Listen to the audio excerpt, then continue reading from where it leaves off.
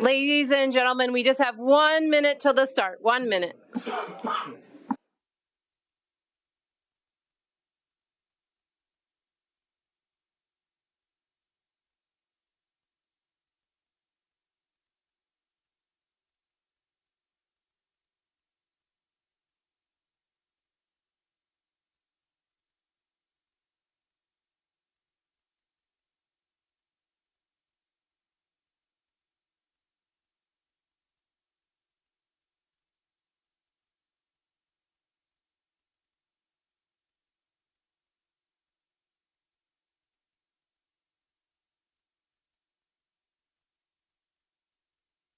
Before the guest comes in, just a nice half an hour break. I thought I was going to be the troublemaker. Okay. You've inspired me. Thank you. It's tough to be the only troublemaker. Good afternoon, everybody. I'll bring the Tuesday, April 28th, 2026 council meeting to order at 2 p.m. I'll start with our land acknowledgement that the City of Fort Saskatchewan is located on Treaty 6 territory and Métis Nation of Alberta District 11. We recognize that we stand upon land that carries the footsteps of many Indigenous people, including the Nihilwak, Dene, Blackfoot, Nakota Sioux, and Métis. The City honors the First Peoples of this land and is committed to fostering reconciliation through relationship building, knowledge gathering, and education. Thank you so much for everyone for coming today. I'll just do a little bit of housekeeping since we do have such a full house. If you need to use the washroom, it is located out in the lobby just across from the doors that you likely came in. If there's an emergency, we're going to go out these doors and into the muster point, which is in the parking lot. If for some reason that is blocked, we have another set of doors just out back past Councillor Ketcher here. And we'll get you to the right spot if you follow us. I'll also just mention that Councillor Harris is joining us virtually today. So welcome, everybody.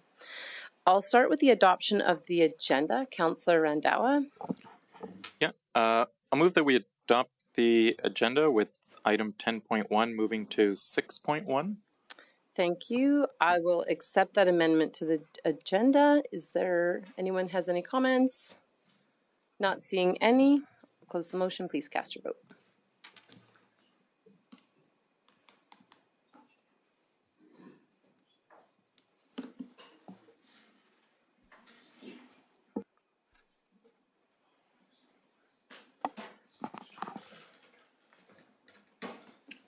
We are just waiting for Councillor Wesley. Thank you very much. He just told me how he had no computer problems, so I just love that for him. All right, at this point in the meeting, we do have the opportunity for delegations. That's your ability to come up and talk on the mic for anything that is on the agenda that is not part of a public hearing. So that would be the 2025 audit findings report, consolidated financial statements, annual financial report and surplus, park name adjustment, financial support request for Golf and Curling Club, bylaw C1826 and bylaw C1926. I don't have anyone pre-registered on any of these items. If there is anyone who would like to come up, you will have 5 minutes. So once you get settled there, you'll just want to turn on your mic, state your name, what item you're talking to, and whether you're for or opposed. Sure. It's Denise Unger with the Fort Saskatchewan Golf and Curling Club. So whatever item that number is. Yep. So what we wanted to just, and then Joe Tominik is with me. So Please feel free to have a seat. You don't okay, need to. good. Thank you. Joe and I, so I'm current president and Joe is the past president. And so we just wanted to say, first and foremost, thank you so much for taking the time to consider the proposal that we put before you.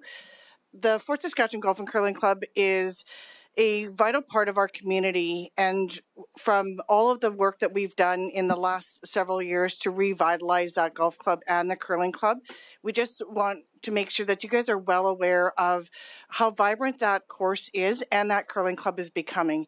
And so I think it's such a major part of this community. It's what you see when you come in.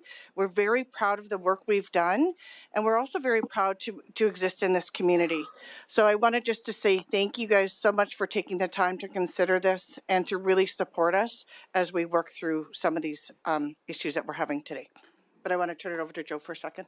Thanks, Joe. Well, yes, again, thank you very much. I understand there may be a few issues that the council may play with or have trouble understanding. And one of them is, I guess, the source of water that we are receiving from Sherritt. So over the course of the year we met previously, I've made some contact with Sherritt through some of the friends and acquaintances that I have there. And I have an email that I'd be happy to share with council. It's from Brandon Kowalski, the director of Sherritt Operations.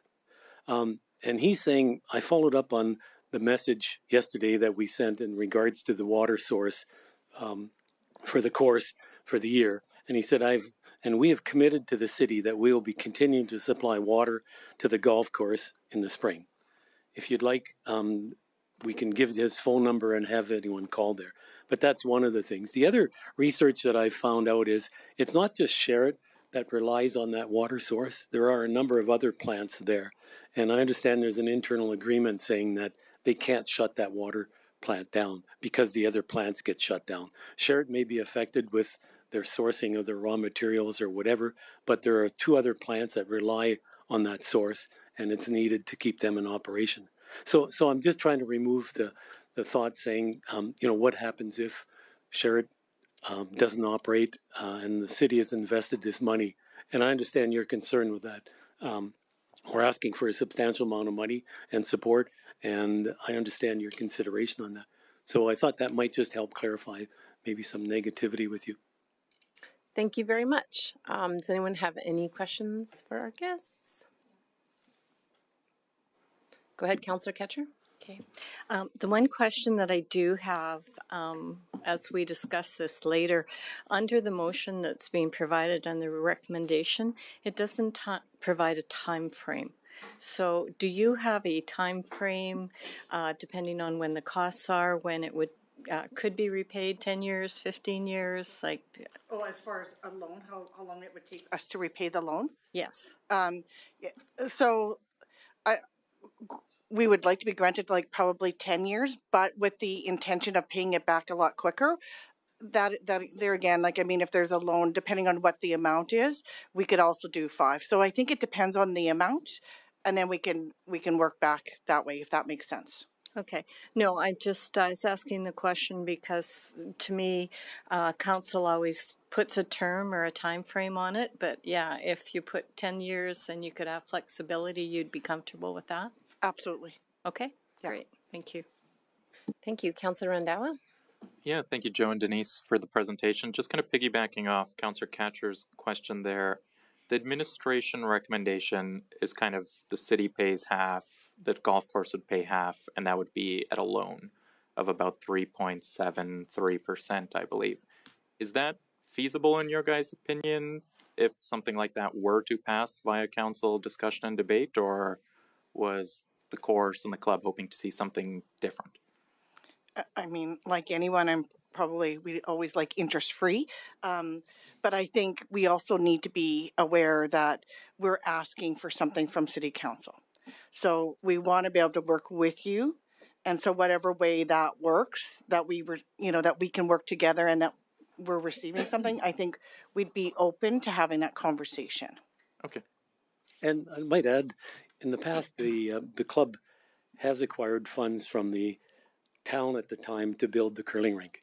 And that was put over a period of time, and I don't have the term of that, but the town had loaned the money to the club to build the current curling rink, and the club paid back the funds. And I might add all in full kind of thing. Awesome. Thank you. Councillor Weston?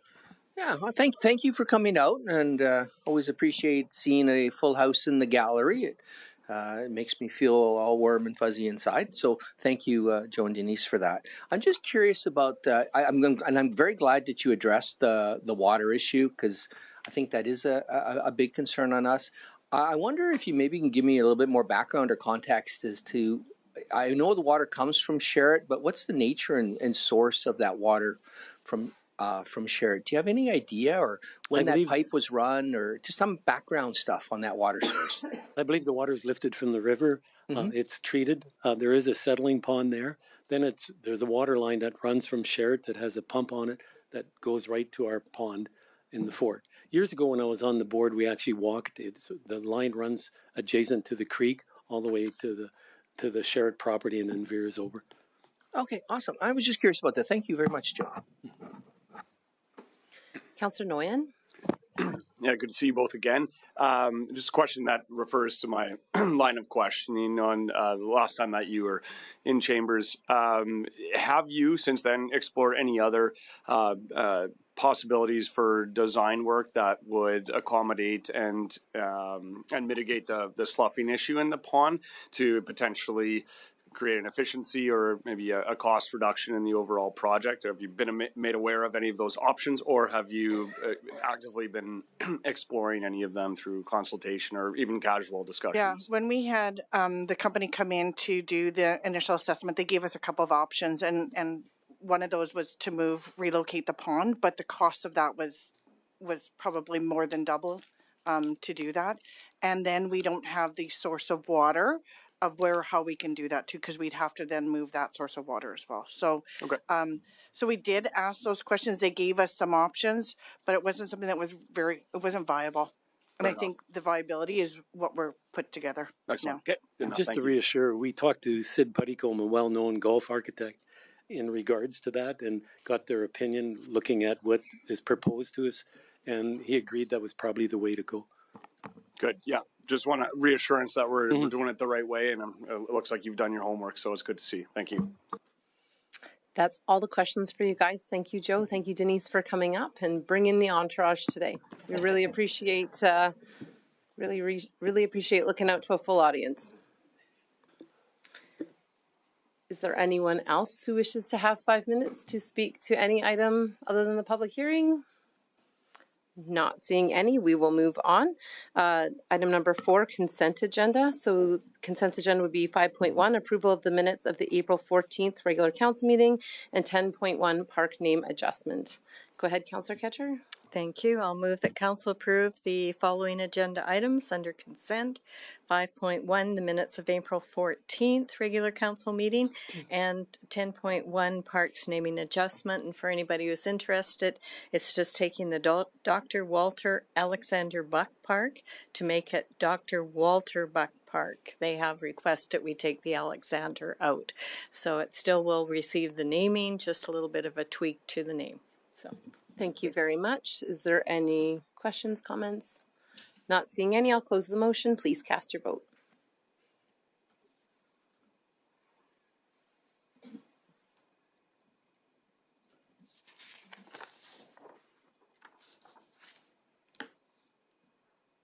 And that is carried.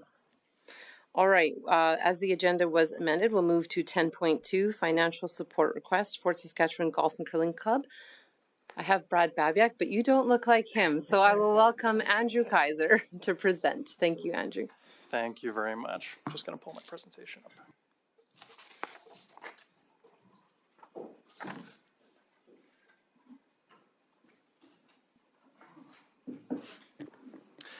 Good afternoon, Mayor and Council. My name is Andrew Kaiser, Director of Legislative Services. I am here to present administration's response to the Fort Saskatchewan Golf and Curling Club's request for financial support.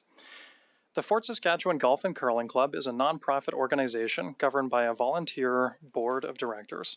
The club operates under 2 agreements with the city: a seasonal lease for the city's curling facility and a license agreement for the golf course lands, excepting that portion of land which the clubhouse is located on, which is owned by the club. According to the club's presentation in February of this year, the club has over 3,000 members and saw $1.4 million in gross golf and curling club revenue in 2025.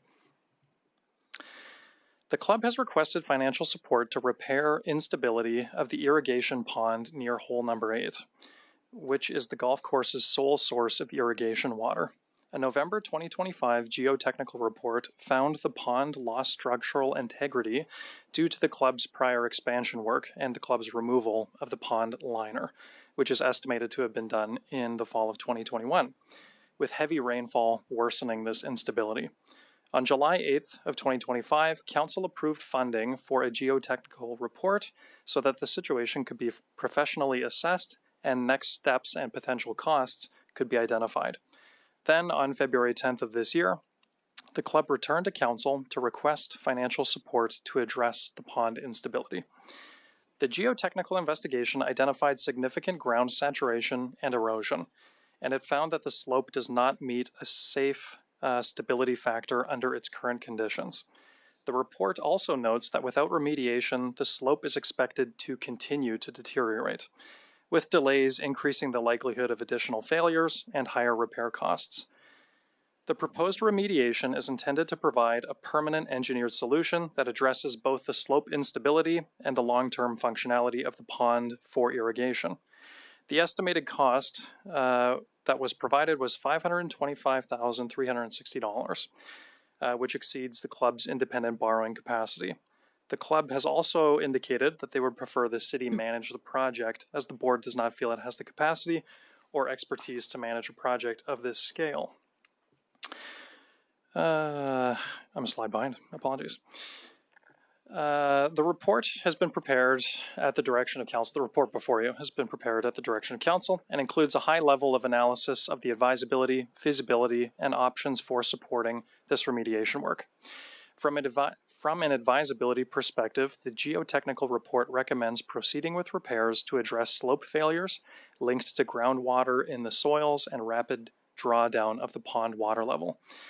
The proposed remediation would remove the failed material, rebuild the slopes to a more stable grade, and install a pond liner to reduce the drawdown and improve long-term stability of the pond. Without intervention, the slopes will remain sensitive to water level fluctuations and a higher likelihood of additional failures. Completing the repairs addresses the root cause and reduces the risk of progressive slope failure. Although the club has a license agreement to operate these lands, which includes an obligation to maintain them, these are city lands. The remediation work prevents further erosion and damage to the city asset. From a feasibility perspective, the work is achievable, but has operational and financial impacts.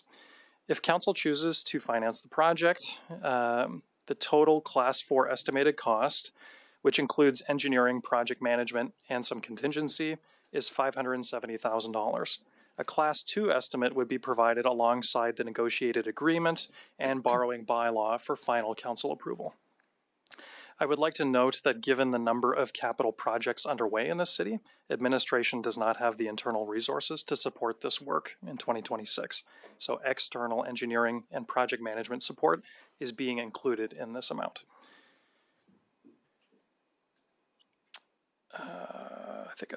Okay. The club proposed two options for the city to financially support this project. One being full city funding. The city would assume project management responsibility and fund the full cost of repairing the pond on the golf course lands. This option would place the full financial responsibility for this work on the city's taxpayers at large. The second proposed option by the club was a 50-50 cost share model. The city would assume project management responsibility, but the project would be funded in two parts, 50% by the city and 50% to be paid by the club through a loan agreement with the city, authorized at a later date by a borrowing bylaw approved by council. The club requested, as they noted, an interest-free loan, but administration suggests applying an interest rate of 3.73% to the borrowing, as this is the average rate of interest the city earns across its investments. Note that the club also requested that the rent associated with the nominal license agreement for the golf course lands remains at $10 a year for the term of the loan. Beyond the club's proposed options, there is an alternative, being full club funding. The city would assume project management responsibility, but all costs associated with the project would be paid by the club through a loan agreement with the city, as authorized, again, by a borrowing bylaw of council. In terms of a risk analysis, as directed by council, this is a significant and unanticipated cost for the city and carries both project and loan-related risks. Charging interest on the loan helps mitigate the financial impact on the city, as the opportunity cost of money associated with using these reserve funds that would otherwise generate investment returns. There is also exposure if the club defaults on the loan. The city would have exposure in this regard, but it can be controlled through the loan agreement terms, including collateral and other means available to the city. There is also a risk of project cost overruns. There is always the chance that it can come in higher than estimated, and those additional costs would have to be shared by both the city and the club. The loan agreement would be structured in a way that would cover these risks. In terms of alternatives, alternative number one to the recommendation in the report before you would be that the city manage the project and fully fund the work. Alternative number two would be that we manage the project, but the club would pay for the entire project through a borrowing bylaw and loan agreement. Or number three, council could take no further action. The administrative recommendation before you in the report is that council approve a loan to the Fort Saskatchewan Golf and Curling Club for the purpose of funding 50% of the project costs for repair of the irrigation pond. And you'll note that the recommendation on this slide is slightly different from the report. I got some feedback, and if it is the will of council, there's just a clarification in there underlined that 50% is to be funded by the club, but it's been further clarified that the other 50% is of course funded by the city. And the other conditions associated with this recommendation are that the city assumes project management responsibility. 50% is to be recovered from the club. The loan is to be made at an interest rate of 3.73% per year, and that for the duration of the loan agreement, the rental rate for the club for the golf course lands remains $10 per year. This motion gives administration enough direction to begin negotiations with the club on the loan agreement that would then come back to council for final approval alongside the bylaw to authorize the loan as required by the Municipal Government Act. That concludes my presentation, and I welcome any questions. Thank you very much, Mr. Kaiser. All right, I'll go to Councillor Blizzard and I'll take questions or a motion, whichever you prefer. I would like to make the motion. Go ahead. Do you want it just as presented, or do you want me to read the entire? First part and then just say as presented for the A, B, C, D. Right. I make a motion that council approve a loan to the Fort Saskatchewan Golf and Curling Club for the purpose of funding 50% of the project cost repairs to repair the irrigation pond located on the city golf course lands, to be funded from the Financial Stabilization and Contingency Reserve, subject to the conditions as presented. And just to clarify, Councillor Blizzard, are you okay with the additional line that he added up on that screen with the remaining 50% of project costs? Totally. I guess I should have read from there, but it's clear for me here. The city. Yeah, thank you very much. I'll accept the motion. Do you wish to speak to it? Yeah, I think this is fair, and I know they asked for interest-free loan, but I think that could be kind of balanced out with that the land lease is staying at $10 because there had been discussion. I think everyone's aware of that, looking at having that at a higher rate. So if we keep that, that balances maybe not 100%, but a little bit of that. And I think this is fair. The golf course also needs to have some skin in the game, I guess, you know, whether it's fundraising or something. So I think it's fair that the city covers some, but the golf course also covers some. Thank you very much. Councillor Ketcher, you're first. Okay, thank you. I support this, but I would like to put an amending motion on unless you would like to accept a friendly one, number E, that it's a 10-year term. Mr. Kaiser, would Ledge Services accept that as a friendly, or would you rather a ending motion? I don't know if that's simple enough to be a friendly. I think it could be included as a friendly amendment unless there's any opposition from other members of council. Okay. It could be included. Thank you for that. Does anyone want to discuss or debate that? Councillor Harris is indicating he's okay. All right, so motion friendly amended to add a 10-year term. Okay, and while they're doing that, go ahead. I agree with this. It is city lands. Although we've been getting all the emails from you, I've also had a husband at home who's had my arm behind my back saying, you know what, the club is very important to our community and it's going to be there for years and years to come. Not that I'm listening to him, and I never would, as everybody knows, but you know, it is an excellent asset and it brings many people to our community. You know, it's just difficult when you've got a pond that's slumping like that. So I would support the recommendations so far that are put out there, and I'll listen to any others that may come. Thank you. Thank you. Councillor Noyan, you're next. I see you both in the room, so Brad and Sheila, I have just a couple questions about project management and just discussions that you have had with the golf course, just so we can get an understanding of how this would sort of play out, given that it's May already here in a few days, and just kind of want to know the logistics of timing and effect operations. Looks like Brad's stepping up. Thanks. I'll just maybe rephrase my question. I just want to know about the level of discussion that you've had with the golf course and what effect on their operations this project would have in terms of duration. Obviously, that hole would have to be closed. So how long is the project is expected to take? If you know this information, I'm trying to gauge kind of where city's at, given that we'd have the burden or responsibility of project management for it.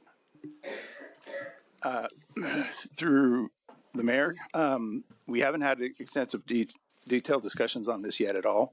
Part of it was getting direction if we were to move forward.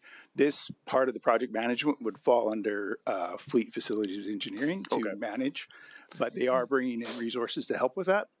But I do believe, based on being able to, the discussions we've had, being able to secure someone to do the work and everything else, we're looking more into the fall than during the summer season. Okay, good to know. So realistically, when procurement RFP goes out, it could be something that happens very late fall or even into the spring, depending on how tenders come in effectively. Yeah, okay. Thank you. Thank you. Councillor Rondeau. Yeah. First of all, thank you very much, everybody, for coming out. Thank you for administration for putting the work in to get us to this point. I think, I'll support the motion as it is currently. I think this is an invaluable asset to our community. Thousands of residents use this every single year. That's seniors, that's youth, that's families going out for a recreation amenity. It's an affordable thing to do. It's an accessible amenity. It's owned by the taxpayers. It's city's land, essentially. And, this is really possible because of the volunteers and the generosity of our community over decades. That's the inception of this golf club, and that's how it's kind of got to where it is today.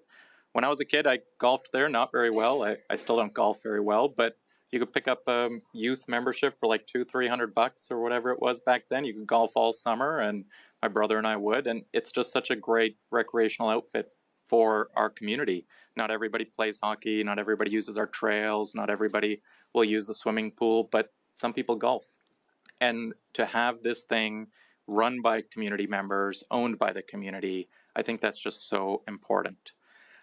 When we look at Fort Saskatchewan, what makes it such a great small city where people love to live, work, and play, it's clubs like this, and it's volunteers, and it's communities like this, the Fort Saskatchewan Golf and Curling Club, that make us what we are today.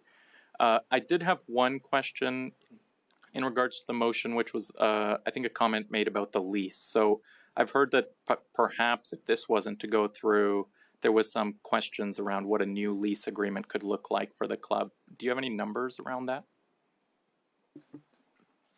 Through the mayor to the councillor, at this stage, no.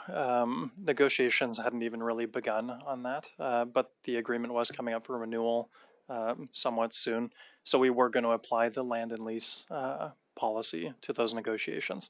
So there would have been an incremental increase, but I don't have those numbers on hand. Okay. I believe I saw those numbers. I don't know if I'm allowed to say them out loud, but it feels like they were. Do you have a scale of like what it would be, like $10 to 10,000, $10 to 1,000? Through the mayor, I would say you're not off in the order of magnitude. It would definitely go from 10 to thousands of dollars, so it would be a significant increase from what they're currently paying. I don't have that number off the top of my head, though. Okay. Am I allowed to say the number that you guys gave me in a report out loud, or no? No, it's not in the open session report. No. Okay. Well, anyways, I will make an amendment. Let's see what the consensus of council is. I'd like to amend that the loan be at a 0% interest rate per annum. I'll accept the amendment. Do you wish to speak to that? Yeah, just speaking into it, this is a community asset. This isn't a private group or a private golf club. The taxpayers own this land. The taxpayers will own this pond if anything ever happened to the operations of this golf club. We're really kind of loaning money to ourselves at some point, and I think having skin in the game is enough at just half that amount at a 10-year loan. I think that's showing great commitment by the golf club to roll up their sleeves and make sure they're not only sustainable long term, but they're also paying their fair share. I don't think we need to charge interest back to our members or our community members like this. I think it's going to be about $60,000 if my back of envelope map is correct on a 10-year loan.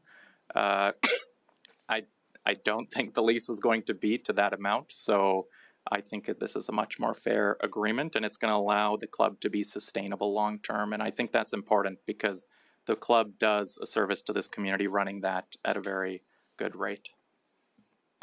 Thank you very much. Councillor Wesley, do you wish to speak to the amended motion or just freeze and come back to you after this amendment is voted on? You're next in the order. Yeah, freeze and come back to me. Okay. Councillor Nolan on the amendment then? Yeah, just to this point, what my line of thinking was originally with having an interest rate in there is that the city is also assuming the project management costs, and there are costs that the city will incur managing the construction process, tendering it, and so on and so forth. So do we know maybe a ballpark figure of what the city would allocate resource-wise to take over project management of this?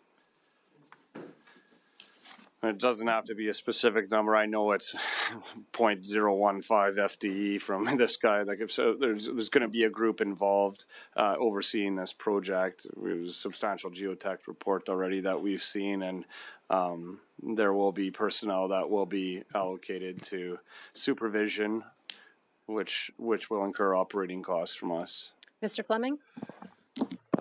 To the mayor, we're bringing in external project management resources to help us with this project. So we haven't done that yet. We needed to see that this goes through first, and then we'll be bringing in help with. Oh, sorry, I didn't know you're here. Mr. Schaefer will provide an answer to your question, a better answer. Mr. Schaefer, did you hear the smoke question? bomb and engineering's here. You heard the question, then, Mr. Schaefer? I did. It was regarding staff time and resources required to manage the project. Resource allocation from the city.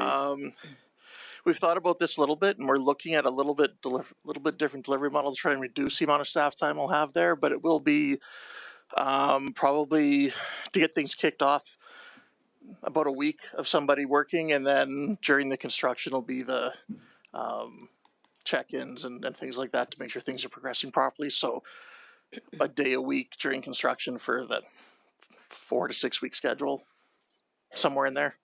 Right. So not a huge amount of staff time on us, but there will be an impact. But we're getting a consultant as well, so that would be a contracted, like a third party project management delivery That's correct, model. yes. And what are we looking at budget wise for that? I know it's not going to be a budget request from us likely, as it's operational, or will it be a budget request from council that we'd have to approve? Your worship, to Councillor Nolan. So the intent is kind of to, for lack of a better term, tender it out as a design build. So we have a conceptual design and we know what we need to do, but we don't have the detailed design in terms of exactly everything. So we'll tender out to somebody to complete the detailed design, project management, and construct it. And we'll just have to manage that one contract under one procurement. Okay, and then the obvious question after that then is $570,000. That's not a class 5 estimate. How confident are we that we even know, what the 50% is of a loan at this point then? Your worship, Councillor Noyan, so we based that number on the initial report that we had done, plus the numbers that the golf club had gotten for when they were looking to do the work. So they went out and talked to one or two contractors to make sure that made sense. And that was the numbers that we kind of agreed on that or their number kind of agreed with our number plus some contingency in there. So we think that that's a fairly confident number. Okay, thank you. I appreciate that answer. And I see where Councillor Randhawa is coming from.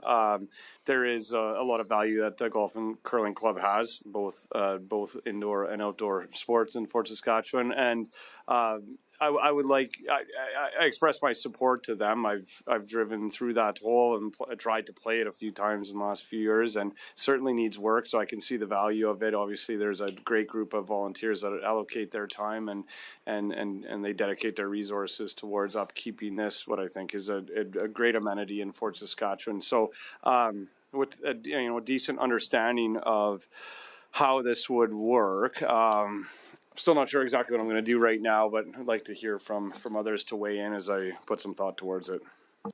Sounds good. To the mayor, Go ahead, Mr. One Badek. clarifying point. To your point about the cost and the project management, that has been factored into the $570,000. There is a percentage for project management fees in there, so there'd be anticipated no additional costs. It's been kind of planned into that 570. There doesn't appear to be any other comments or questions. Councillor Randhawa, do you wish to say anything on close? No? All right, I will close the motion. Please cast your vote.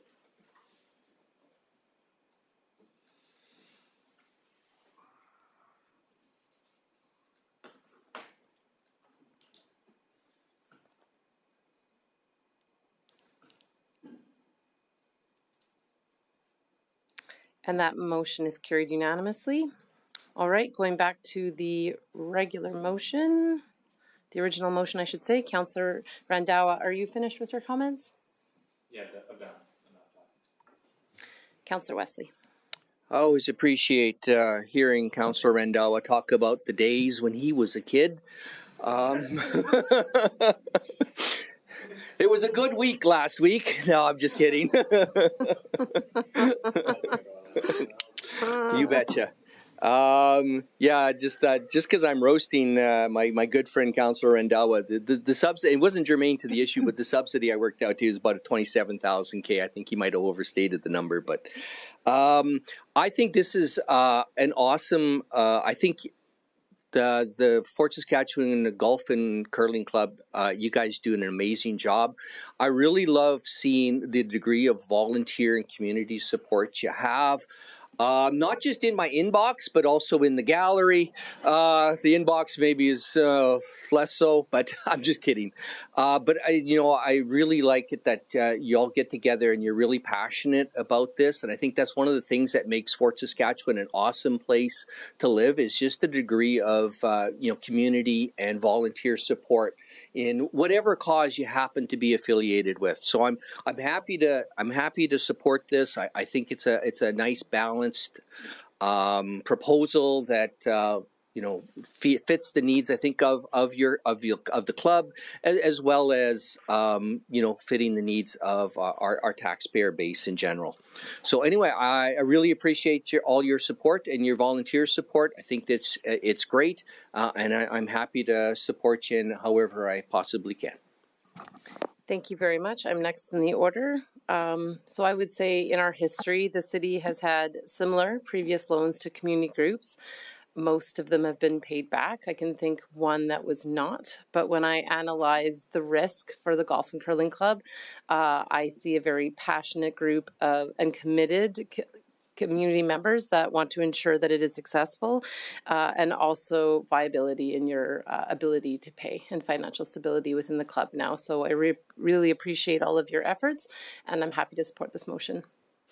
Not seeing anybody else on the speakers list. Councillor Blizzard, would you like to say anything on close? Sure. Just need to hit your mic. Sorry. Go ahead. Yeah, just a few words. So I don't golf, but I know when this came forward, when the presentation came, I said we definitely at very least need to let you guys know where you stand so that you can go from there. This is a city land. If it's not a city facility, but it is a city land, and I think it's important that we also take care of our own and help along. I don't golf, but when it's all done, maybe someone could take me on a golf cart ride and show me where the hole is. I'll even buy you a drink after. So when it's all fixed. And when they first brought up and Arja made the motion to move this forward, I actually said, no, let them all stay and see the entire council meeting. But I do see that we have a former mayor and a couple of former councillors in the audience that have probably had enough of that and would rather go home. So anyways, we'll let you go home once this is done. Thank you very much. I'll close the motion. Please cast your vote.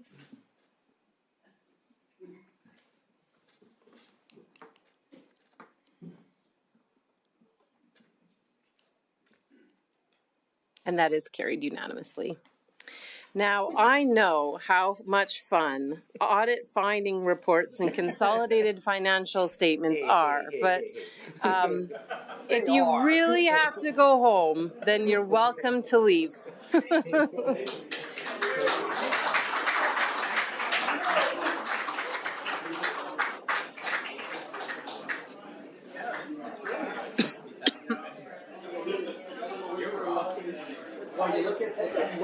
We're just going to take a 5-minute break. 5-minute break. $2,600.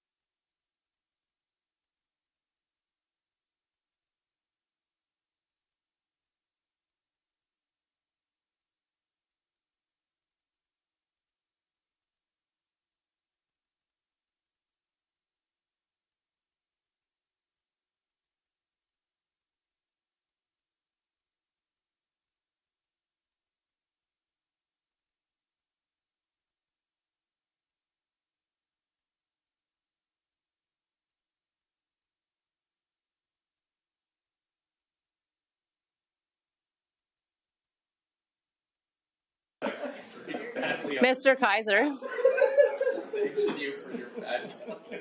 what are we doing next? You're going to be the first Public hearing? All right, welcome back. Thank you for giving us 5 minutes to clear the delegations out of the room. It's definitely much cooler in here now. We are going to actually move to the public hearing, as we want to do that as close to the start of the meeting as possible. So we're going to move to item number 8.1.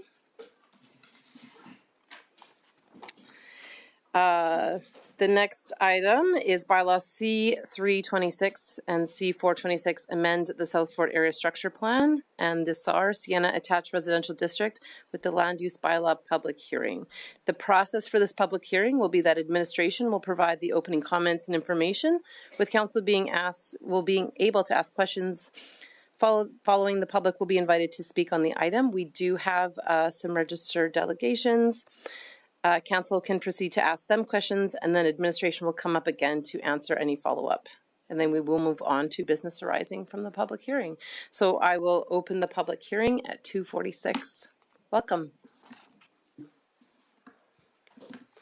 All right. Well, thank you, Mayor and members of council. So my name is Scott Purich, and I'm a planner with the City of Fort Saskatchewan.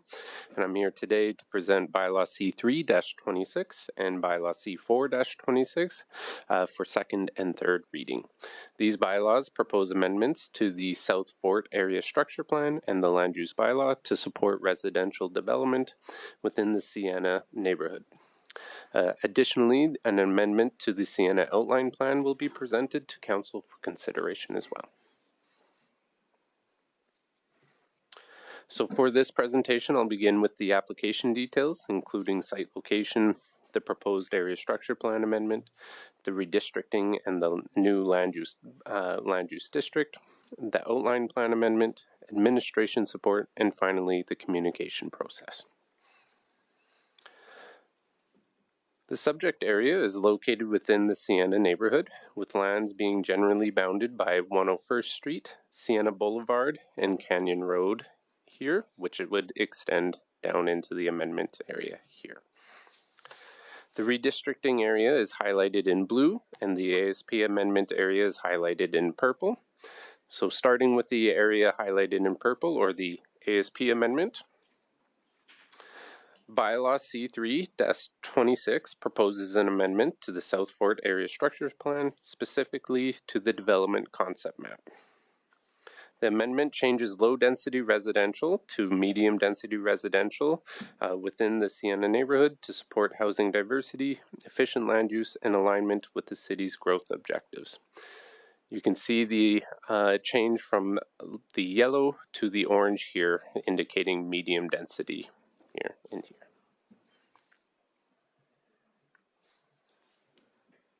As mentioned previously, an amendment to the Sienna Outline Plan is also needed. This slide shows the current Sienna Outline Plan and generally shows the amendment area in purple. The majority of the amendment area is designated for low-density residential development, which is why the amendment is needed. The proposed amendment introduces medium-density residential in areas strategically located near major transportation routes and a future park. Some previously identified medium-density areas have also been removed as a cleanup to reflect the density of existing development in these areas, which include here and over here. These changes would help to keep the outline plan in line with the previous ASP amendments of bylaw C3-26. So next is bylaw C4-26, which proposes a land use bylaw amendment, including the creation of the SAR, or Sienna Attached Residential District. The bylaw also redistricts lands from Urban Reserve, or UR, to Comprehensively Planned Residential District, RC, and to the proposed Sienna Attached Residential District, SAR. So this slide just helps to provide a little bit closer of a look as to where the RC and SAR districts would be applied within the Sienna neighborhood. The SAR district supports compact, multi-attached, and semi-detached housing. Key regulations include a minimum 3.6 site width, 26-meter site depth, a maximum building height of 13 meters, and enhanced architectural requirements. The RC district is a low-density district that allows a mix of conventional residential housing types, such as single-detached, semi-detached, and multi-attached. So the proposal conforms with the municipal development plan. Amendments are required to the South Fort Area Structure Plan and the Sienna Outline Plan. And administration supports the proposal due to the location of the medium density housing near the transportation routes and a future park, as well as the added housing diversity it provides. So administration provided notice of the public hearing in the Fort Saskatchewan records for 2 consecutive weeks. Mailed notices were sent to all property owners within 100 meters of the amendment area. And notice was also posted to the city's website and social media pages. Administration is recommending that Council give second and third reading to Bylaw C3-26, that Council approve the amendments to the Sienna Outline Plan, and that Council give second and third reading to Bylaw C4-26. And that concludes the presentation. I'd be happy to answer any questions. Thank you. Thank you very much, Mr. Peerage. Giving it a half second. There we go. Councillor Blizzard. Gotta have some question. In this, and we did a bunch of readings, so I think this included zero lot line in here too, or is that a different one? Sorry, through the mayor, yes, that is correct. So if it's okay if I jump back here for... I thought I read that, yeah. So zero lot line and the 3.6 meter, which is 11-foot wide townhouses again. You know, I think we've mentioned before we want to minimize those. Like, how much of that are we going to see in here? Sorry, just to correct myself there, there was no zero lot lines. It was townhouses, if I can show here, along here and here. And then low density in here and here. I believe the okay, it must have been on a different part yeah. than that I was reading that. But we have 3.6 wide townhouses. So how many of those are going to come in here? Mm-hmm. I would leave that to the developer to address the exact amount. They are amending these areas in orange here, here, and here, and as to the amount that they're looking to have, they can answer that exactly. And they're nodding, so I think they will be able to answer that when they come up. Okay, and I can't remember again where we had so many different things on this, but when we look at this, so I get that we're doing the amendments for rezoning this area, but we already put in land use bylaws that we were happy with, and then we come back for amendments. Is that really necessary all the time? Like, shouldn't we follow the rules that we made in the first place instead of changing the rules all the time? Yes. So through the mayor, sorry if I can bring up the correct one here. So these areas are being rezoned from UR to the SAR and to the RC district. So they're currently being held as urban reserve. They haven't been redistricted previously. There are some, the SAR district is a new district in order to accommodate that medium density residential. And in this case, we are in support of that because it is in that close proximity to the major transportation routes. As to the exact reasoning why this is being applied for, again, I would leave that to the Yeah, right, they're just applying for this, but we also have to change the area structure plan and the land use bylaws, which are rules that we made for guiding this. So if we kept them the same, would it mean that they have to do a little less dense? If we said, no, you have to stay by our land use bylaws that are currently in place? Through Mayor Macon to Councillor Blizzard, certainly it's council's purview to determine whether or not they want to pass an amendment for application. I think in this case, administration is recommending that this be approved because it is similar to other districts that have been approved within the city of Fort Saskatchewan already, notably in Forest Ridge. This is unique to this particular neighborhood, which is an approach that administration has taken to give each area its own character. So this is definitely not out of line with other amendments that have been in front of this council. And I get that, but you know, part of it's housing densification. Why wouldn't we say on each block that we have, like I see no apartment building here, that we also have, you know, some denser in that way so that we don't have to have all these super tiny houses? Yes, through the mayor. So yeah, this would be quite the change in terms of the ASP, as you mentioned earlier. So we're going from low density to medium density along these collector routes because it fits there. Change to apartments would likely be to even higher density than medium density, which has an average of, I believe, 35 to 70 dwelling units per net residential hectare. So apartments would bring it even above that, potentially. I'm going to listen to other questions for now. I'm still not convinced that having all these tiny lots is a huge benefit. Thank you. I'll go to Councillor Ketcher. Okay, so the question that I have,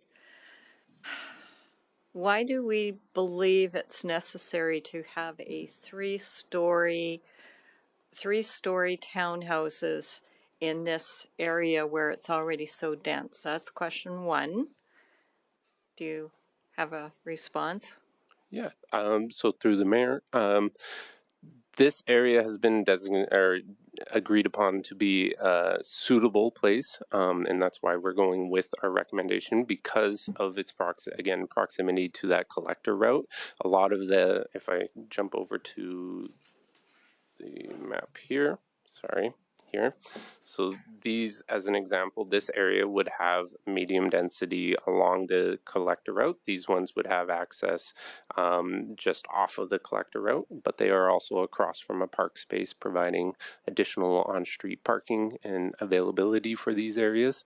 And so in terms of impact on the surrounding community, it is generally minimized as a result of this. So then my next question comes to a three-story townhouse.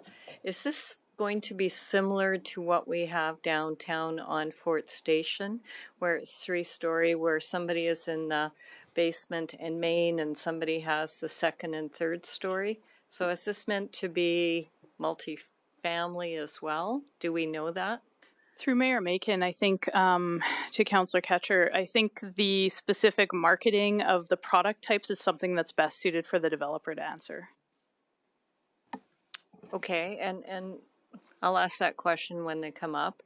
But I guess I just question, we're not Edmonton, and do we really believe, I know you're planners and you think we need to be dense all the time, do you really believe that we need to add this much into this area? To the mayor, if I could weigh in here, I just want to follow up on the previous question.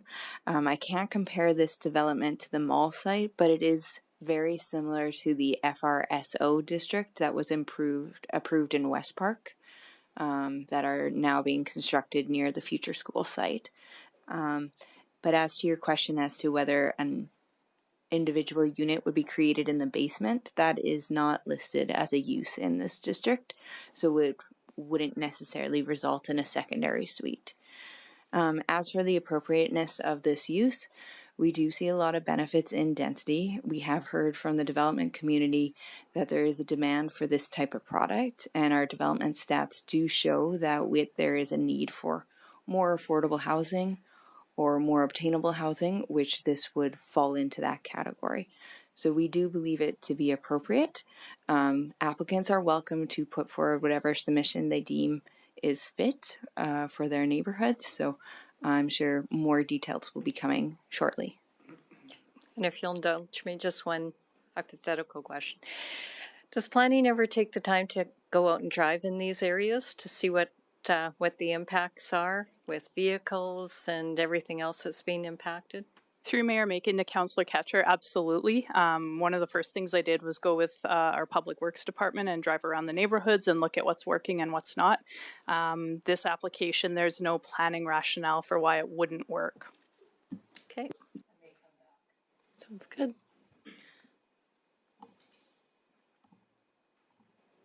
There you go.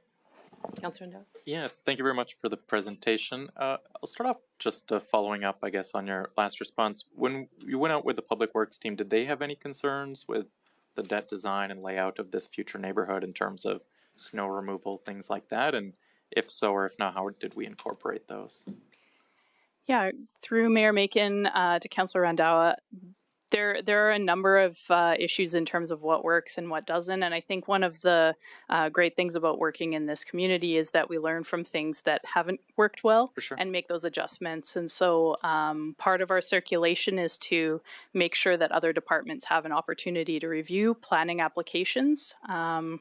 And I think my recollection from the first reading presentation is there weren't comments on this one. But certainly it's something we keep an eye on in terms of constructability, and that's in partnership, again, with multiple departments. Okay.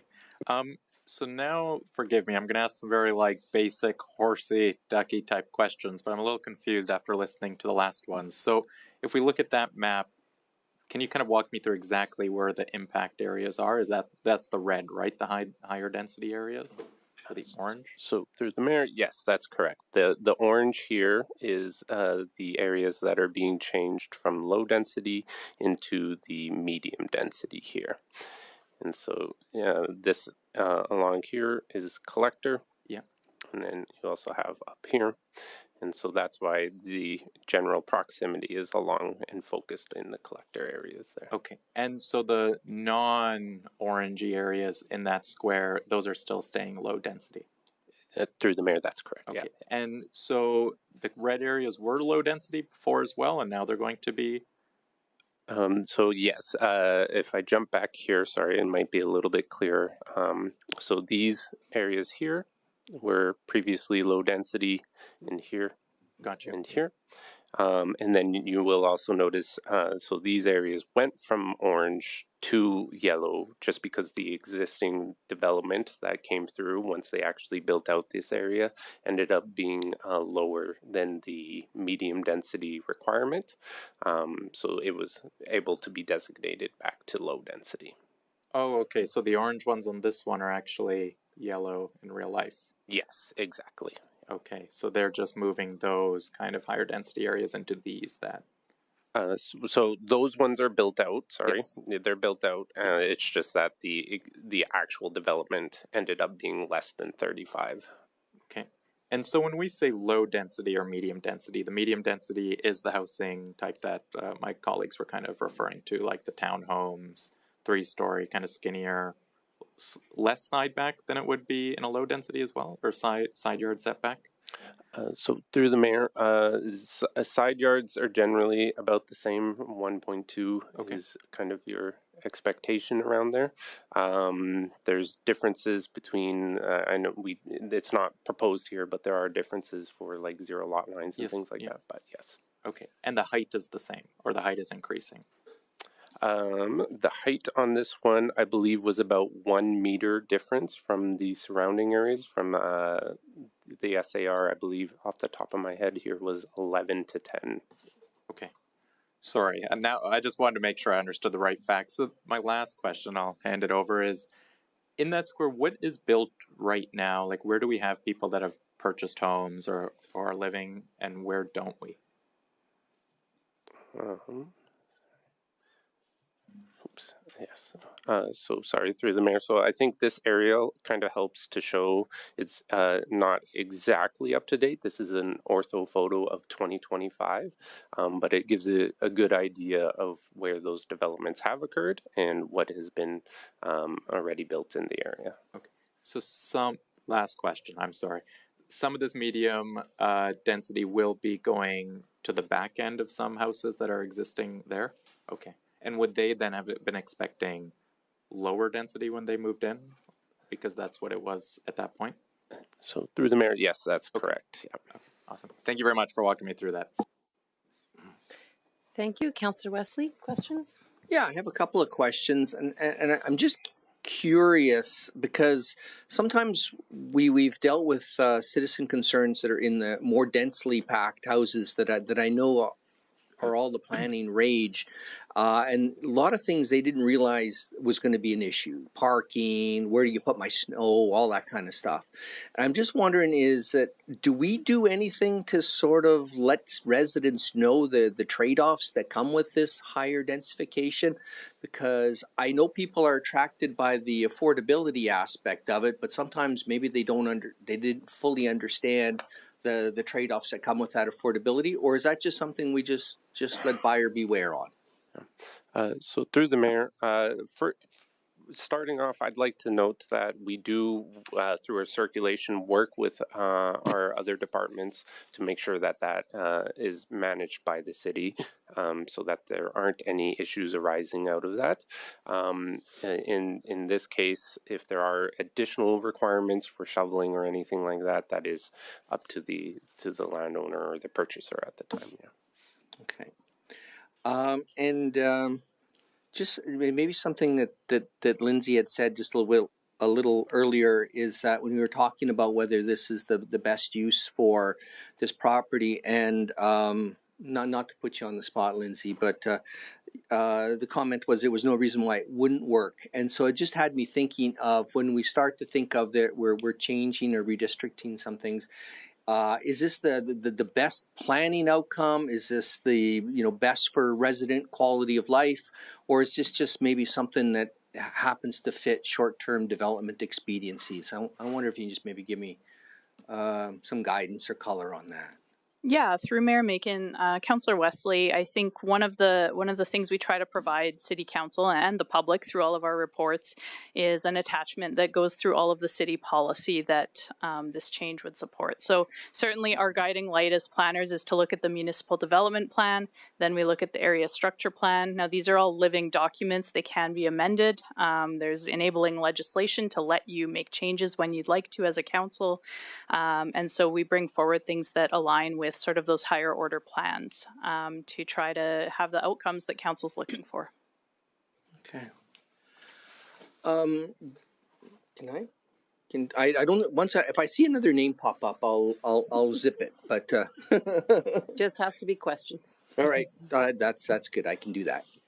I'm just thinking because as the newbie and on this council, and I just trying to get my head around, it when I hear the words, it matches the municipal development plan targets. And in my 6 months of extensive council experience, almost everything seems to match the municipal development plan density targets. And so I'm just wondering what would a development have to look like to not fit those requirements? Through Mayor Macon to Councillor Wesley. So without going into too much detail, I'll say that our work is to filter applications to make sure that what reaches you is something that would be to your expectations based on the municipal development plan. Can you give me for example of something you've filtered in and thrown in the garbage can?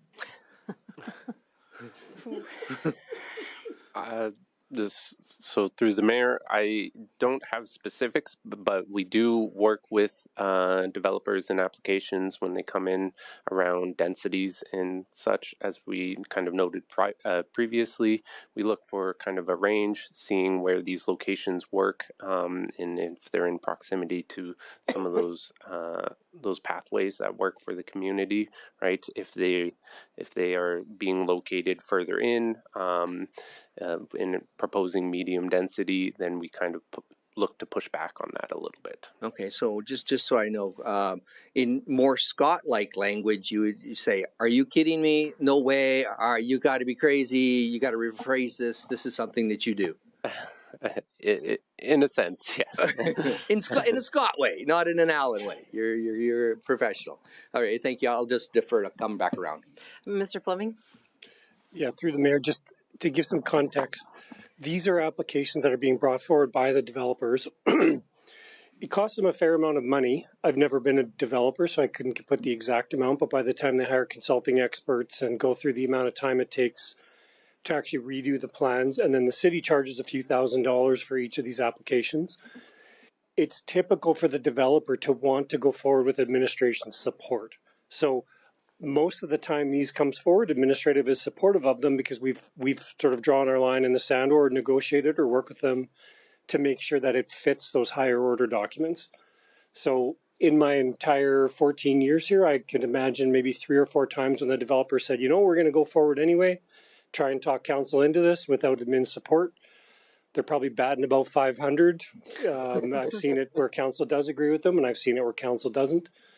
But it's extremely typical. I would say 95% of the time we would be supportive of this because we've already gone through months and months of work to change it so that it complies. Okay, awesome. Thank you very much. I'm going to go to Councillor Harris on round 1. I find the questions quite interesting, and I'm glad to see council is obviously looking at this in a very holistic context. I don't really have a question at this point in time, but I want to say that I appreciate the questions that have been coming forward. But I'm generally comfortable with this because I respect the fact that we have entered a new development context where higher density is just ultimately part of what we have to look at from a development approval process. And I tend to side with administration in that context. So, but good questions, and I don't have any. That's why I haven't really said anything much up to this point. Thanks. All right, Councillor Nguyen on round 1. Just remember, it is questions. Good, because I have those. One of your first slides you showed where it conformed with the MDP, but not the neighborhood and area structure plan. So part of the I'm just looking at the motions. This is a process question then. So can you go into a bit more elaborate detail about why they don't conform with the outline plan? Because I see that there is a motion as part of what council has shown to just go approve that. So it feels to me like we're kind of overriding what administration's recommendation is in that department. Yes, so through the mayor. So the reason it's noted as not being in compliance is because the ASP, as an example, currently shows it as the low density. So for the development concept that I have up here on the screen, I can show these orange areas are designated as yellow, which is low density, and so that's why it currently does not comply, and an amendment is required for this one. And it's the same largely for the outline plan here. So this is the current outline plan. The low density, which would have a density of 35 or less, and then gets changed over to the medium density, which allows for that range of 35 to... Yeah, okay, thanks for explaining that. So would we essentially expect the higher density that isn't shown in the orange area there, that's now going to be yellow after this, if we approve it, that it gets moved further east, I think it is, so to the bottom of the map, to accommodate more higher density? Is that an expectation that council will see through a future development application or no? So through the mayor, do we have any indication, I suppose? Yeah, so that is entirely up to the landowners at that time. They can come in and apply, and we'd go through the same process that we've gone through with these applicants here. Circulation, working with them to make sure that it looks and complies with our other documents, our higher documents like the MDP and things like that. And then if there are changes that are required, those would be presented to you for decision. Right. Okay. Good enough. Thank you. On round 2, Councillor Ketcher. So it's similar to the first one. Under the land use bylaw, are any of these areas allowed to have secondary suites in their basement? I didn't actually go in and look at to see the land use bylaw component of that. So through the mayor, the SAR doesn't allow for that one. Sorry, would you be able to check? That was does not. Does not. Yeah.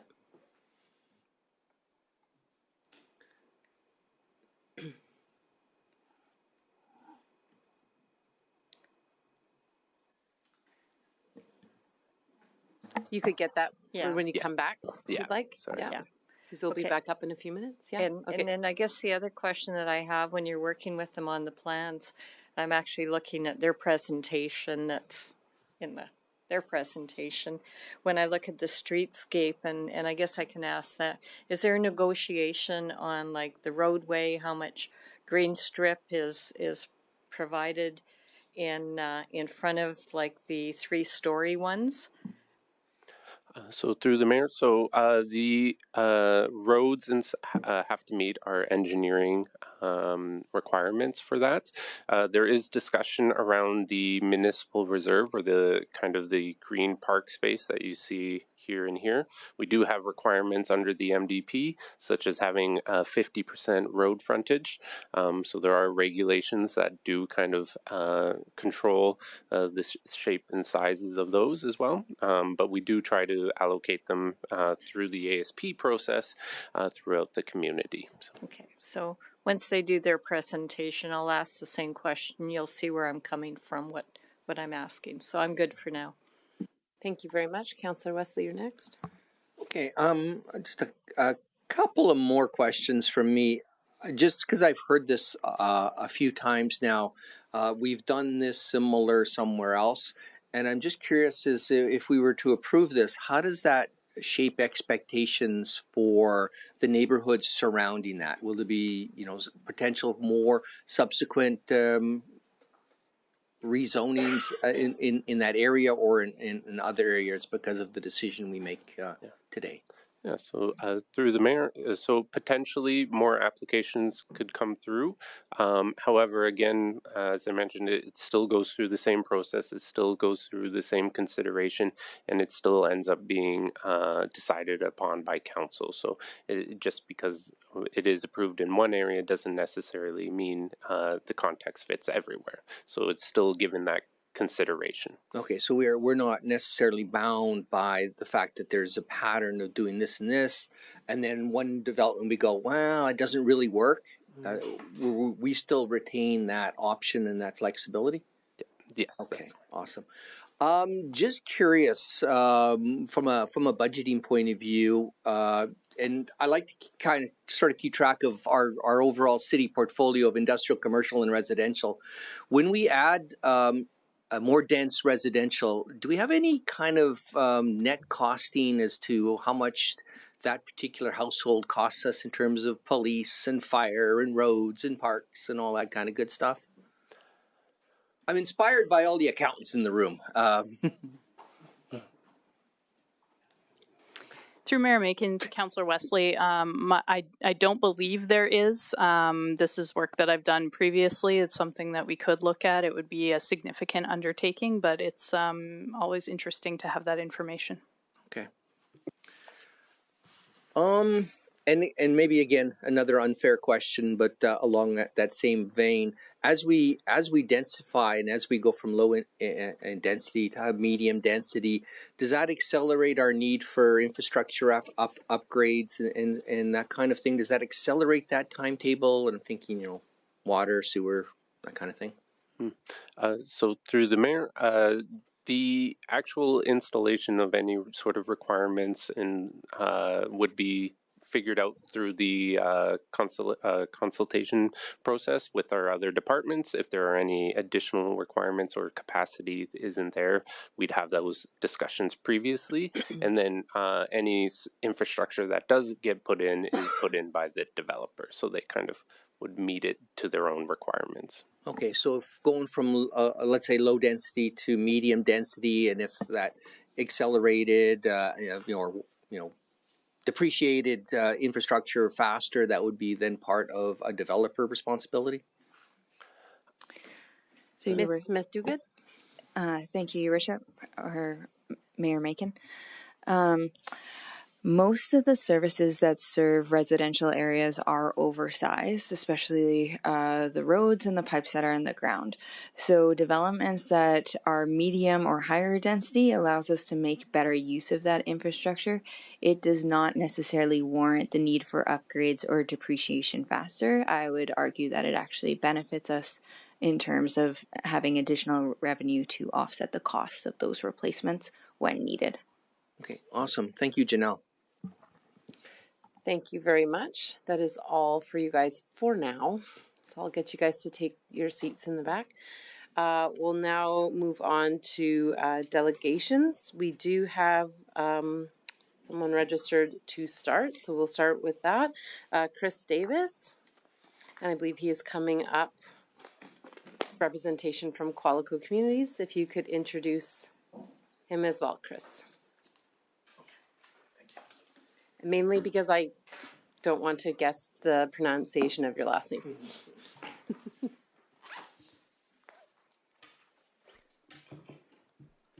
I'll go while he's unpacking his device. Shane Garine, Director of Planning and Acquisitions at Qualico Communities. And thank you. My name is never pronounced properly, so I guess that works. That Thanks works for well doing for me. it for me. Appreciate it. And I understand, Chris, you're doing a presentation, and Shane is here in case we have further questions of Qualico. Don't know where it went. That is correct. Thank you. Don't know which one it was. Is it? Okay, perfect. Thank you.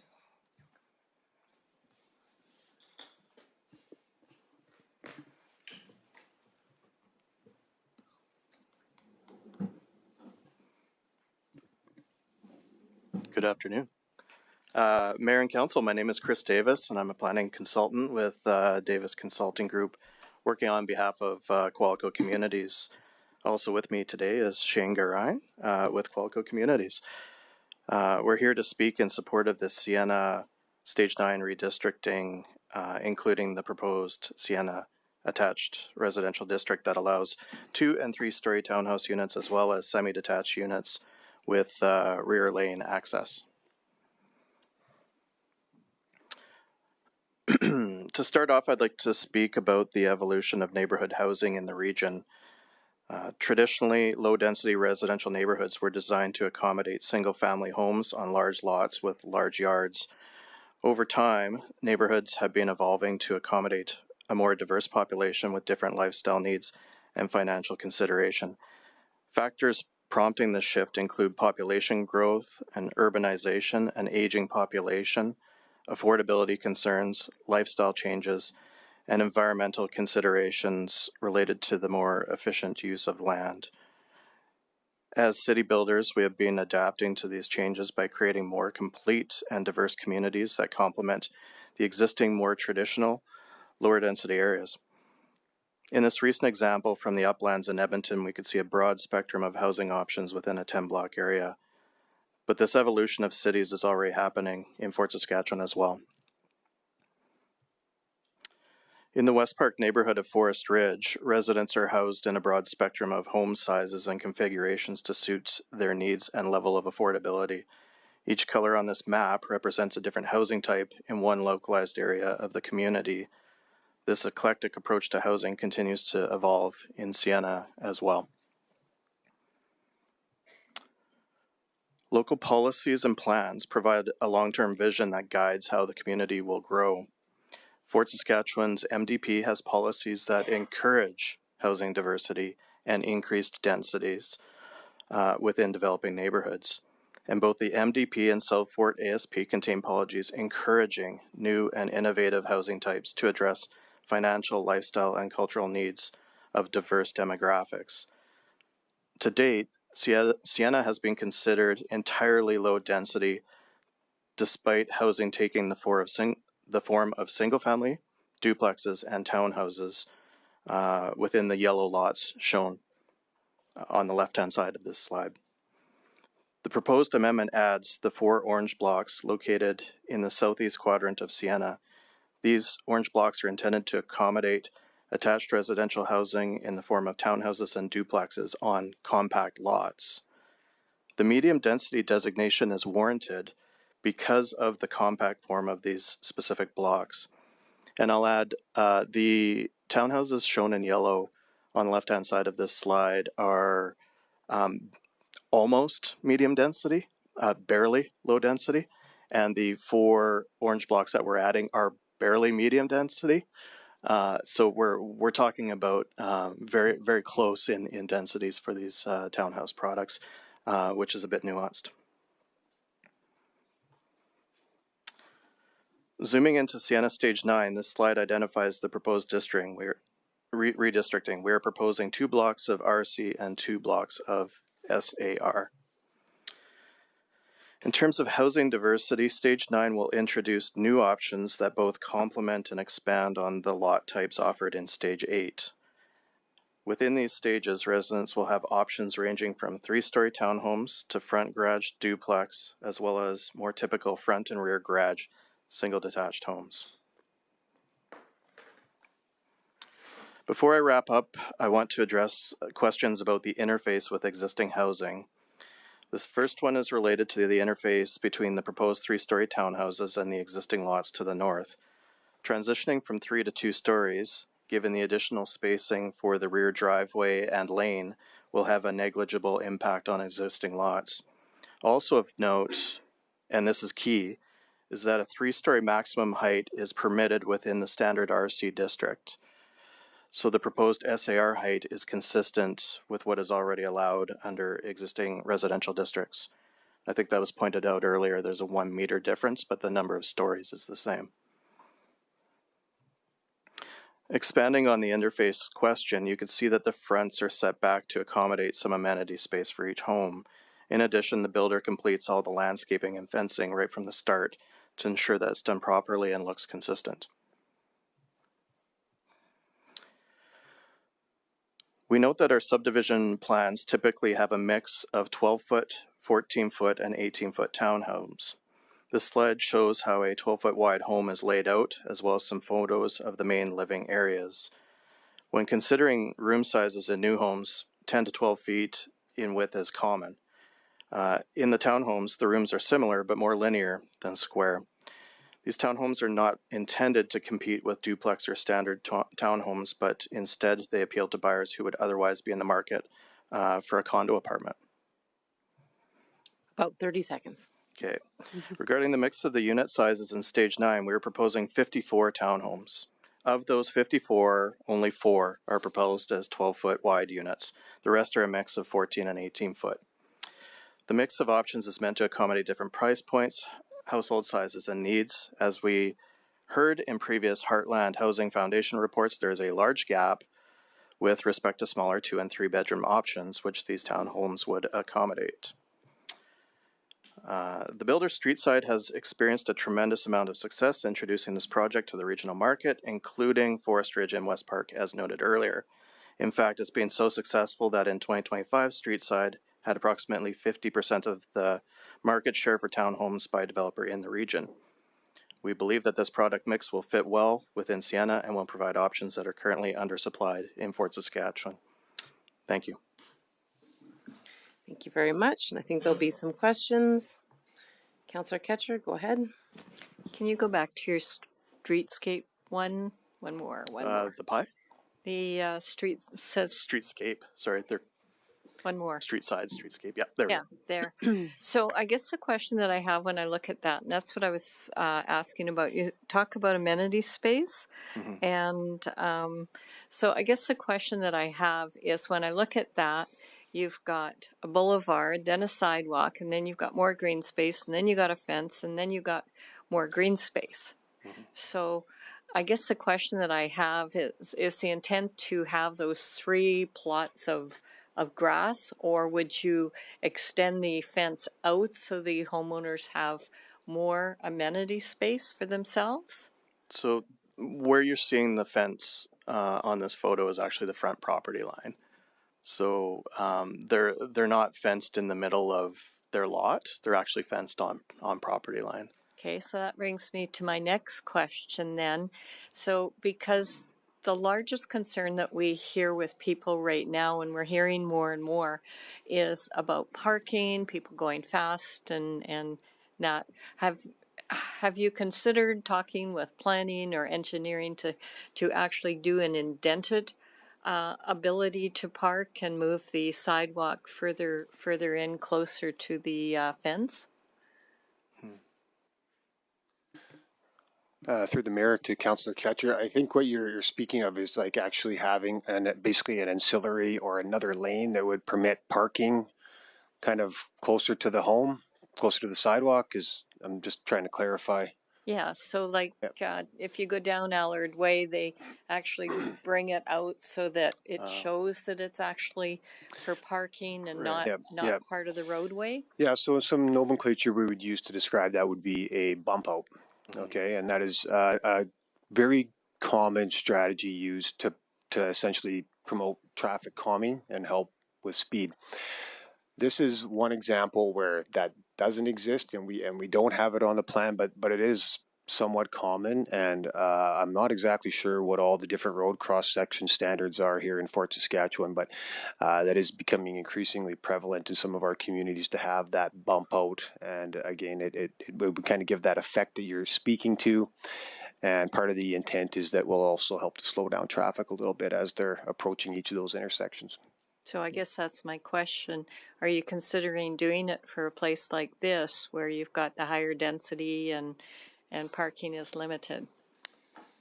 And maybe I could jump in here. So in Sienna Stage 9, where the north orange blocks are, they're on local roads. So there's no plan for bump outs on those local roads. It's a little bit more restricted. But the other two that are planned here or proposed along the collector roads, there could be opportunities for traffic calming at the intersections and better delineation of those on-street parking areas by like through the use of bump outs. So it's something that we tend to do when it's in locations that's allowed by operations. Okay. I can just push that one, but I know you say it's a collector, but on Collector Road, people are driving faster, and yet we expect them to park on there. So I would just provide a little bit of clarification, Councillor Ketcher. The where we see the orange with the 3-story townhouses, the northern kind of orange blocks, that is actually a local road, just for clarification. The Collector Road is the block, the road immediately to the north, so that would be Sienna Boulevard. That would qualify as the Collector Road. But having said that, if you look at the southern orange blocks that we have running north to south, those would be on a collector road. But that is not the zoning that we're here seeking today. That does factor in as part of the outline plan as well as the area structure plan amendment, but it is not part of the actual zoning that we're seeking here today, if that helps clarify. it does. Thank you. Councillor Blizzard? Thanks for your presentation, and you asked answered one of my questions already about how many of the 12-foot wide product are in there. I'm comfortable with that. Are there basements under these townhouses, or are these just on grade?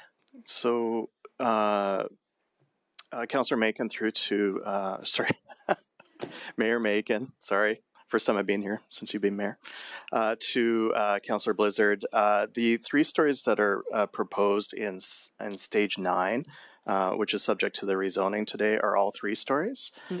So what those consist of is there is no basement. Okay.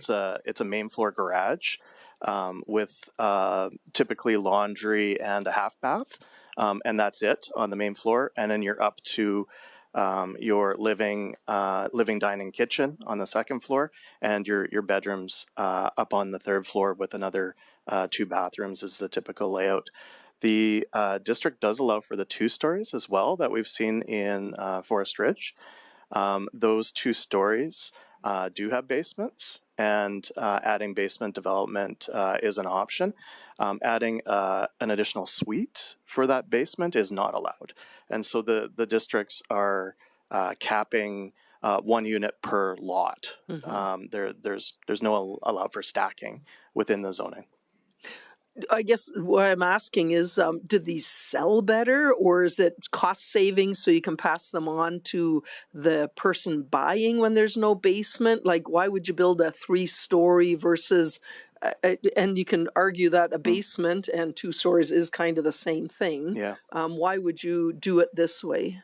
So ironically, the 3 stories are not the cheapest. The 2 stories are cheaper with the basement. So it's not necessarily a price point thing. It's more of a lifestyle thing. With the 3 stories, you get the garage. It's attached on the main floor, so you get an instant garage. On the 2 stories, the prices start with an unfinished basement and a parking pad off the back. If you want to add, let's say, a garage, it'd be order of magnitude $20,000 to add a garage off of the back, right? If you want to finish the basement, there's $30,000 to add to it as well, or you could do it later, and build as you go, right? So the most price sensitive consumers that want fee simple with no condo fees would be opting for the smallest of the 2 stories with no garage and no finished basement. For the people that really want that attached garage for exceptionally snowy winters like we just had, they would opt for one of the 3 stories where everything's there. It's lower maintenance. They've got the driveway in the back, and as you can see from the slide with the streetscape on it, they have a very low maintenance front yard that's already, it's a very small patch of grass to maintain, and their primary amenity area is actually their balcony, right? And I'm assuming these are young consumers, because all I see is that you go in the garage and the first thing you have to do is go upstairs. So I'm at the age where that's a consideration, getting there, not yet, but so a lot of stairs. I just, I'm surprised that this product would sell better than other ones, but I'll leave it at that. Yeah, again, I mentioned it briefly in one of my slides during the presentation. I had a lot of information in 5 minutes, so sorry, I had to run through it pretty quickly, but these are intended to compete head on with condo apartments for price point. The main thing is you get fee simple, you don't have condo fees, you own it, it's yours, and it allows, like you said, predominantly young people to get into the market. It's fabulous product from that standpoint. And one more question, although it might end up going to somebody else. But so this looks good. Even the boulevard, I'm not against it. In fact, I think we should have boulevards everywhere. And then, can we not put in some signs that allow parking, but we flip them in the winter and say no parking? Where do we put the snow? In the winter, if there's a ton of parking there, we haul the snow. Snow hauling is expensive. We should be building a product that allows for some snow storage, not maybe our crazy winter this past winter, but for an average winter, there's room for a pile of snow when it falls. So I would note that a number of years ago, Fort Saskatchewan changed the local road standards to add additional width to the paved surface. The North America standard for paved widths is 9 meters for a local road, and Fort Saskatchewan's at 11 meters. So we've effectively added 1 meter to either side of the road, if you will. That was done predominantly for snow storage. Bit of a double-edged sword, though, because now it's more snow that has to be cleared as well, right? Off of that, and has other knock-on effects the rest of the year, right? Speeds on roads, longer crossing distances all come into play. But I would say Fort Saskatchewan has the best road cross section on local roads in the region for storing snow already because of that change. I would argue that one, because we haul an awful lot of snow in all the new subdivisions because of parking. And that 9 meter, I think that was a temporary thing that came in for a few years. And I remember being on council my first term, and we discussed it, that was not working because of the parking. So I'm still not sold on this snow storage and everyone parking on the road. But just got to keep it to questions. I'm done. I'll leave it at that. All right. And administration might be able to answer those questions as well. Councillor Nguyen. I started thinking about this photo here and all the, be frank, useless space that a homeowner has to take care of. They're cutting grass. Their side of the fence, the other side of the fence, the other side of the sidewalk. Like, that's just mind-boggling to me for actually what, you know, they get to use or let their dog out in. Or I don't think you'd be doing much else in that confined area. Has it ever been considered to alleviate parking pressures to do, like, if you had the setback of the boulevard further towards the housing pocket and then you have angle parking on the street to accommodate more parking? Because this will end up, and I see the merits of the product, but I think we all know this will end up in parking congestion for anyone that has more than a vehicle. 2 vehicles would, I think, collapse the whole system there. But yeah, and we do have wider roadways, so why not eliminate that green space boulevard? And you wouldn't have to take up even all of it to the sidewalk, but if you put like a 2-foot width strip of boulevard on the outside of the sidewalk next to the street, then you have angle parking, then you can have 1.5 to 1.75 the amount of vehicles parked on that street. Besides the traffic, just the backing up hazard with rear view mirrors, right? But it's not like a main collector, you said so. Anyway, go ahead. Mayor, I'm done. Mayor Macon through to Councillor Nguyen. We're not seeing the same level of parking congestion that would warrant something like angle parking considerations. Fort Saskatchewan has rules about front drive and like not being across the street from other front drive when it's small lots. So in cases like this, you might have front drive across the street. If I could go back though to our plan, yeah. So here's a good example. I'll stick with this one. So we've got the 3-story townhouses on the left, and across the street is the semi-detached front drive. So it's actually the semi-detached front drive that's almost all driveway where the parking congestion is worse, because there's little parking available when there's that much driveway, right? So when we're seeing the townhouses, it's all continuous parking, right? There's no interference for anything, and they're functional. We're not seeing a lack of that. There's also within each block on the ends of the blocks, there's opportunity for parking on those flankages, and there's also there's quite a bit of parking on the back as well. That's on the driveway and in the units themselves. So I think a question came up of administration during their presentation around filtering, and this did undergo filtering. This did undergo negotiation. So what you're seeing here is reduced in terms of the amount of townhouses that we originally proposed, and we did provide a parking plan to administration. I don't have it here today, unfortunately, but or not in my presentation anyways. But there's a lot of available parking both on street and off street, so it doesn't necessarily warrant that. The last point was around the boulevards and the wasted space, but we actually just use the city's standard road designations. So we don't propose custom roads for these. We're taking ones right out of your own manual and applying them in these areas, and we've found that works well. Okay, if I may just add, Councillor Nguyen, I think if we go back to the example we've shown, and maybe we shouldn't, because I'm about to say maybe that's not the best situation or photo to rely on. This is an example from a collector road. It is.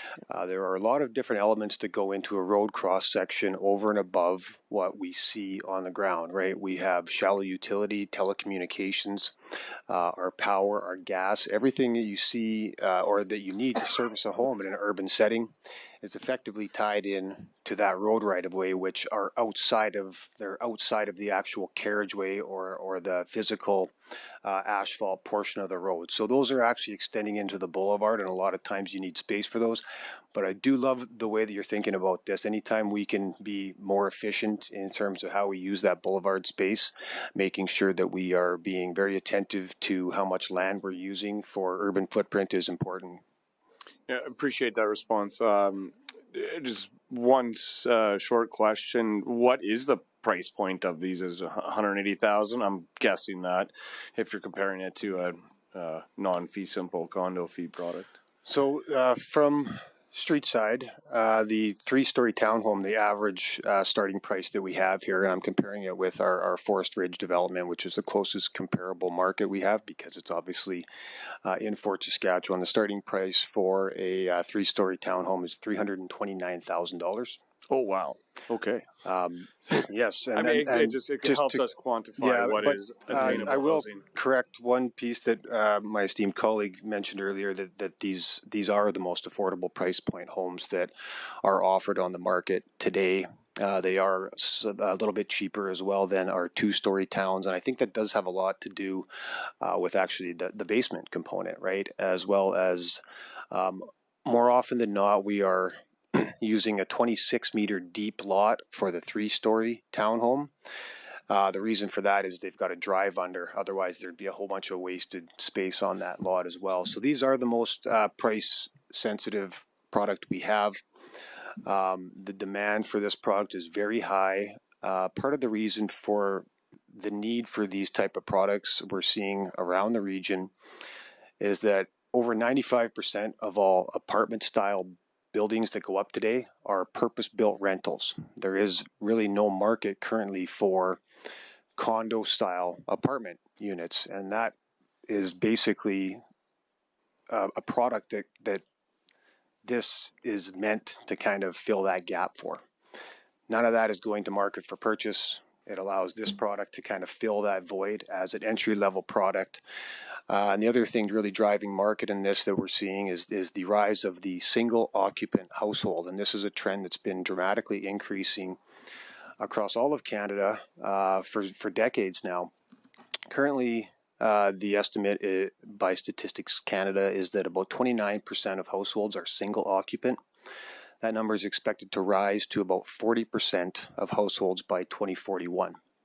So a lot of people are looking for that single occupant space today when the market for apartment style condominiums is not there, and they're all being delivered as purpose-built rentals. So this is really an entry point product in our contemporary marketplace. Thanks for that expose. Yeah, appreciate it. Councillor Andawa.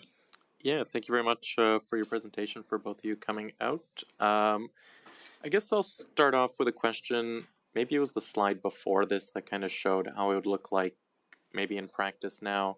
Is there any concerns with shadowing or anything like that to the existing homeowners that might be behind this new development?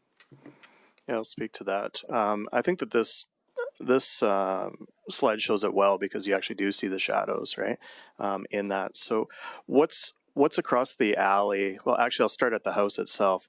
You have a very considerably sized driveway before you're even at the alley, right? Like these are fairly long driveway, all considered longer than any standard vehicle. Then they have a bit of an apron, then the alley. And the alley is 6 meters or 20 feet. And then what you have on the other side of the alley is their pads or their garages. And we see pads in the early days, and then they get largely replaced by garages over time. In terms of the imposition on the alley itself, the garage side actually is slightly more imposing, even though they're only single story because they're right up to the alley. Save a little apron, where the 3 stories are further back. So the shadows, you would only see the shadows make it beyond that garage in the extreme of winter, right? When that space is less relevant, I guess I would say. So, people's use of their backyards, it's not they don't have overlook because the units are so far back, and they don't have shadow concerns. Okay, so this is kind of like at scale, I guess. This example, like compared to the geographic orientation of what the development is, that's relevant? Yeah, absolutely. Okay. Yeah, this is a photo of almost identical situation. This is on a local road, the 3 story towns. You actually do see the bump outs on this one. Back to Councillor Katcher was asking earlier. So on the left, you'll see the bump outs in front of the three-story towns. And then across the alley, you have narrow singles. In the Sienna example, the orange block on the right, they have single-family homes to the north, which would be almost identical to this. And on the left orange block, they have existing townhouses to the north that already have their garages as well. Okay, so the way that our Sienna development will be, it's facing the same geographical direction exactly as this photo, or is this kind of a representation? It's literally a 180 of this. Yeah. Okay. Regarding maybe your second slide and following Councillor Katcher's questioning, one later where the bump out and so I'm a little familiar with your Forest Ridge product. One of my friends bought one of those 3-story townhomes and loves it, so I got to kind of understand that a little bit better. But this fence, is that the same as it is there? Like, so the homeowner owns everything to that fence, and then the fence beyond is just a double boulevard? Mayor Macon through to Councillor Randawa. The fences are not up yet in Forest Ridge. Okay. They'll be going in this spring, so it'll become a little bit more clear then. Okay. Yeah. So after the fence, they don't own that property, but Correct. they'll have to cut the grass and everything. Is that correct? Yeah, go ahead. Typically, yes, the property line is established as part of the road cross section, and as Chris mentioned previously, that road cross section is basically a pick list that we pick from within the city's engineering design standards. So yes, typically there are bylaws in place in most municipalities, and I admit I'm not familiar with Fort Saskatchewan and how they handle that, but there are bylaws that require that the homeowner does effectively take the lead to do the mowing of grass in front of that home. And I think that's a practice that most municipalities have applied for generations at this point. Even on a typical single-family home, the homeowner is maintaining a lot of civic space. Yeah, no, I understand that, but I just find the boulevard or the road, then you have a boulevard, a sidewalk, and then you have some more part that's not part of your property. That I find is relatively unique, I would say. Would that be a fair... I am in agreement with you on that. And again, I would just caution us from using this. It's kind of to showcase like the product we're developing. We are going to be. This proposal is proposing to build this on a local roadway, not a collector roadway. The cross section is not nearly as robust, so you're going to see that shrink up substantially in the development that we're proposing here today. Okay. Thank you very much for coming out, and I appreciate those clarifications. I have some more questions, but I'll save them for our staff. Councillor Wesley? Awesome, thank you. I'm just curious as to who do you see as the target market for this product? Thank you for the question, Mayor Macon, through to Councillor Wesley.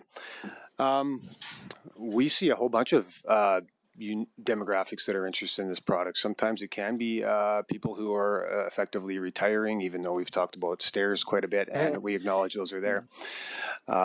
We see a lot of first-time home buyers. You can maybe get an anecdotal from Chris here. I think his children are both in the market for products of this nature, and he can clarify that at his discretion. A lot of young professionals, right, entering the workforce. I hate to say it, but a lot of divorcees, people who are, exiting marriages and are looking for a affordable place to call home where they don't need much. They don't want any landscaping that they have to maintain, even though we've kind of talked about that. And there's a component in the boulevard that does come into play here.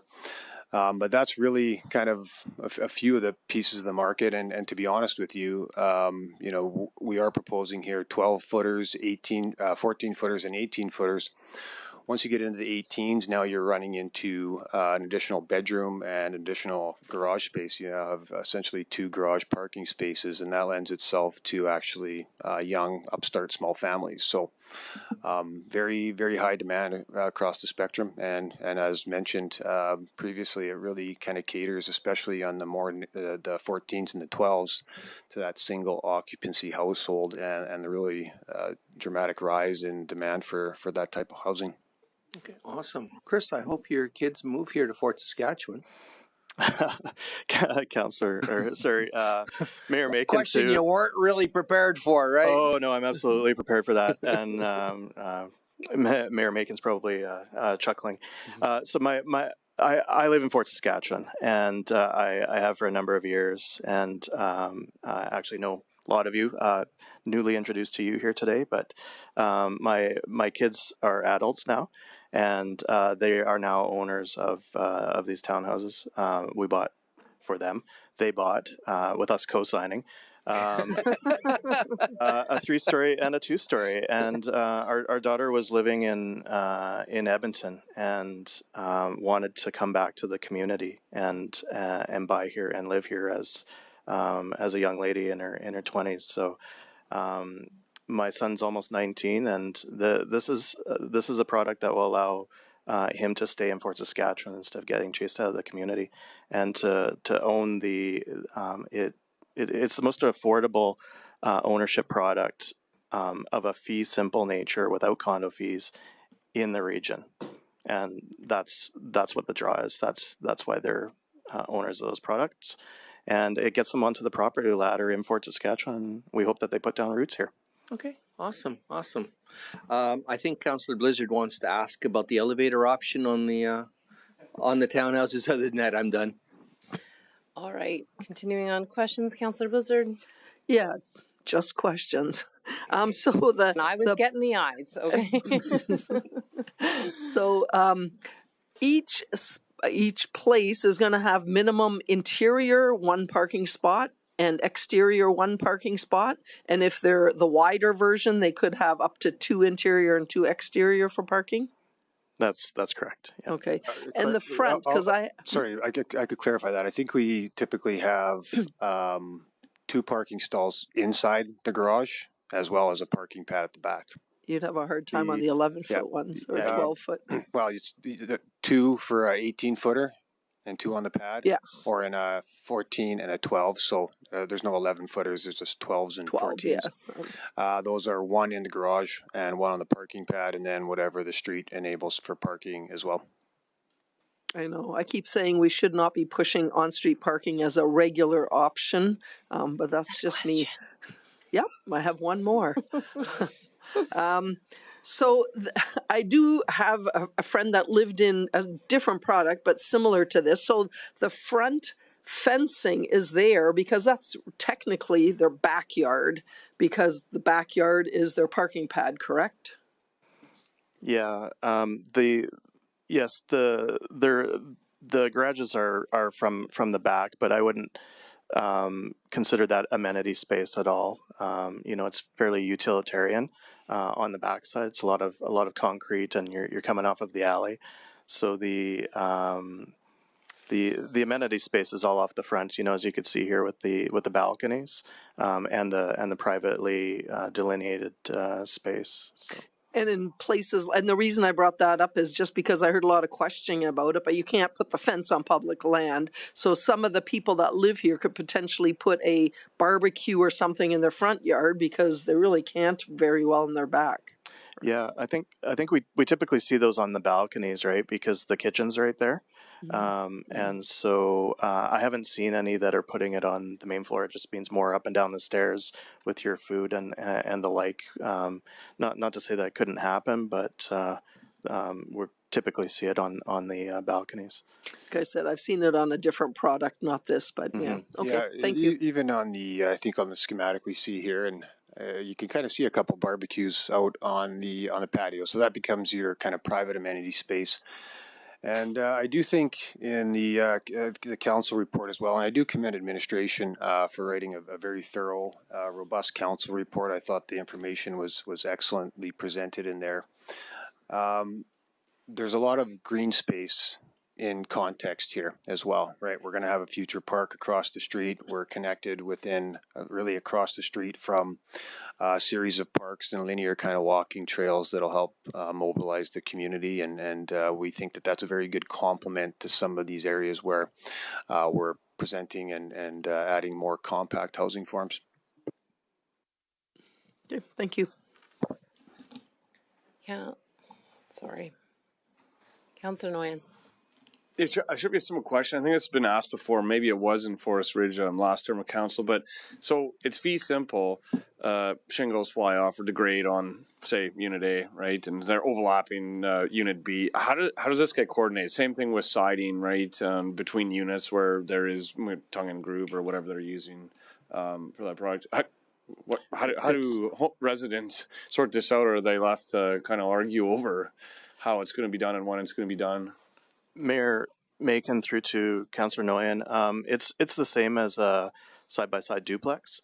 The exact same situation happens on those. That's a very old form of and conventional form of housing. But I think the first step is, if it's straddling, you'd see your person that notices would go to their neighbor, knock on the door, and say, "Hey, we've had a shingle flying off.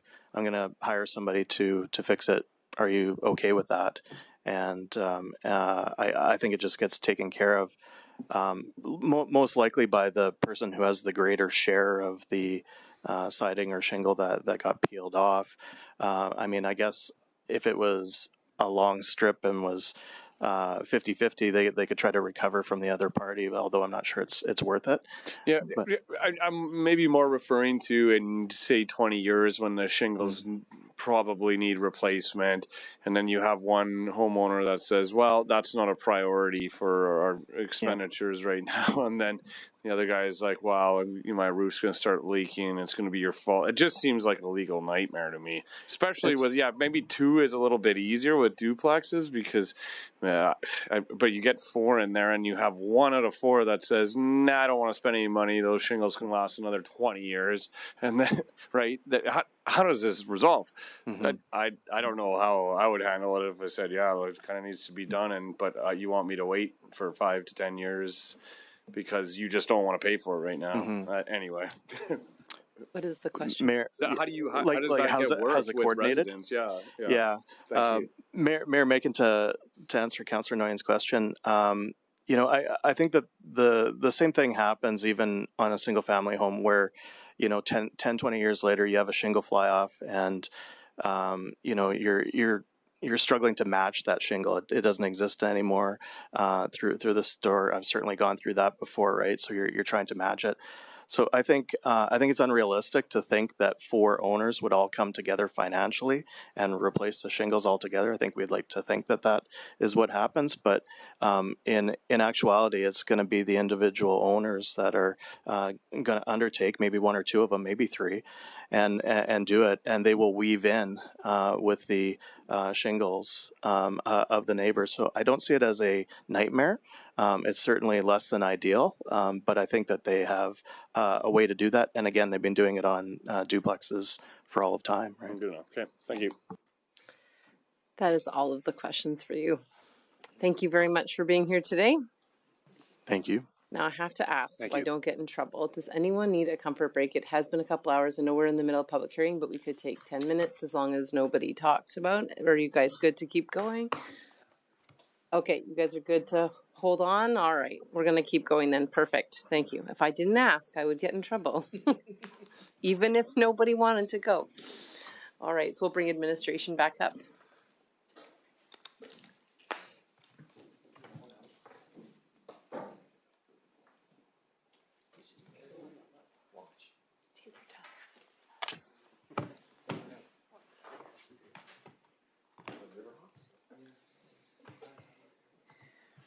All right, welcome back.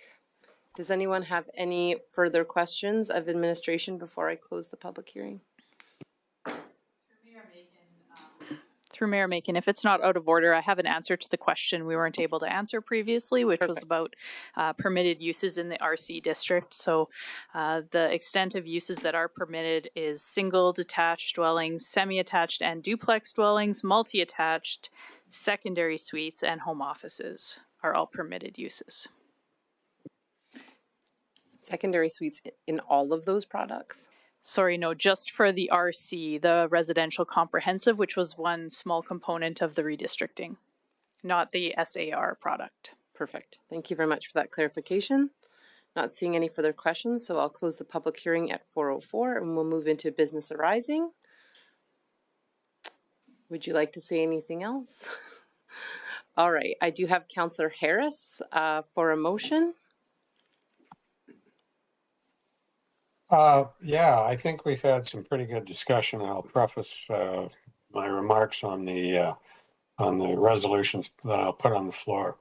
I would move that Council gives second reading to bylaw C326 to amend the South Fort Area Structure Plan bylaw C419 to designate an area. Hold on a second.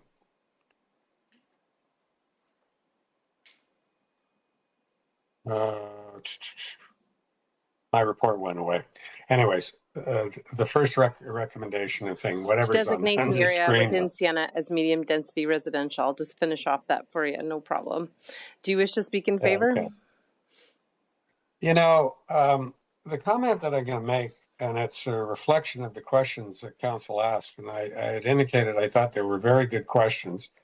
From a planning perspective, when you don't have previous planning experience or have lived through these types of things a lot, I think it really gets to the nub of the question that Council really has to look at. We probably passed an inflection point relative to density about 3 to 4 years ago. And so this is an outcome of that type of change. And so we're seeing a higher density and to a large extent, potentially meeting the affordability options that our residents are looking for. Councillor Blizzard made a comment about stairs, and there are a lot of stairs in here. Now, what's the future going to bring relative to 3-story and all the stairs and 2 stories and all the stairs and duplexes and all the stairs? And the answer to that is, who knows? But aging population will probably be looking for something that's in the mix of more on one floor. So will that meet that need? No, but I think as Council goes forward, we're going to have a comprehensive discussion about how we're wrapping our arms around this type of density in the types of products that the developers are proposing. But as it stands right now, we've elicited that in the changes we made to our statutory planning documents. And so we're kind of at that point where this is ultimately the outcome. And so we have to do it. If not, I think we would be sending a very negative development message to our development community about what we want to see as by way of development in our community. So I think moving this ahead in this context, I think the discussion the Council has to have from a strategic perspective is, do we want to then have our administration work with these same developers to ensure that we can bring forward a little lower density, similar to what's happened in South Point? And I think that's an example of some pretty good development down there where the price point for people that can afford it has been lower density, and those that can't, a little higher density. So that's kind of where we're at. And so that's why I'm prepared to put this motion on the table and move it to the next stage. Thank you very much. I'll go next in the speaking order. I'm a big fan of this request. I share the concerns that were kind of brought up about cost and about affordability in our community. My daughter was lucky enough to, at a young age last year, buy her first townhouse, not in this area. But now, as my other son is now an adult and looking at what he might be able to get into in the next year or so, he's going to pay over $100,000 more than her. No matter what, there's nothing in the price point that my daughter was lucky enough to find last year. And so this lower price point is really important. And I do have 2 friends in Forest Ridge in those products who love them. I have a friend in St. Albert, married with 3 kids, loves that product. So they do have a place. When I look at Sienna as a whole, I love the wide variety of housing type in that whole area. And I think that you can't just look at these 2 little streets and see that, yes, these have the medium density and those have some challenges. You have to look at the whole area and say, did we do a good job of ensuring there's a wide range of affordability and options for our community? And I think that this continues to add to that for this community. So I am happy to see it being brought forward. I think that this will allow a different purchaser to come into that community and be part of it. It's such a great neighborhood that was built out, and I will support the motion. Councillor Ketcher, you are next. Okay, thank you. I'm going to support the motion. I'm constantly reminded that I'm very honored and privileged to live where I live, and that I was able to buy and build my house for the price I could 33 years ago, and that would be unattainable now. But it is a constant reminder that this next generation that's coming up, they're being faced with more and more financial pressures. I think the big thing that somehow we have to get the message out is, although we are trying to meet the needs of our citizens and the upcoming youth and people who are purchasing these, is the expectation around these services that we're talking about, whether it be parking or snow removal. Because when you're on Facebook and you hear about, oh, Fort Saskatchewan just going to keep building more and more dense, you go, oh, well, we're trying to meet a need. And then they complain about the parking, and then they complain about the snow removal. When you're sitting on this side of the fence, it's really hard because we're trying to do the best for our community. And for me, it's just about understanding that I can choose, or we have choices on where we want to live. And yes, Councillor Blizzard and Councillor Wesley and myself will eventually need no stairs, but we'll have to look at a different housing product. So keep that in mind at some point in time. But and Councillor Harris too, you're sitting there. Yeah, I will support this based on what the needs are for our community. And I'm surprised your kids are that old already, Mr. Davis. Thank you. Councillor Blizzard, all the debate you'd like. Thank you. Well, first I'm going to say that was very rude. I can crawl upstairs for a while yet. A few things that I'm going to say is, and this is, I guess, speaking to developers, I think one product that is missing in so many areas that we are now building is a small area where there is maybe a single story. If I choose to live in a single story individual place, they're going to be hard to find unless it's a condo. And I don't think I'll ever get my husband into a condo. And some of this is also speaking to future owners, and I know they're not all listening, but you know, one of the pieces of advice I've said to my kids is, and I've learned this from experience, not from when I first bought a house, but you know, condo fees aren't a bad thing. Even when you buy a house, you should have an account that you label home repairs or your own personal condo fees. A roof is going to need repair.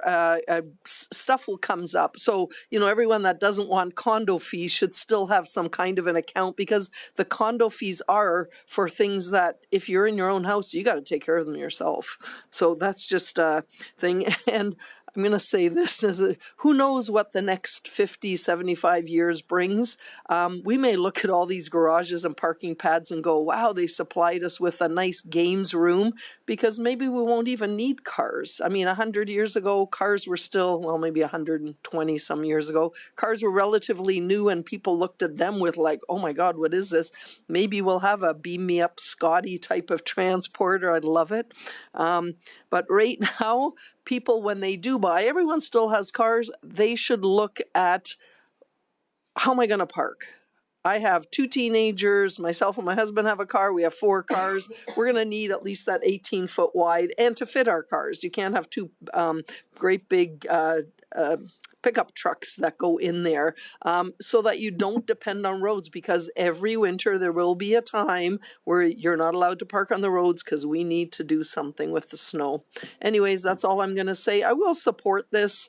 And again, to the developer, I'm glad you included that there's only 4 of these very narrow ones. I hope we never go narrower than that. That's, to me, is almost the bare minimum of what can be livable. But I'll leave it at that, and I will support this. Councillor Randawa. Yeah, thank you very much to administration for the presentation and for Chris and Qualico for coming out. Interesting point Birgit made about no cars 100 years ago. I wonder how that worked, Councillor Wesley. Was it easy to do? I'm sorry, I shouldn't have done that. I apologize. I'll support this motion. I think at the end of the day, it's a product that people want. People are purchasing the West Park product, like Mayor Macon mentioned. The people there love it. They're enjoying it, and I think these will probably sell out quickly too. So it's up to the people to decide. And if they don't want this product in the future, I'm sure it'll stop coming forward in rezonings and applications. So with that, I'll support it. I do think council in the future should have more discussions on, how much density we want and whether new growth should be coming at the cost of the existing residents and what that kind of equation of property taxes looks like. I even think with this boulevard, we'll see cars parked on the road, and we will be removing snow from that boulevard because people want to get out of their car and cross the boulevard like they do in a lot of our other neighborhoods. So I don't know how much it's going to help our snow removal question, but I think that's a conversation that this council has to have more holistically as we look forward towards growth and planning. But for this in itself, I think it's the right thing to do. Thank you, Councillor Wesley. Yeah, I'm supportive of this motion as well. I also endorse Councillor Blizzard's and Councillor Randawa's wonderful world of flying cars. I'm remembering Back to the Future, and I'm thinking, that sounds so cool. I really think that's a conversation long overdue. I agree with Councillor Randawa on that. I will also accept on behalf of Councillor Blizzard and myself, Councillor Ketcher's apology for calling us old and frail.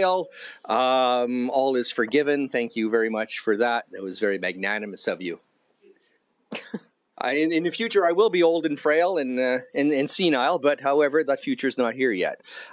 So I am supportive of this, and I think it is a nice product. It does fit a need, and I do want to ensure that Chris's kids live in the same town as he does. That's kind of important. I know our daughter just recently bought a house in Fort Saskatchewan, and we've been able to very quietly and surreptitiously.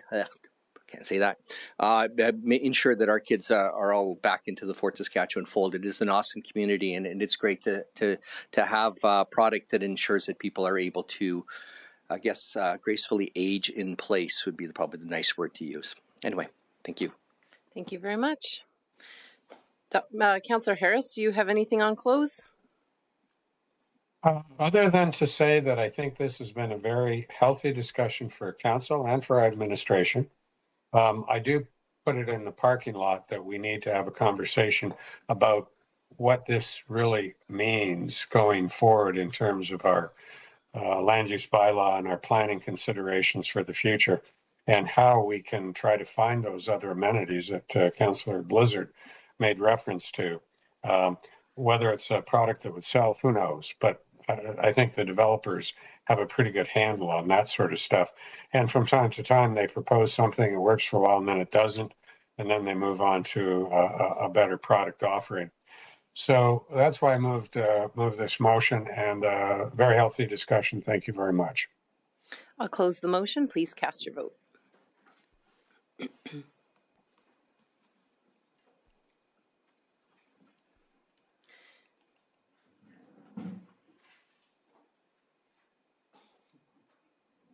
It's that side of the room again. And that is carried unanimously. Councillor Harris, do you wish to go on with motion 2?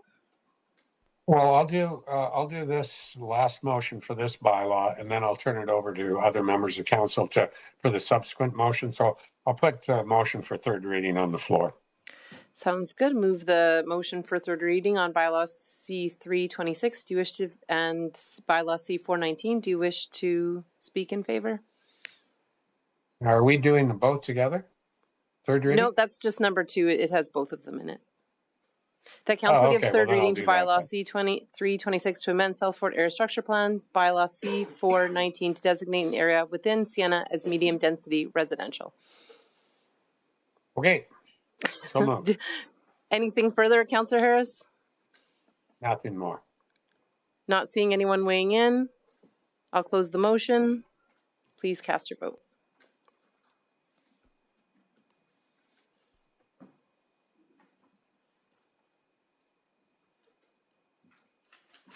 That is carried unanimously. Looking for a motion on number 3.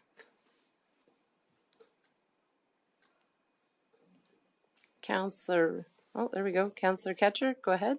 Okay, that council approve the amendments to the Sienna outline plan as attached in Appendix D. This keeps, okay, my computer keeps going off, to the April 26, 2026. I can't see any of that, so just give me a second.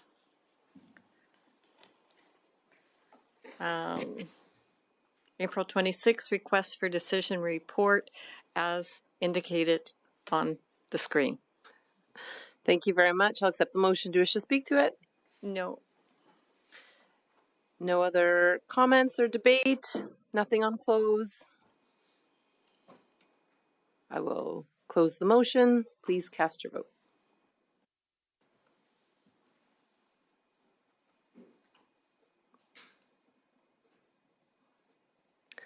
That is carried unanimously. Who would like to make motion 4? Councillor Wesley? Sure. Can you hit your button? Just hit your button. Everyone is tired already. We're not even halfway through. Go ahead, Councillor Wesley. Hoping the motion flashes up. Anyway, so give, oh, thank you. The council give second or third? Second reading. Second reading to bylaw C4-26 to amend the land use bylaw to, again, sections A and B. Perfect. Land use bylaw C2320 to, as presented there. Do you wish to speak to it? No. Any other comments or debate? Not seeing any. You're good on close. I am. Close the motion. Please cast your vote. Councillor Noyan, would you like to move motion 5? Flash that over here. I can't get mine to Okay, we're having to probably show. a little bit of a technical difficulty, but Councillor Wesley, motion 5. All right, I move that council give third reading to bylaw C4-26 to amend the land use bylaw to, again, parts A and B as specified. Thank you very much. Do you wish to speak to it? No, I'm good, thank you. Thank you. Not seeing any questions or debate. Nothing on close. Nothing on close. I'll close the motion. Please cast your vote.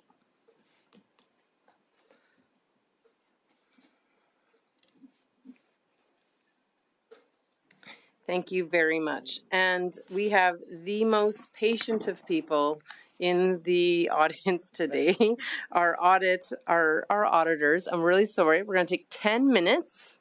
So 4:22, we'll be back at 4:32, comfort break, and then we will get moving on the rest of this.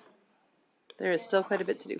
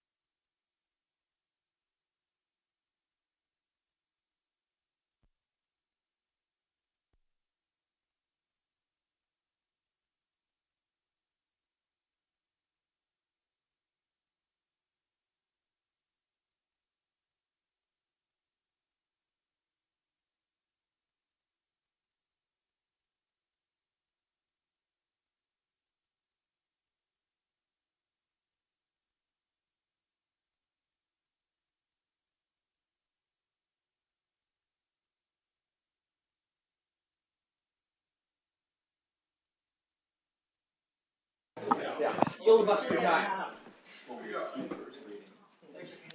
All right, welcome back. We'll be moving on to number 6.1, 2025 Audit Findings Report. Thank you so much for your patience and sticking with us today. All right. Good evening, Mayor Macon and members of council. It is evening, isn't it? It is evening. Almost.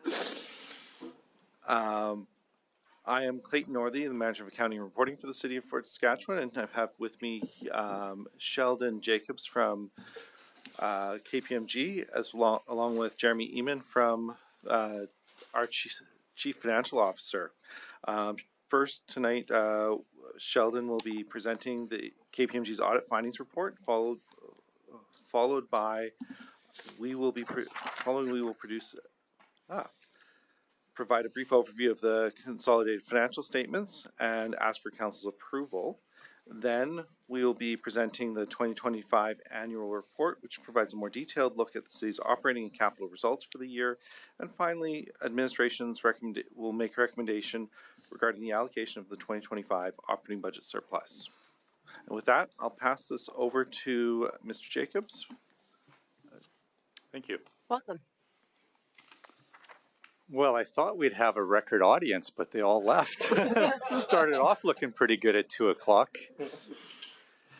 So I'd like to run your worship and council through our presentation, which was provided to you all in advance of today's meeting. And this is a follow-up to the planning meeting we would have had back in the fall or early winter. With respect to our audit activities on the city's financial statements for the year ended December 31st, 2025. I'm actually going to skip a few slides forward here to our status page. Back when this document was finalized on April 23rd, we had a handful of items that we were still working through. Pleased to report that we've taking care of most of those items right now, and the remaining items are just items that we have to do at this stage or couldn't be done earlier.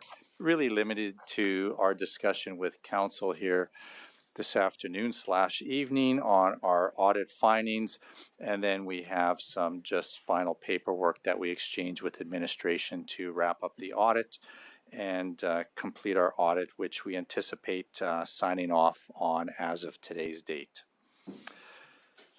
First of all, before I jump into the presentation any further depth, I'd like to thank management and administration for their hard work throughout the process. It's a process, like I said, starts in the fall and concludes today, so it goes over a number of months. And we have a team that asks a number of questions and asks for quite a bit of information during the course of an audit. And to be able to be here today and to be able to report on time, it requires a collaborative approach and full cooperation from your team, which we did receive throughout this year's audit. In addition to the audit of your consolidated financial statements, we also performed an audit of the City of Fort Saskatchewan Library Board. We met with the board and reported on those financial statements on March 16th. There was no substantive items that came out of that audit that we feel that needs to be reported to council. That one went as planned. We also provide a audit report on a program reporting for FCSS, and that's an annual reporting that we do. That work was completed and we reported on March 27th. Again, no issues of any type that would need to be raised to council. And then in conjunction with your audited consolidated financial statements, we also audit the Municipal Financial Information Return, which is a document that's a version of the financial statements that goes to municipal affairs that all municipalities in Alberta are required to submit. And we include an auditor's report on that. And again, for all intents and purposes, today's presentation really covers both that financial information return and our consolidated audit of your financial statements.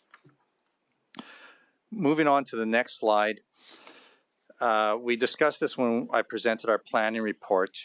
Consistent with all the audits that we perform over financial statements, there's the one item that we have to address, which is the potential that there could be override of any of your controls over financial reporting that could lead to misrepresentation or manipulation of the financial statements. Pleased to report that we did perform our various procedures that we do over the area of potential override of controls. We did not note anything during the course of our audit that would give us any cause for concern, and we have no items to report to council with respect to the area of potential override of controls. So from our perspective, the controls that we tested were functioning as appropriate. Moving on to the next page. The next two pages really deal with what we call corrected and uncorrected errors in financial statements. So we did not discover any errors in your financial statements that remain uncorrected at this point in time. And in fact, the financial information that was provided to us had no significant errors of any type that were identified during the course of the audit or gave us any cause for concern. There was one item that arose last year, which related to the understatement of some inventory at the end of last year. The amounts were very insignificant, less than $200,000, and those got automatically adjusted and corrected through this year's books just by virtue of the regular updating and accounting for inventory. Again, the items were very inconsequential, and no similar items were identified this year during the course of our audit. In terms of control deficiencies, we do not test all the controls within the city, but to the extent that we do find any deficiencies that would come to our attention in the course of our work, we would raise those with council if they were significant. We have no significant control deficiencies to raise with council this year. Last year, there was one item. When we did the audit last year, we identified an approximately $3 million cutoff error between periods on contributed assets. That matter was corrected in last year's financial statements before the financial statements were issued, but we did deem the fact that we came across this error as a significant control deficiency. We did not identify anything similar this year, and from our vantage point, that deficiency that existed at the end of the last year has been remediated during fiscal 2025. Moving on to accounting policies and practices, there was no changes to any of the city's accounting policies or practices during fiscal 2025. We're satisfied with the appropriateness of the policies that have been selected. We did not come across any concerns relative to management biases. We did not come across any concerns with respect to bias associated with estimates, and are satisfied with not only the basic financial statements, but the disclosures that are contained in the financial statements, which I believe Clayton will speak to in his part of the presentation. In fiscal 2027, so we're looking 2 years out, there is going to be some new accounting standards that impact government financial statements. Those are a couple of years away, and I know it's something that management is looking at this point in time, but there will be some standardization and some changes to the actual format of financial statements under the government public sector accounting standards. Again, nothing that we need to deal with at this point, but just putting it on the radar screen that in 2 years from now, there'll be some tweaks made to the presentation within your financial statements. I had mentioned already we receive full cooperation from administration and the management personnel that we deal with, so there was no matters to report there. Your financial statements, and I spoke to this briefly when I did the planning presentation, are a consolidated set of financial statements, so they include both the accounts of the city and they include the accounts of the library board. Now the library, when you when you mirror up the library to the city's financial statements, it's a very insignificant portion of the overall consolidated financial statements. So from our perspective, from an audit scoping perspective, our procedures were performed entirely over the accounts of the city for purposes of your consolidated financial statements. However, as I said at the outset, we do a separate audit of the library board's financial statements. If there's anything that was ever significant relative to those statements that would impact the city statements, then we would give consideration to those, but there was no necessity to do that this year. And KPMG audits both the city's financial statements and the library board's financial statements, so that makes the audits quite seamless to perform from that perspective. Moving on to the next slide, we did not discover any material illegal acts or non-compliances or fraud that came to our attention during the course of the audit. Any of the information in your the draft annual report, we did read through the draft annual report. We do not audit the annual report, but we looked for any material inconsistencies with either the financial statements or our understanding of the city's operations, and we don't have any matters to report there. We had no disagreements with management during the course of the audit, or no concerns that I would raise. We did make one point at the bottom here, and it's quite common at this point because of where we are relative to the adoption of AI technologies, but we would definitely encourage the city to look at its adoption and usage of AI technologies and formulate formal policies around not only procuring, but the types of AI technologies that you would enable and allow your employees to utilize, and also the types of activities that they can utilize using the AI technologies. So it's a developing area, and it's an area that we see organizations having to spend some time and attention around making sure they have policies in place and testing compliance with those policies, so that these new emerging technologies are appropriately used and not misused in an organization. So again, something for the city to consider going forward. That really is the formal part of our presentation. We have 6 appendices here. I don't plan to go through them in any specific details. There's a draft of our auditor's report, which is a clean auditor's report. There's a draft of what we call a management representation letter, which is a letter that we get from our clients, from management of our clients, to sign and represent to us in writing that they cooperated fully with our audit, provided us with the information that we requested and didn't withhold any information. So there's a draft there for council's information. Some information on KPMG's audit quality framework, and then I spoke to those current developments that are coming in 2027. There's some documentation on there, and then there's some thought leadership pieces that council may want to look at relative to emerging issues for municipalities, and there's some live links into KPMG's website that will provide some supplemental information, sort of some current thoughts and leading thoughts and practices relative to local government. So I won't go through those in any particular details. Just to wrap it up, we had, as I said, full cooperation from administration. We executed our Audit 2 plan. There was really no significant deviations that I need to report to council.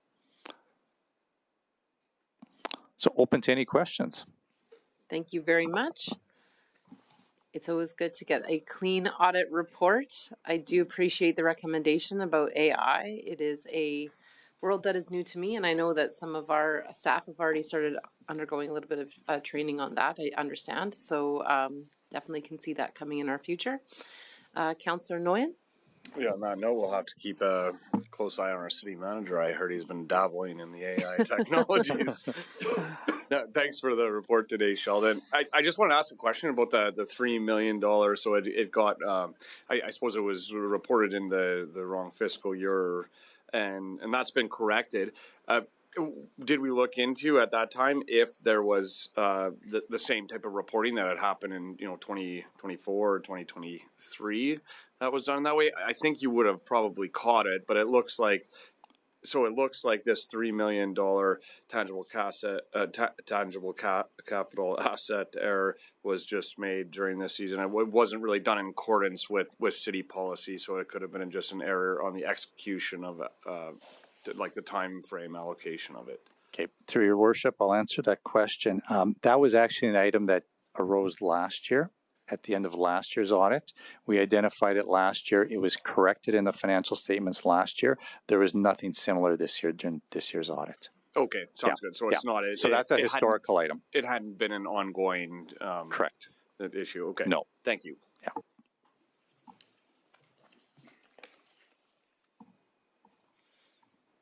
Councillor Weston. Awesome. Well, congratulations, Jeremy Clayton, on a clean report. It's always nice to see. Just curious. I know that when you express concerns in writing, that's at a certain level. Were any concerns expressed verbally that maybe didn't make it into writing, just didn't reach that level of deep concern that you need to put it formally in writing, but were still something you kind of raised your eyebrow about?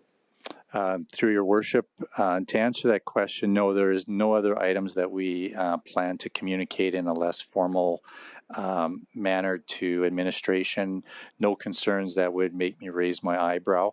During the course of an audit, the audit spans a number of months, so we do have many discussions around, things that can be improved from a financial reporting perspective, or even, just maybe smaller process improvements or around just the process of closing year ends and stuff, but nothing that would be substantive and quite common and quite standard in our industry, just in terms of just the collaboration and working conversations that we do have with our client management. Awesome. Thanks. Perfect answer. Not seeing any other questions for you. Thank you so much for being here, Mr. Jacobs, and we're always happy to see you. Yep, sorry for the wait today. We'll move on to business arising from presentation 7.1, 2025 consolidated financial statements. Clayton Northey presenting.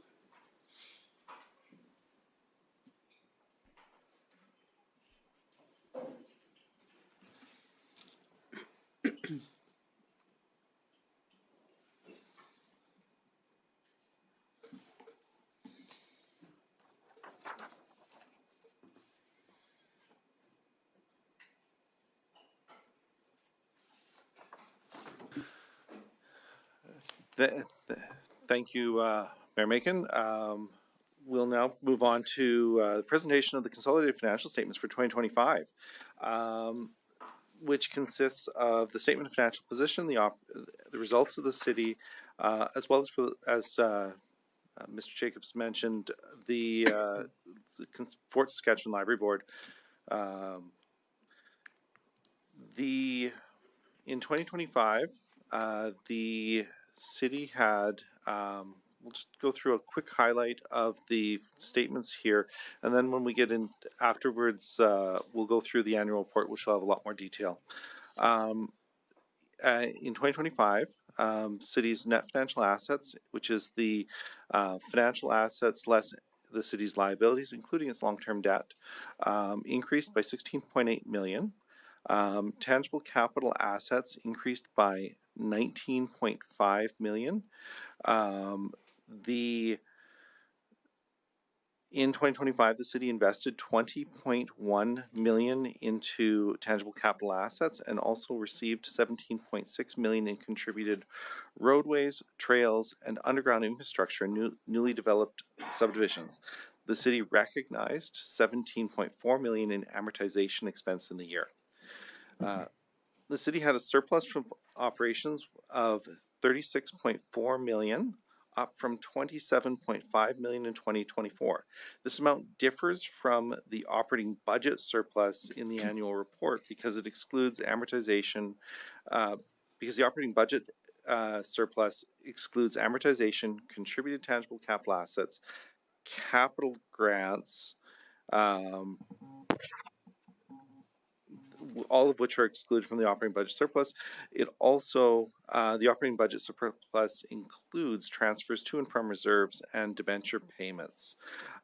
Note 21 of the financial statements actually provides a detailed reconciliation of these differences. Some highlights from 2025 include user fees and charges were 2.0 million higher than in 2024 and 4.0 higher than budget. This is mainly due to industrial development activity. Expenses increased by 4.5 million in 2025, but we're still 4.2 below budget in 2024. Government grants for capital purposes were 3.3 million compared to 11.6 million in 2024. LGFF capital funded projects such as Helmuth Ritter Fire Hall and the Water Tower refurbishment, which were in planning stages and design stages in 2025. And a number of MSI and CCBF funded or Canada Community Building Fund projects were completed in the year at the end of their project life cycles. With the city recognized $7.5 million in developer levies during the year compared to 1.3 in the year prior. A large chunk of this is related to the Roseburn neighborhood that's being opened up, as well as completion of some areas in South Fort Meadows and Windsor Point, in Windsor.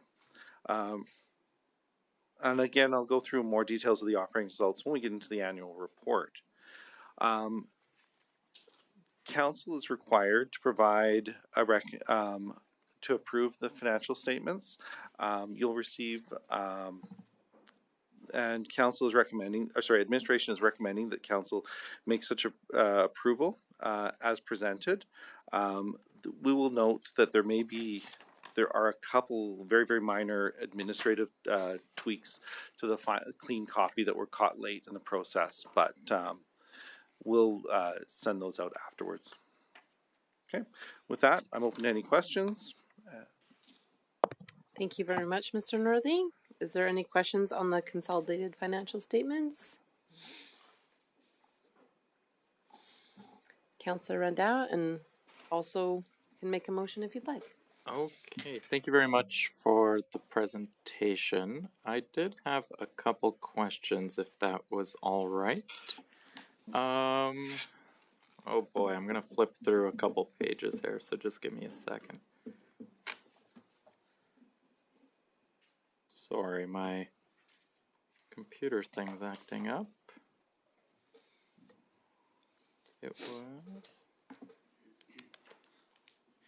There was a line item, I think it's on page 6, like inventory held for resale.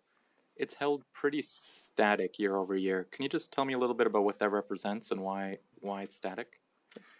Through to the mayor, to Councillor Randhawa.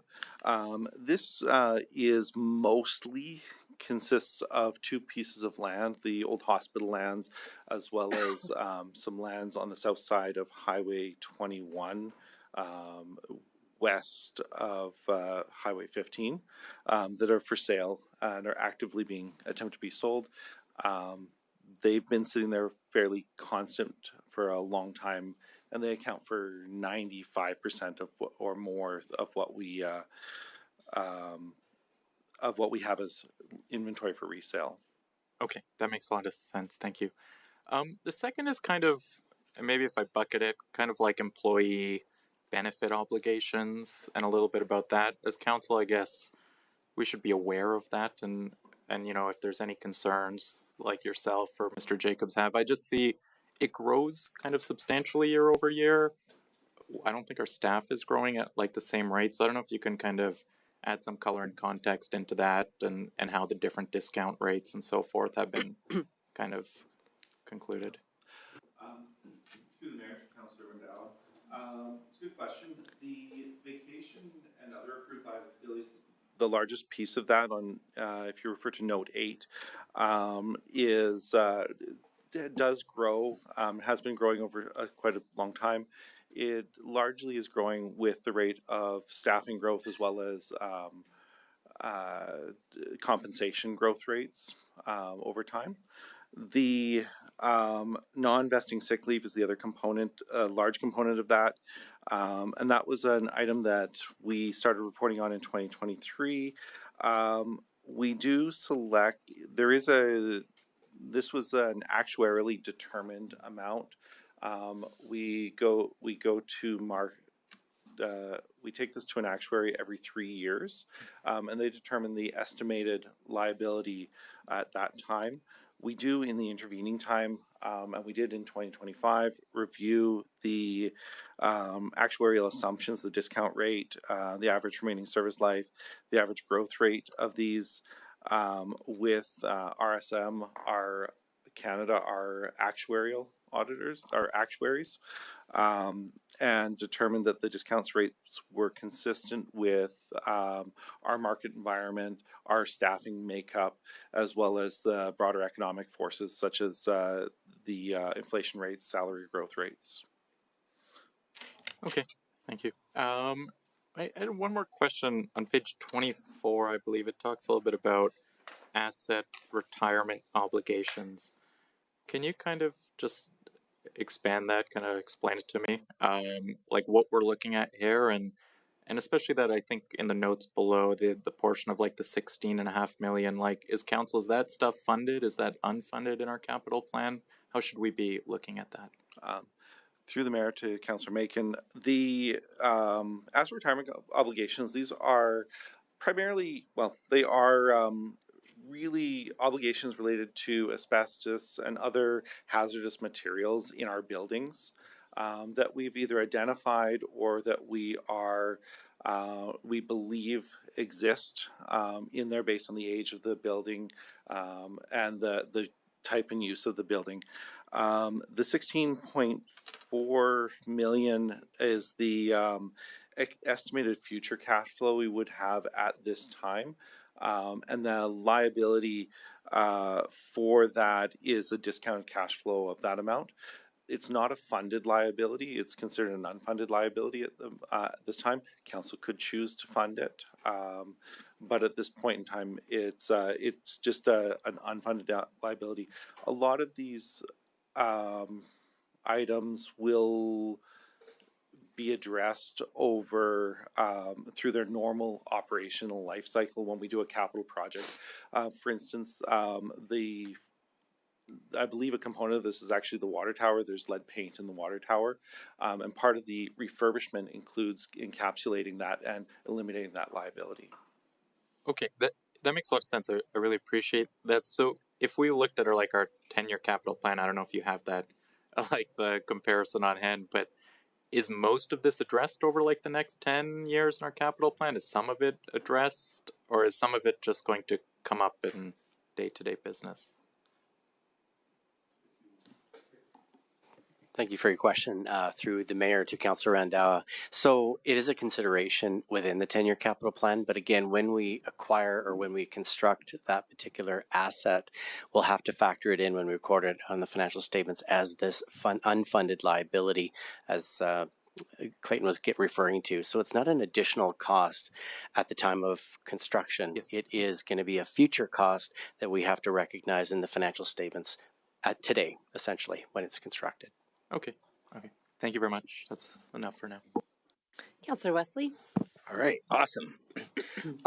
Still wrapping my head around public sector accounting standards, so indulge with me a little bit.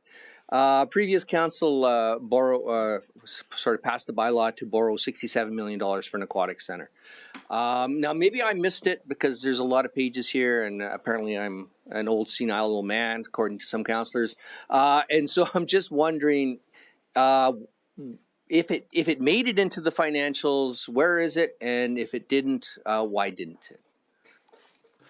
To the mayor, to Councillor Wesley, the borrowing for the pool will happen as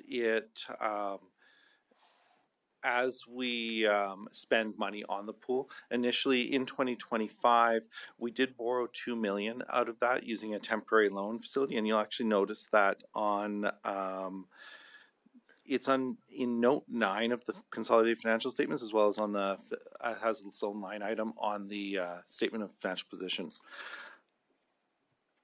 Okay. I'm just maybe to follow up on that, just curious that when we're stating our long-term debt in note 13, given that we've passed the bylaw to do additional borrowing, isn't that maybe just a little bit implying that we have a potentially lower debt than we really do? Through the mayor to Councillor Wesley, I draw your attention to note 14, if you want to just flip that page. That's where we go into measuring the debt limits, and I think that's what your question is referring to. It's on page 26 of the financial statements, note 14. Okay, gotcha. So just following that, so that's where we report the debt limit for the city, both 2025 and 2024. And then the long-term debt, the number in brackets there is what the debt currently outstanding as of December 31. So I just did a quick bit of math there. So at the end of 2024, we utilized 13% of our debt limit. That's gone down in 2025 to just under 10%. And similarly with the service on debt limit went down from 11.2% down to 9.6%. So the debt that you're referring to with the pool will happen in 2026. And so these financial statements come next year. We'll see the inclusion of that debt to that point in time of construction. It'll be reflected in these numbers next year. Maybe not to beat it too much, but I know it wouldn't be reflected there, but I've seen in other statements sometimes because it is a significant event that there's usually like a sentence in there in the notes that say, hey, by the way, when you read these debt limits, keep this in mind. Am I missing something or? Through your worship, Councillor Wesley, that's certainly something that we can do to in our financial statements in the future. Typically, I think in the past I have flagged that in the annual report, which is where you normally see in the comparative private sector. I think that's normally in the MD&A. Okay. Sorry, if I just may add to that, and Sheldon may want to weigh in, but up to the audit report date, which is today, April 28th, there is a requirement to disclose any subsequent events that are significant in terms of acquiring assets or changes in assets, and essentially nothing has been done. We've just started construction here in the last month and have incurred a material amount of expense. So to your point, that is a very good point. Had we started construction and incurred lots of costs in that up to April 28th, we probably would have included that as a subsequent event. But to this date, nothing like substantial has been constructed at this point. We worked very hard in digging in the dirt with our shovels, by the way, and that you demean it by saying we didn't work very hard. Oh my gosh, Jeremy. Just one question. Under other income, and I know it's kind of a small amount, but we went from a small amount to a relatively large amount. If I've recall correctly, and I'm going by my memory, it's like 58 times larger than it was the previous year. And I'm just wondering what was driving that. Through your worship, Councillor Wesley, the largest piece of that is the Dow donation or contribution to the Access for Everyone Endowment Fund, which accounts for about $1 million. There's also some funds in there for other donations that we received in the year, as well as some funds from a real estate transaction. There was a non-refundable deposit that was included in there. So there'll be that, and there'll be a couple other things. The other component, and that varies from year to year depending on development activity, we receive money from Fortis when they it's called I remember that almost a return of a guaranteed investment that the developers contribute. That'll be what typically is in that other revenue, but the largest component this year was the Dow endowment. Okay. Go ahead. Okay, I'm not gonna keep going until I see a name pop up. It's kind of like there's no one else there. Warned before, so Councillor Randhawa, if you want to stop me from talking, push the button. Just and maybe a couple other questions, and I'm just looking at the operating surplus, and I noticed that a lot of that operating surplus is from maybe what we'll call developer levies or more one-time things. But sometimes when you get a sequence of one-time things, they become a pattern. So I'm just wondering if moving forward into the next year, the year after that, as to whether we are expecting another sequence of these like one-off bumps, so that there is sort of a pattern that we're consistently maybe having a larger surplus than we thought. Through your worship, Councilor Wesley, are you referring to the annual, the operating budget surplus, the Yes, I am. million? Sorry. Okay. The large part of that, the largest part of it, and this is why we emphasized it the way we did in the annual report, relates to specifically to the Dow development and other ancillary heavy industrial development that I think the discussion at the time when we looked at earlier in 2025 whether to amend the budget for this or let it be consistent with what a typical year would be. Council determined that to stick with a typical tax rate for otherwise you'd have wild swings in your tax rates because it was anticipated last year. Okay, and just maybe looking forward to 2026, are we anticipating something similar? Ms. Smith-Duguid? Through your worship, we are seeing that housing numbers continue to be high, but industrial permit applications have leveled off. Okay, I was going to say awesome, but not awesome. But thank you for the information. When we look at these kinds of things and looking forward into the future, do we do any stress testing? What if there's a significant economic downturn? What happens? Do we ever internally do any numbers going, oh my gosh, if this happened, this is what we'd have to plan for. This is what I'd have to break to council. Through the mayor to Councillor Wesley. So I think you're kind of going out of the consolidated financial statements more into kind of the annual report and the budgeting process. Yeah, I'm bouncing all over the place, so I appreciate your indulgence, Jeremy.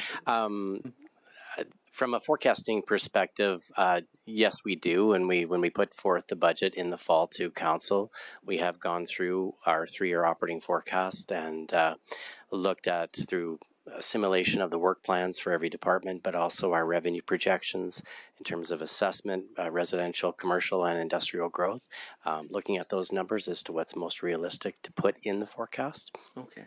For sure. Okay. And just maybe sticking with the financial statements, because Councillor Randall was giving me the stink eye, and he says, and he's a scary guy, so I don't know. He's young, he's fit, he can golf, I can't. When you start thinking about growth in the sophistication of city administration and the amount of assets that have to be tracked and so on, is there sufficient capacity within, I guess, your department or to handle that, or is there a potential need that in order to keep up with things that you're going to need somebody? Boy, that's a leading question right there, Jeremy, right? Well, if you remember in the budget. Is this a budget meeting? No. To your question, Lev, one of the big things we're working on is the ERP, and that is something that we're looking at and working on almost daily in making sure that the next system that we acquire is going to be willing to grow with the city and be able to manage those, like you were talking about managing TCA and assets. We have a pretty good system right now, but we need to make sure that it's integrated with the ERP system and that staff are trained to properly use that. All right. Awesome. Thank you very much.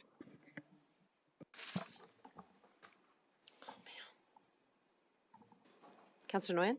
I'm just ready to make the motion if Go ahead. that's what we're doing next. So I'll move that council accept the 2025 consolidated financial statements. Oh, it's off my screen again.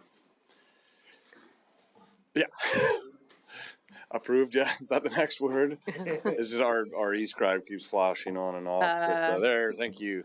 So 2025 consolidated financial statements as set out in Appendix A to the administrative report dated April 28, 2026, and authorize the mayor and any councillor, actually that should be me since I'm reading the motion, sign the financial statements on behalf of council as evidence of such approval. Now, speaking to that, I've never been asked to sign these. Sorry. That's okay. Your go. I'll accept the motion. Do you wish to speak in favor of it? I would like to sign these. You know, I'm not a CPA and never have been, don't plan to be one, but I appreciate the work that's gone into this. It's extensive. It's a vast array with a big team of people that make sure that all of our financial reporting is done accurately and timely. So thank you for the work that gets put into this. I look forward to the next discussion where we have a very nice little golden nugget here because we're able to account for it. So thank you. Yes. So the motion says accept. I've heard the word approve. Can we have?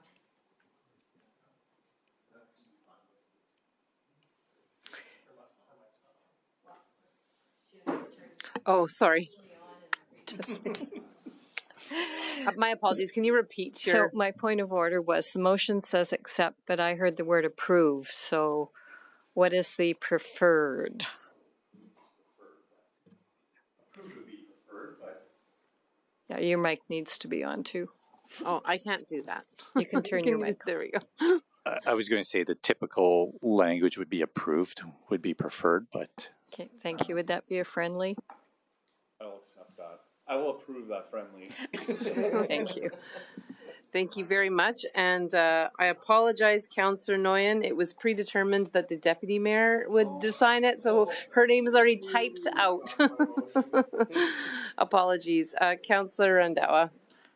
I'm really happy to hear that because Councillor Nguyen signing it, it just didn't give me that sense of ease I was looking for. I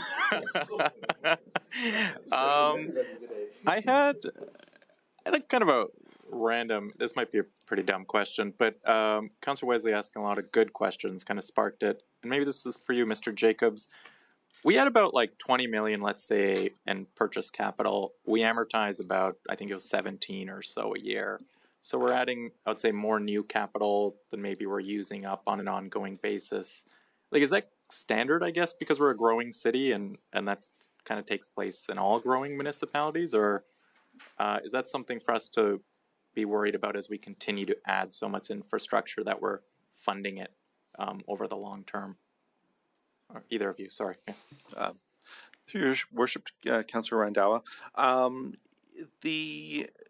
there's two parts to it. One is as we're a growing community, there's contributed assets as well as the 20 million that we purchased. Typically what you'll see is we're constantly adding new assets, so you'll have increasing depreciation. However, that's at historic costs. So some of the infrastructure that we're replacing in 2025 would have been the last bits of Low Avenue, which had been installed in 1950, and so what you end up having is, if you're maintaining existing assets, especially long-lived assets like municipalities, you're always going to be spending more than what you did when you put the 100-year-old assets in the ground. So I think that answers your question. Yeah, sure. Awesome. Thank you. Not seeing anybody else. Councillor Nguyen, do you wish to close? With that, I will close the motion that we approve the consolidated financial statements. Do you need a pen? My goodness, today I don't know about you guys. Are we waiting for anyone? Yes, Mayor Macon, we're waiting for Councillor Harris and Councillor Randawa. Councillor Harris? It might be frozen. I think his screen is frozen.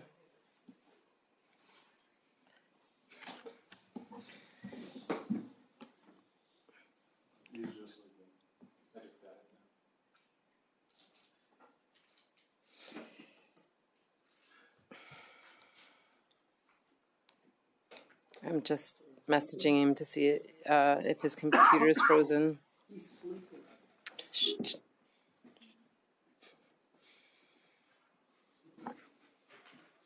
Yes, Mr. Kaiser. Councillor Harris, there's a vote that came up on your eScribe. Okay, there you go. I think you got it. Thank you. That is carried unanimously. All right, moving on. Mr. Northey, it's still you. 2025 Annual Financial Report and Surplus Proposal. And with that, I'll move on to the annual report. The annual report, one of the items that's different between the annual report and the consolidated financial statements is that this is an unconsolidated basis and really focuses on the city's operations. In 2025, there's a number of significant highlights around industrial development, new neighborhoods being developed, the approval of the aquatics facility, work towards approval of the new fire hall. It was a very busy year in advancing a number of councils and initiatives in the strategic plan. But moving on to the financial results, the city had a $7.43 million. Oh, that's the one. Had a $17.43 million operating budget surplus, which includes 6.16 million from general operations, as well as 1.18 from utility operations. Operating revenues were $7.4 million higher than budgeted in 2025. Again, this is largely due to user fees and charges related to developer activities, as well as higher than expected investment income, fines and penalties, and other revenue. Operating expenses were $2.43 million under budget in purchases from other governments, for the majority, accounting for the majority of the variance. Policing, this is primarily due to policing costs coming in lower due to vacancies, as well as water commission charges being lower than the rate that was used in the budget. The city also saw savings from centralization of advertising and printing, timing of the some savings from the timing of the aquatics facility loan drawdowns, and termination and the reimbursement of the EMRB membership fees. These savings were partially offset by higher snow and ice removal costs, as well as emergency repairs on the city's drainage system. Net operating transfers to reserve and debt repayments were $2.5 million higher than budget in 2025, largely due to, again, that Dow donation for the Access to Everyone endowment fund, as well as stronger investment income on interest-bearing reserves and the timing of expenditures on reserve-funded operating projects. More details on this about this are available on pages 3 through 7 of the annual report. The 2025 capital program consists of 24 new projects, as well as 25 multi-year projects that were carried forward from 2024. Of these, at December 31st, 24 or just about half of the projects had been completed in the year, while the remaining 25 will carry on into 2026. The city spent $19.20 million on capital expenditures in 2025 and expects to spend another $80.6 million to complete existing projects. More information on this can be found in Appendix 3 of the annual report. The financial position, the city's net financial assets were up 17.13 in the year, as well as cash equivalents were up $6 million. Investments were up $3.4 million. Receivables were up $3.8 million, and long-term debt was down. Long-term debt and temporary loans were down by about 0.16.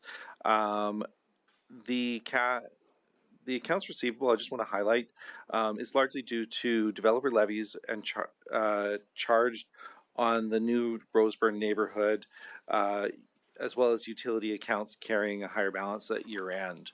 The long-term debt, we issued $2 million. We drew $2 million from the new temporary loan for the aquatics facility, and we repaid $2.16 million of long-term debt in the year. Oh, sorry. Financial reserves. The city had uncommitted financial reserves of $66.6 million at the end of 2025 before allocation of the operating budget surplus. The city's optimal balance for 2026 is $58.55 million. The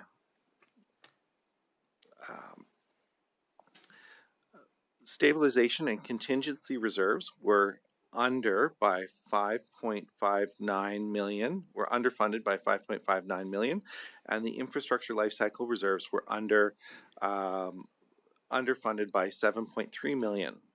While project reserves were overfunded by 10.8 million, specific purpose reserves were overfunded by 1.55 million, and restricted reserves were over by 1.89 million.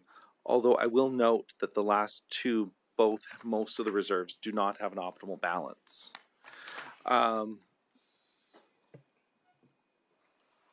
The city's operating budget surplus is allocated by council to reserves in accordance with policy FIN 022C, allocation of operating budget surplus. In making administration's recommendation to council, we consider the source of funds, such as the utility surplus versus the general operations surplus, uncommitted reserve balances at December 31st, 2025, and the optimal balances and planned contributions for 2020 and withdrawals for 2026, as well as prevailing risks and other factors faced by the city. The city has it's administration's recommendation that the 2025 operating budget surplus from utility operations be transferred to the utility infrastructure life cycle maintenance reserve, 1.18 million. And that council allocate the 2025 operating budget surplus from general operations as follows: 2 million to financial stabilization and contingency reserve, 3.7 to the municipal infrastructure and equipment reserve, and approximately and the remaining approximately 459,000 to the municipal operating projects reserves. Administration's recommendation targets the two largest reserve shortfalls by funding financial stabilization and the municipal infrastructure equipment reserves. The remainder is allocated to the municipal operating project reserve to maintain an uncommitted balance that approximates its optimal balance as presented in the 2026 budget. With that, I will conclude my presentation and ask for any questions. Thank you very much, Councillor Ketcher. Okay, thank you. So as I look at this and I look at the motion, I went through the policy and it says, because once upon a time it used to say, put the money into financial sustainability or the sustainability and contingency reserve.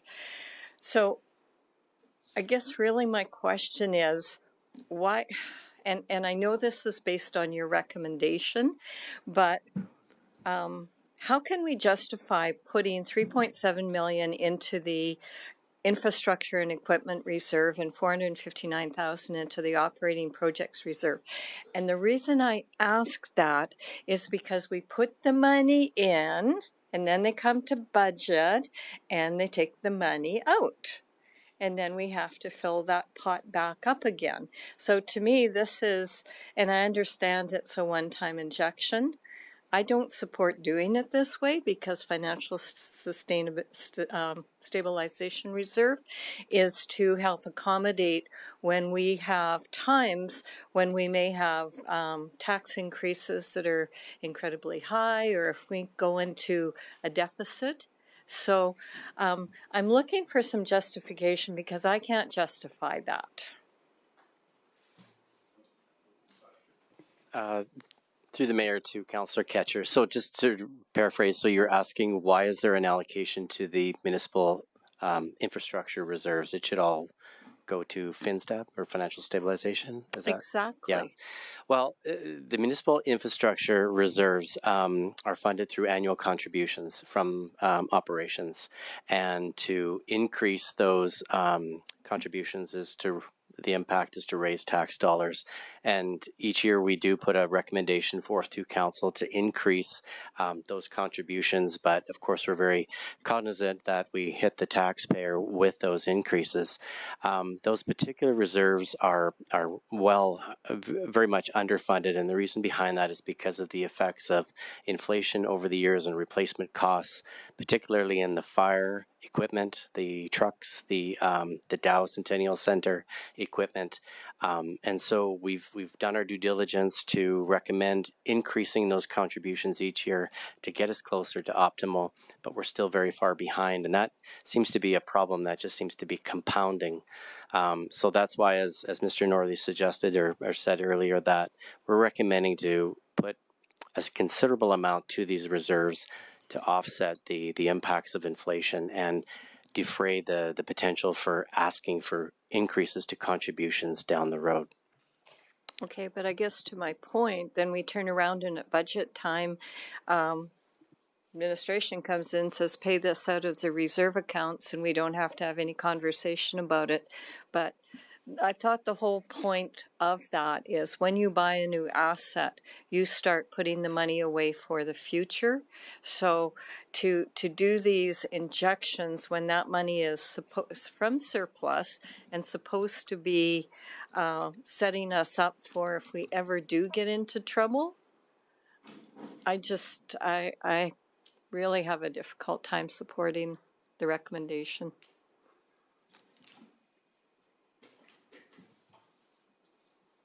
No other questions? Councillor Randhawa?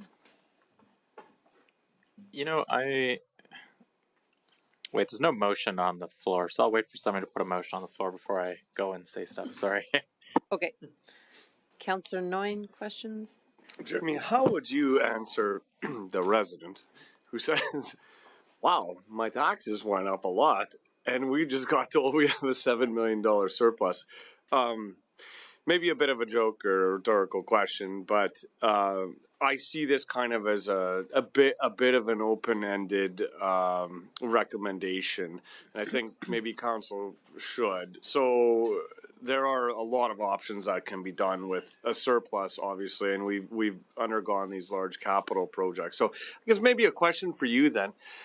Was it considered to place a good tranche of this money into future facility operating, since we're, you know, our new pool, for example, is going to garner, I think, around $2.5 million of operating expenses, and that could, you know, offset a part of it if it was chosen to place towards just specifically that. I think we have that reserve, right? Through the mayor to Councillor Nguyen, I think, what are you referring to, the capital cost of a future capital the project? operating costs. Keep in mind though that the surplus is a one-time item, right? And so you would put that money to reserve to the future facility operating reserve, but it would act more like a capital contribution in the future to offset operating costs. Yeah, I understand how that works. Yeah, it's inflationary pressures we've seen. You've alluded to it in one way or the other, but anyway, I think wait for a motion and then.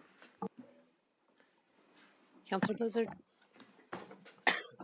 I'll make the motion so that we can have it on the floor and then we can debate or amend as we decide. Go ahead. Make a motion that council allocate the 2025 operating budget surplus from utility operations in the amount of $1.180 million.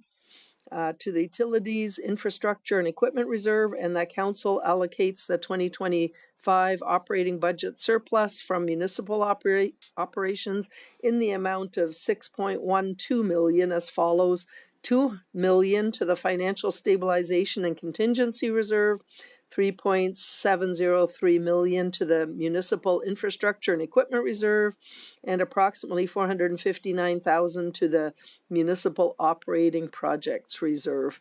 I'll And accept the motion. Do you wish to speak to it? well, in speaking to it, I think we're going to see possibly some amendments to it, but I thought I'd put it on the floor so we can have a better debate on it. Councillor Rondeau. Thank you for the motion, Councillor Blizzard. You are nothing but a team player today. I appreciate it. I actually share a lot of the same concerns that Councillor Catcher mentioned or had questions about in the start. We have a lot of reserves. I don't know if council really has full visibility into exactly how, like, what comprises them completely, how often we're updating our calculations on equipment and things like that.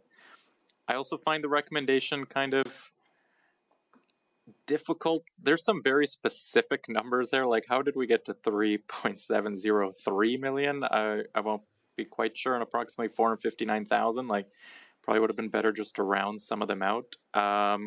So I share a lot of those concerns on reserves. I think council needs to have a broader discussion after this about, you know, why do we have so many reserves? Do we really need these many reserves? And what is our visibility into that? So I'll kind of throw those comments out there and wait to see what happens. When was the last time? Is this is the financial reserve policy up for renewal? To the mayor, yes, it is. We have a few outstanding items that we want to amend the financial reserves policy. So Okay. it will be coming back at a later point. Okay, I thought so based on the date of it that it must be coming back soon, so that is good to know. I think that the wonky numbers, Councillor Andawa, come from the divvying up of 6162. So that's where I get it from anyway. I'm okay with how it's set out here. It follows the policy.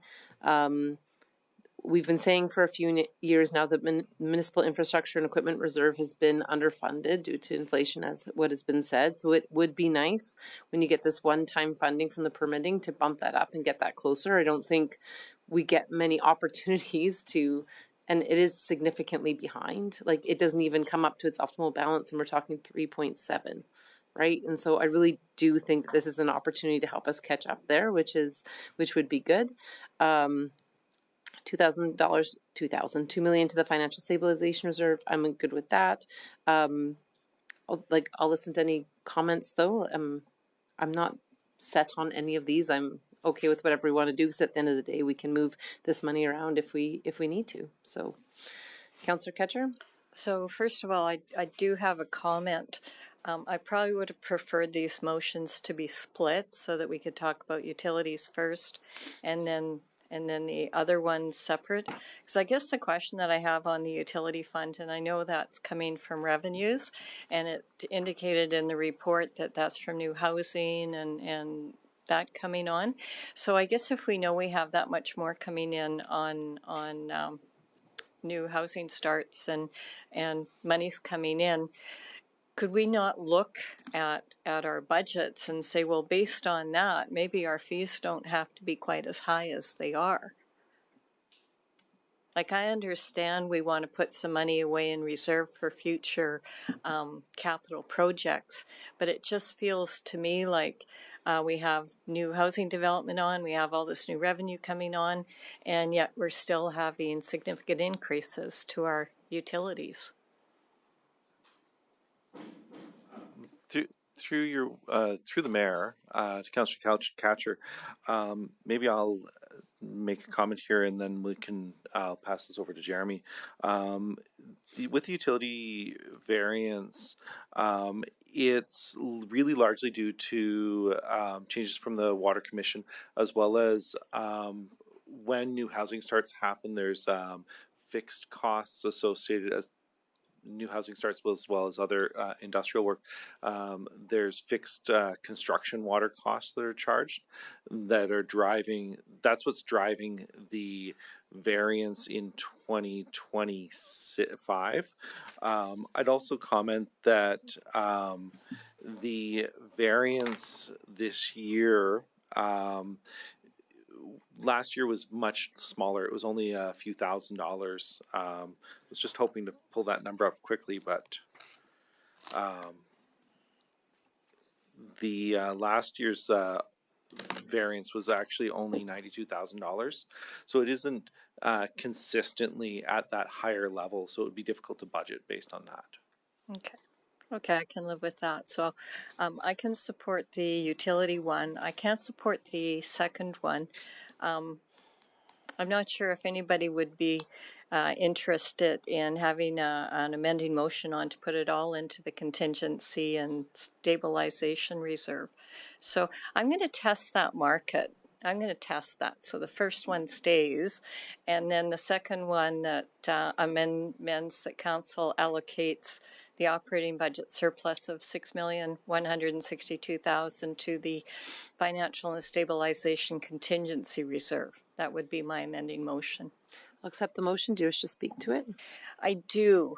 I have genuine concerns when we take this amount of money and say we want to add it to the infrastructure and equipment reserve and the municipal operating projects reserve. And I understand we're trying to get optimal balances, but they have to grow organically by putting these one-time injections into them. And as I said before, my greatest concern is what ends up happening when we come into our next budget.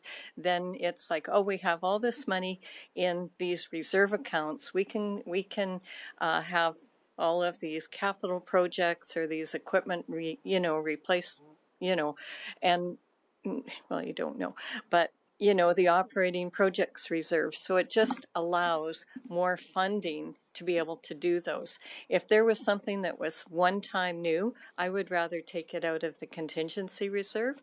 But, we're faced this year with our budget that we took out how much to say we are taking out of our reserves to help offset the tax increases. So now if we're just arbitrarily taking that money and saying, well, we're pushing that over here, then we're actually going to be reducing what we're putting into our reserve account. And that gives me really pause that we shouldn't be doing that. So I'm going to test council and see if they're interested in making this change. I'll leave it with that.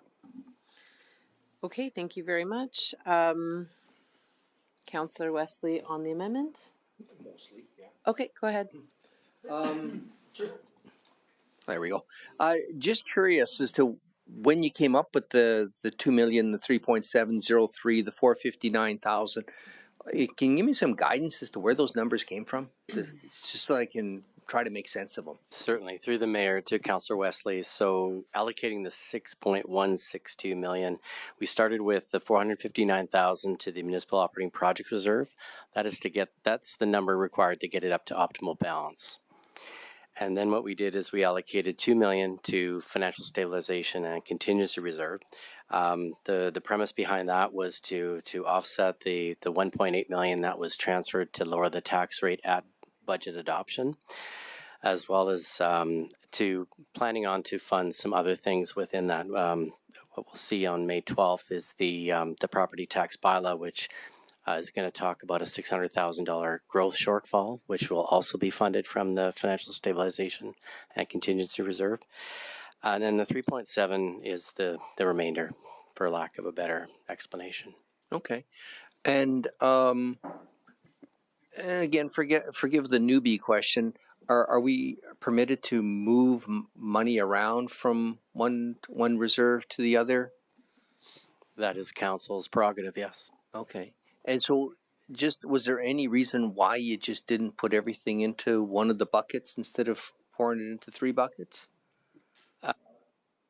You turned off your mic. Sorry. Through the mayor to Councillor Wesley, as Clayton mentioned earlier, it was the two reserves that are the most underfunded. That's where we wanted to target that money. So that's why we came up with that allocation. Okay. Or those reserves, I should say. Okay, gotcha. Thanks a lot, Jeremy. Thank you. I'll go next. You reminded me of my first question that it was 1.8. That's what I thought. it's not a terrible idea, but I don't think I'm going to support this motion. I do not mind the way it's laid out. It does follow our policy. These are too underfunded, and I just can't come up with the rationale as to why we don't break it up and catch both of them up rather than, well, not catch both of them up. One is covering what we put into it, actually leaving us about $200,000 to the better, and the other one helps us catch up on a very underfunded one right now. So I just can't, I don't know why one would be better than the other. And at this point, I think I would just prefer it to be like this. Councillor Blizzard, do you have comments on the amending motion? Yep, go Well, ahead. they're tied in. I would have asked them either way, but I think it is tied in on here. So you had a chart here for the overfunded and underfunded. I don't know if we can get it up again, but why would we not move the money around? And maybe it comes to council if you need that approval, but during the year, you know, you've got one that's way overfunded. A couple of them were, right here. Look at projects is way over, and developer offsite levies. I think they have to stay though, right? But why would we not move some of them at some point, or can we not move those? Through the mayor to Councillor Blizzard, that is a consideration that we take into effect. That the year-end operating budget surplus is when we decide obviously how to allocate that surplus, but when we build the budget, we also look at potential. We're throughout the year as we build the budget, we're looking for reserves as potential funding sources, ones over and above what we have for grants that we need to dip into. Financial stabilization and contingency is that rainy day fund in the case of an emergency. So the optimal balance is essentially 2 months of operating expenses. The capital projects, and that there is some leeway to allocate those to other reserves. We would come forth with a recommendation. We could come mid-year, but generally this kind of is the best time of year to look at that, as well as at budget time. Yeah, I'm okay either way, but I'm okay with putting it all into the stabilization and then come back maybe and justify to us each individual one and why a little bit more with more information. If we need it, I mean, you just said that, okay, 1.8 is going to be because we are helping the tax increase, but we're going to be short 450. So that puts us down another 250. So if we were to put it all in, how close would we be to our optimum balance after those deductions?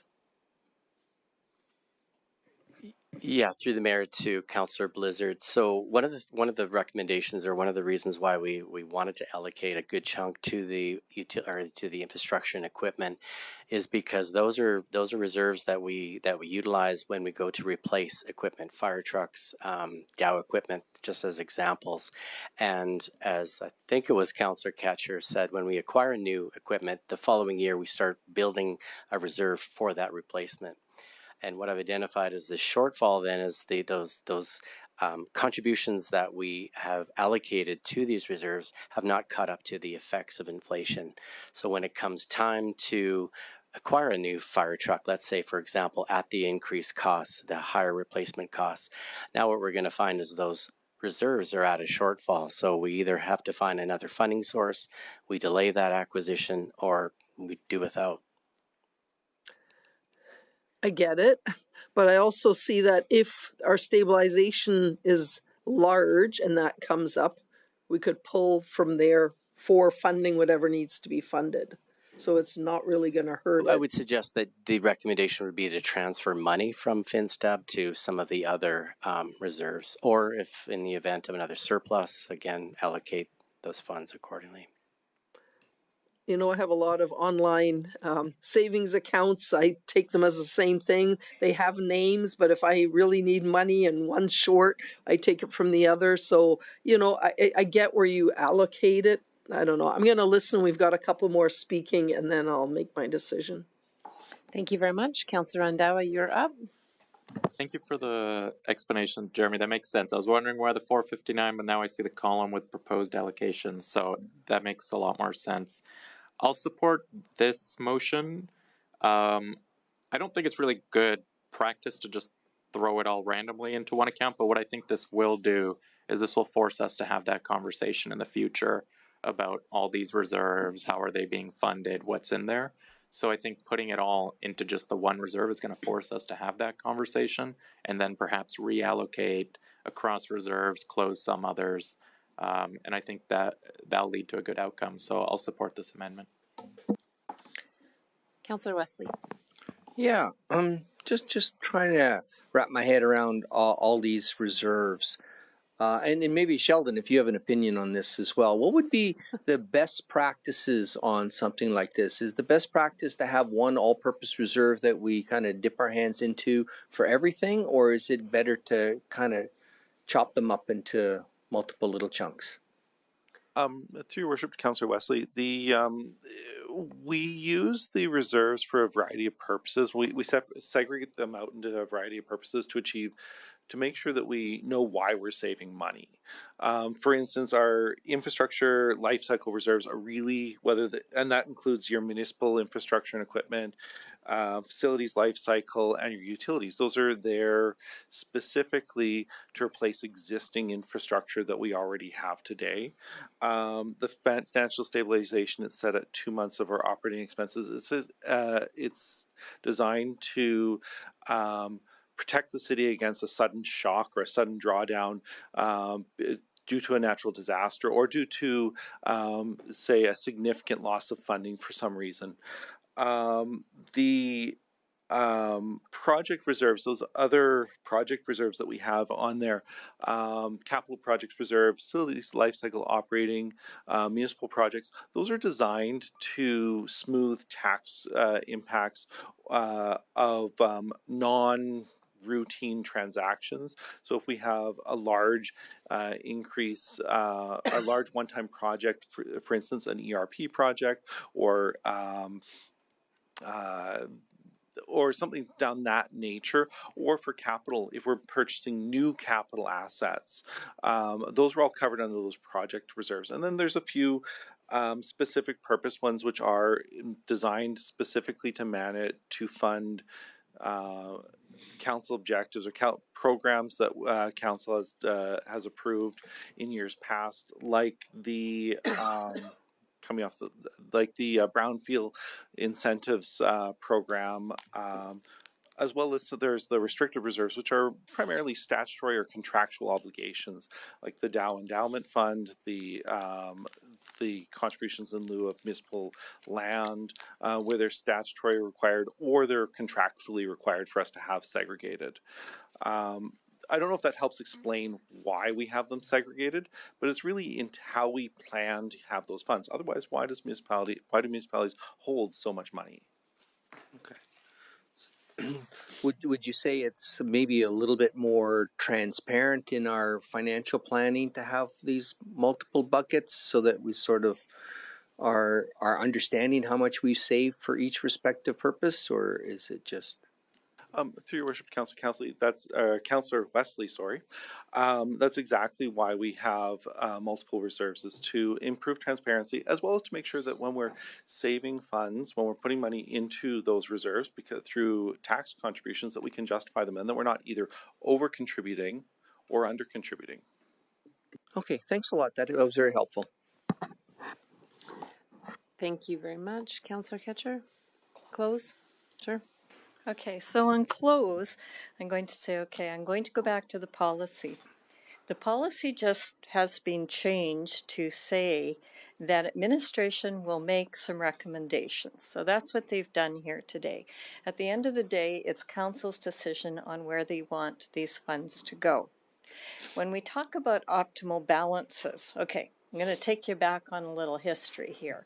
When I started with the city way back when, they didn't even have real reserve accounts.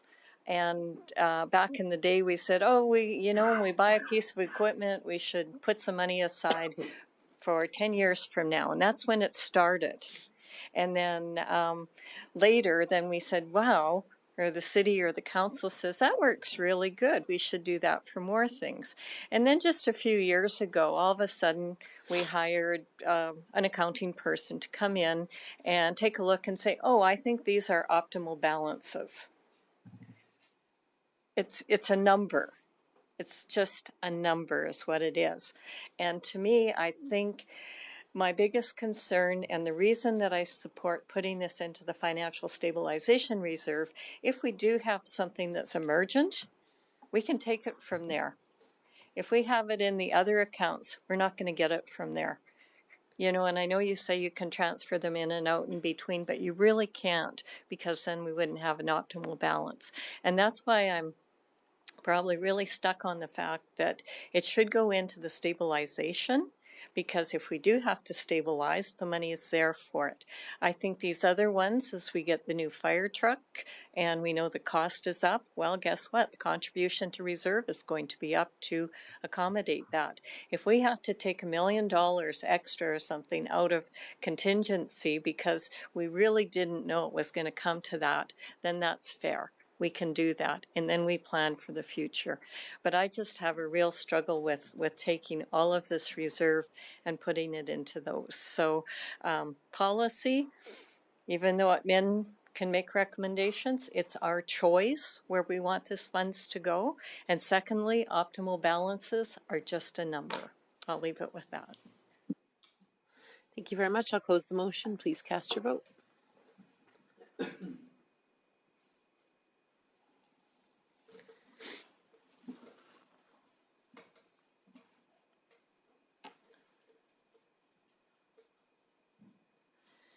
And that is carried. All right, going on back to the main motion. Was there any other comments on the main motion? Go ahead, Councillor Randhawa.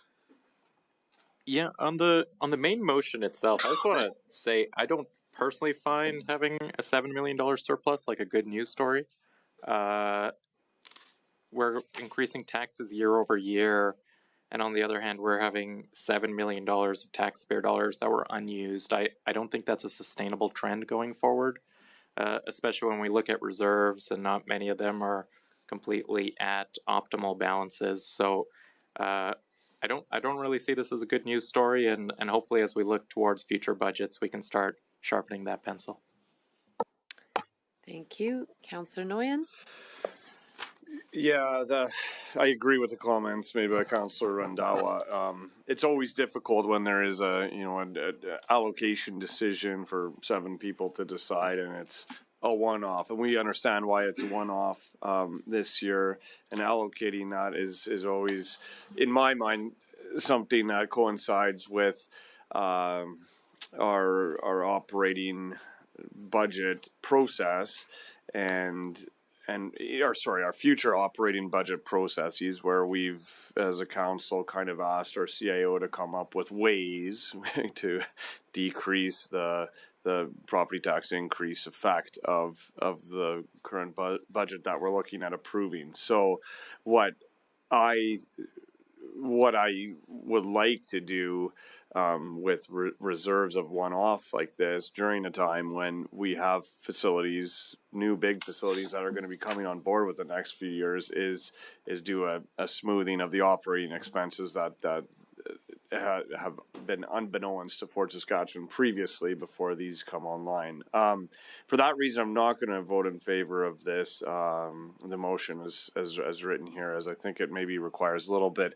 more discussion, and I don't want a decision like happened the last 2 fiscal years, where at the end of the budget process, we're just looking towards our CAO for ways to mitigate a percent of an increase for operating. So I think this is maybe a bigger discussion than just a motion during a regular council meeting. But for right now, that's kind of my logic, my way of thinking, and for that reason, I won't be voting in favor.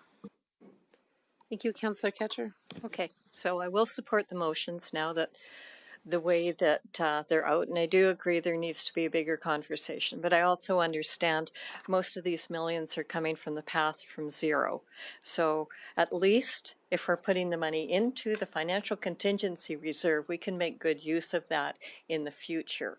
But I absolutely would not want to see the peaks and ebbs and flows of taxes going way down, because on $6 million, we'd be giving people money back.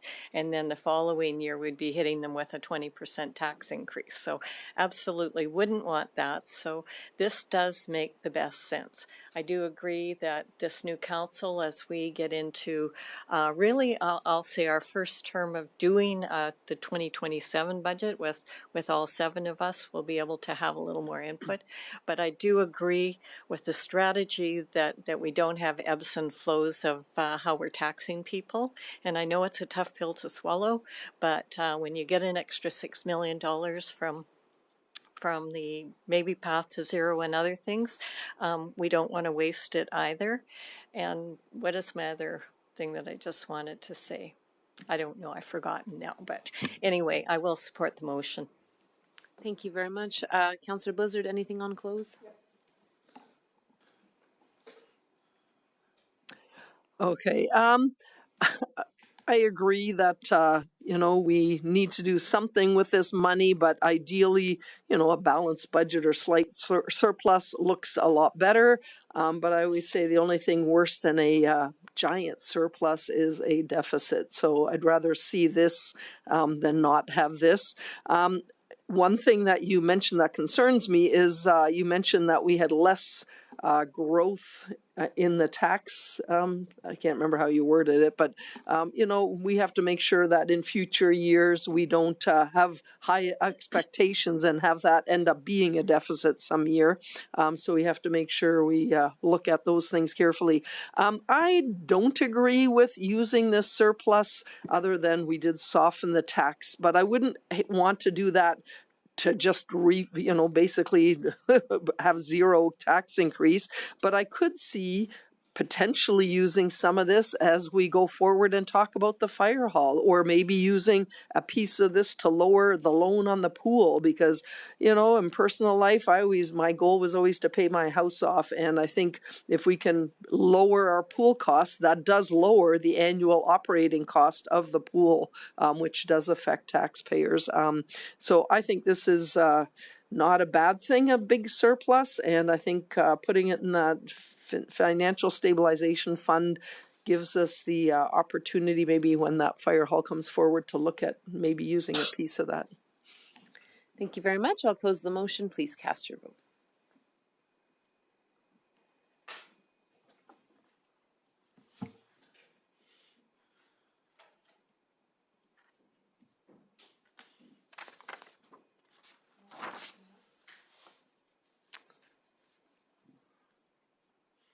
Do you want to use your card then? Is it Councillor Catcher only, or? Yeah, it's just you. We're having a little bit technology issues today. That's okay. That is carried 6-1. All right. It has been an hour and a half. So do we want 10 minutes, or we have 2 first readings to power through? What would you prefer? 5 minutes? All right. You got 5 minutes. 6:05. 6:05. Thank you so much for coming.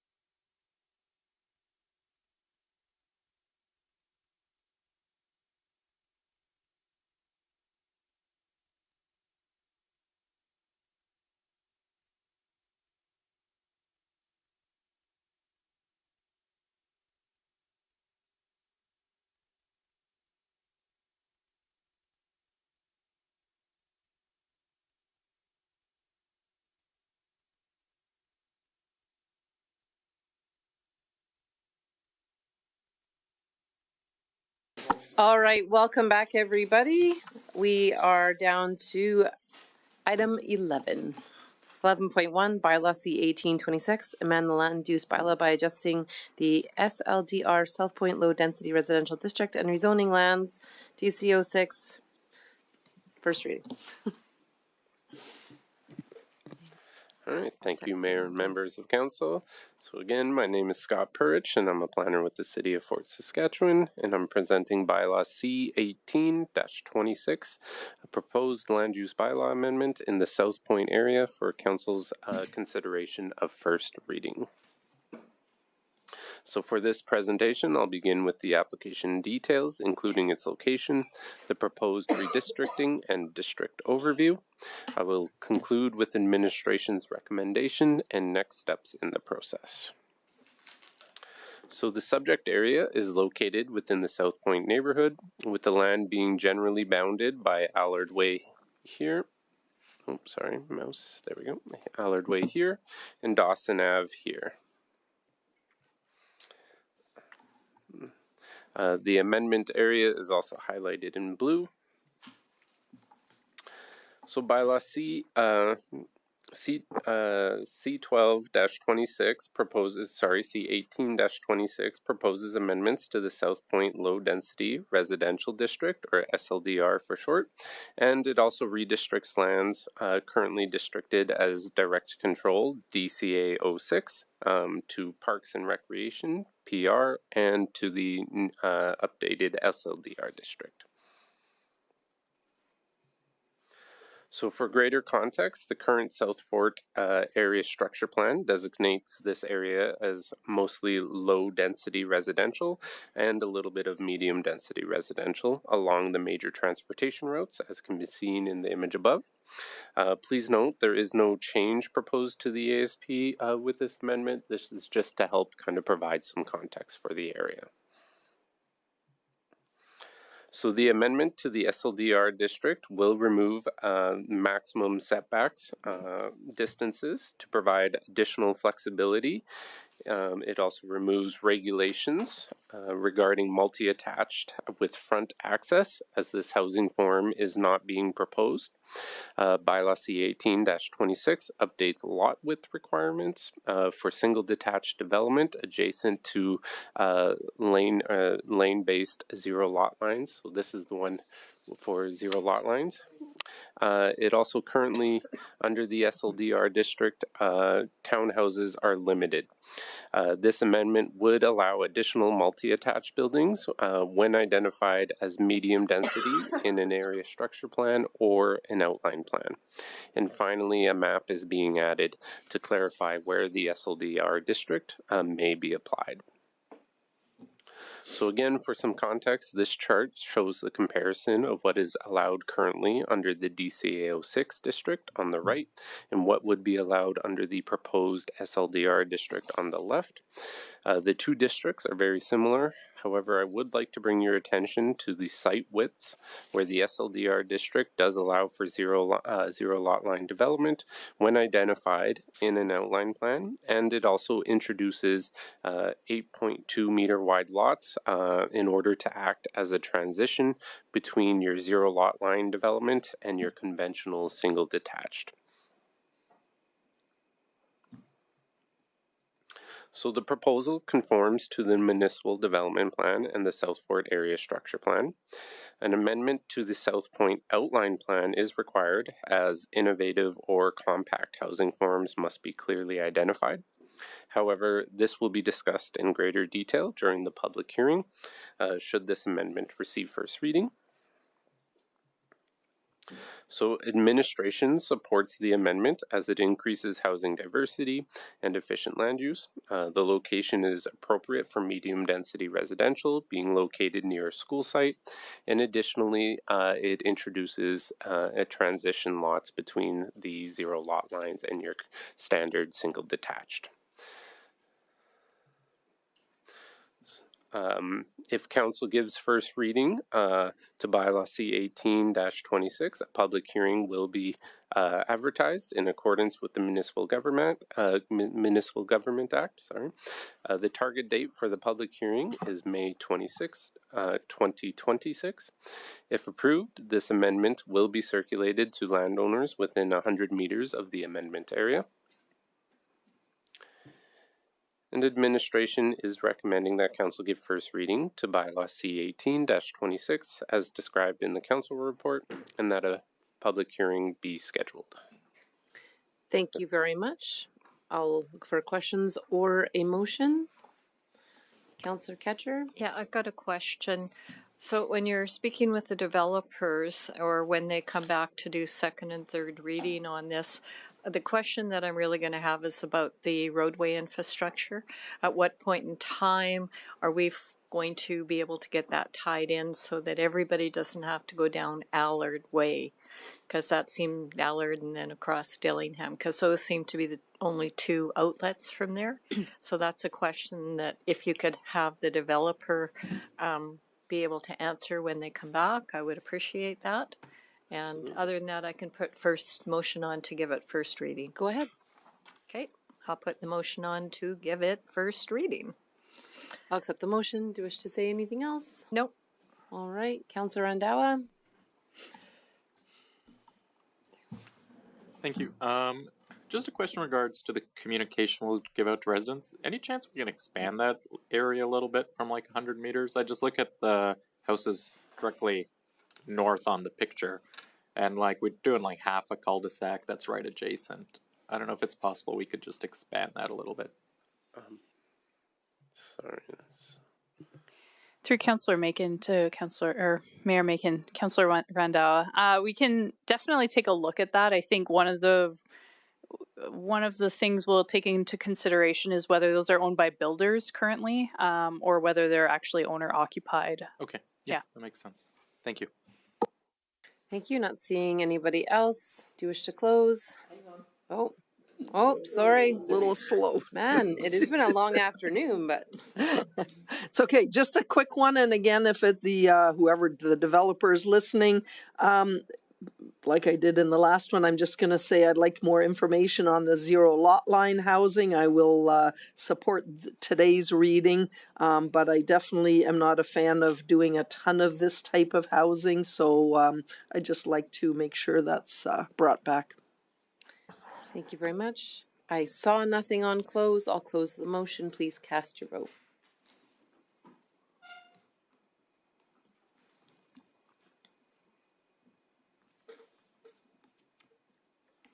You win for the fastest.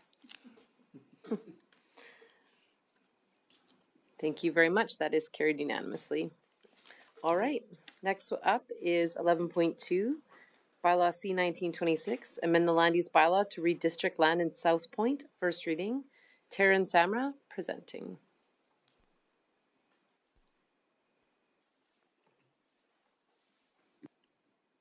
There is still time for you to beat Mr. Purridge.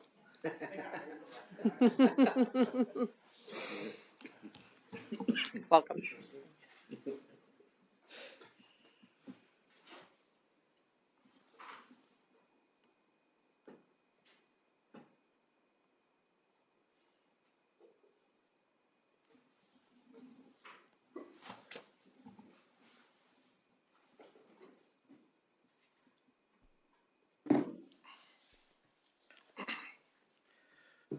Good evening, Mayor, members of council. My name is Terrence Samra, planner with the city, here to present a brief summary of C 19-26 to amend the land use bylaw to redistrict lands in South Point and a textual amendment to the RMM district. So I'll start with an outline of the presentation, begin a brief overview of the location, next the application, the proposed redistricting and text amendment to the RMM district. Then we'll go over conformance with the planning documents and administrative support. And last, we'll talk about the public hearing communication process. So the subject area, outlined and hatched in black, is in the South Point neighborhood, west of 94th Street, northeast of a stormwater pond, and south of an existing medium-density residential development. The amendment area is accessed by 94th Street and Ontario Road.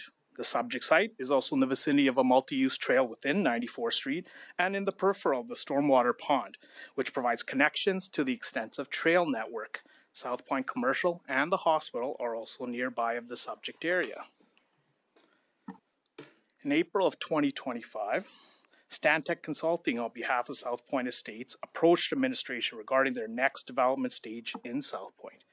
They are proposing to redistrict approximately 2.5 hectares, as shown in pink, from RML, Low Density Multiple Residential District, to RMM, Medium Density Multiple Residential District, to enable the development of townhouses and a standalone child care facility.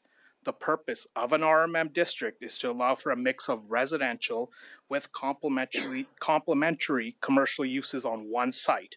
Residents can own or rent units, shared areas and infrastructure are privately managed, and any development must still meet the regulations of the land use bylaw, such as parking, building height, and setbacks. The existing RML district, as currently zoned, only permits residential forms and does not allow commercial uses. Rezoning to RMM district would allow those same residential forms, but with the additional complementary commercial uses on the site. In addition to the redistricting, the applicant proposed an amendment to the RMM district to allow child care facility as a permitted use to the district. A child care facility is a provincially licensed facility that provides care, supervision, or education to 7 or more children. Furthermore, the applicant is proposing to add a fundamental use provision so that child care facility would only be allowed on the proposed rezoning site as shown in Appendix I. A fundamental use provision sets conditions that must be met in order to qualify to develop a use within a district. So to summarize, a child care facility will only be considered a permitted use if the proposed development is sited within the designated developable land as shown in Appendix I. If the development is outside that designated area, the use cannot exist and the development cannot occur. The following map illustrates Appendix I with an aerial image added for emphasis. The black hatched area identifies the developer area where the child care facility would be permitted. Other amendments to the RMM district include allowing a child care facility as a standalone building. Currently, the RMM district permits a range of commercial uses, but only within an apartment building. To accommodate a standalone child care building, additional regulations have been introduced to ensure compatibility with adjacent development. This includes requirements related to building placement, waste collection screening, and the location of outdoor play areas to ensure they are appropriately sited. Next, we'll talk about conformance to the city's planning documents. Does the purpose of the amendments align with the policies of the Municipal Development Plan, the South Fort Area Structure Plan, and the South Point Outline Plan? Redistricting to RMM will create a site that supports a mix of housing types along with complementary commercial development, which help meet the broad housing needs of the community and lifestyle preferences. Because of these reasons, administration supports the redistricting and textual amendment application. Should council give first reading to the bylaw, public hearing will be advertised in the Fort Saskatchewan Record. Landowners within 100 meters of the proposed amendment will be delivered a notice with a total of 22 letters to be delivered. Copy of the proposed bylaw will be available on the city's website, and the target date for the public hearing is May 26, 2026. And the recommended motion is that council get first reading to bylaw C19-26 as described in a council report, and further that the public hearing be scheduled. And that concludes my presentation. Administration is here to answer any questions. Questions or motions? Go ahead, Councillor Ketcher.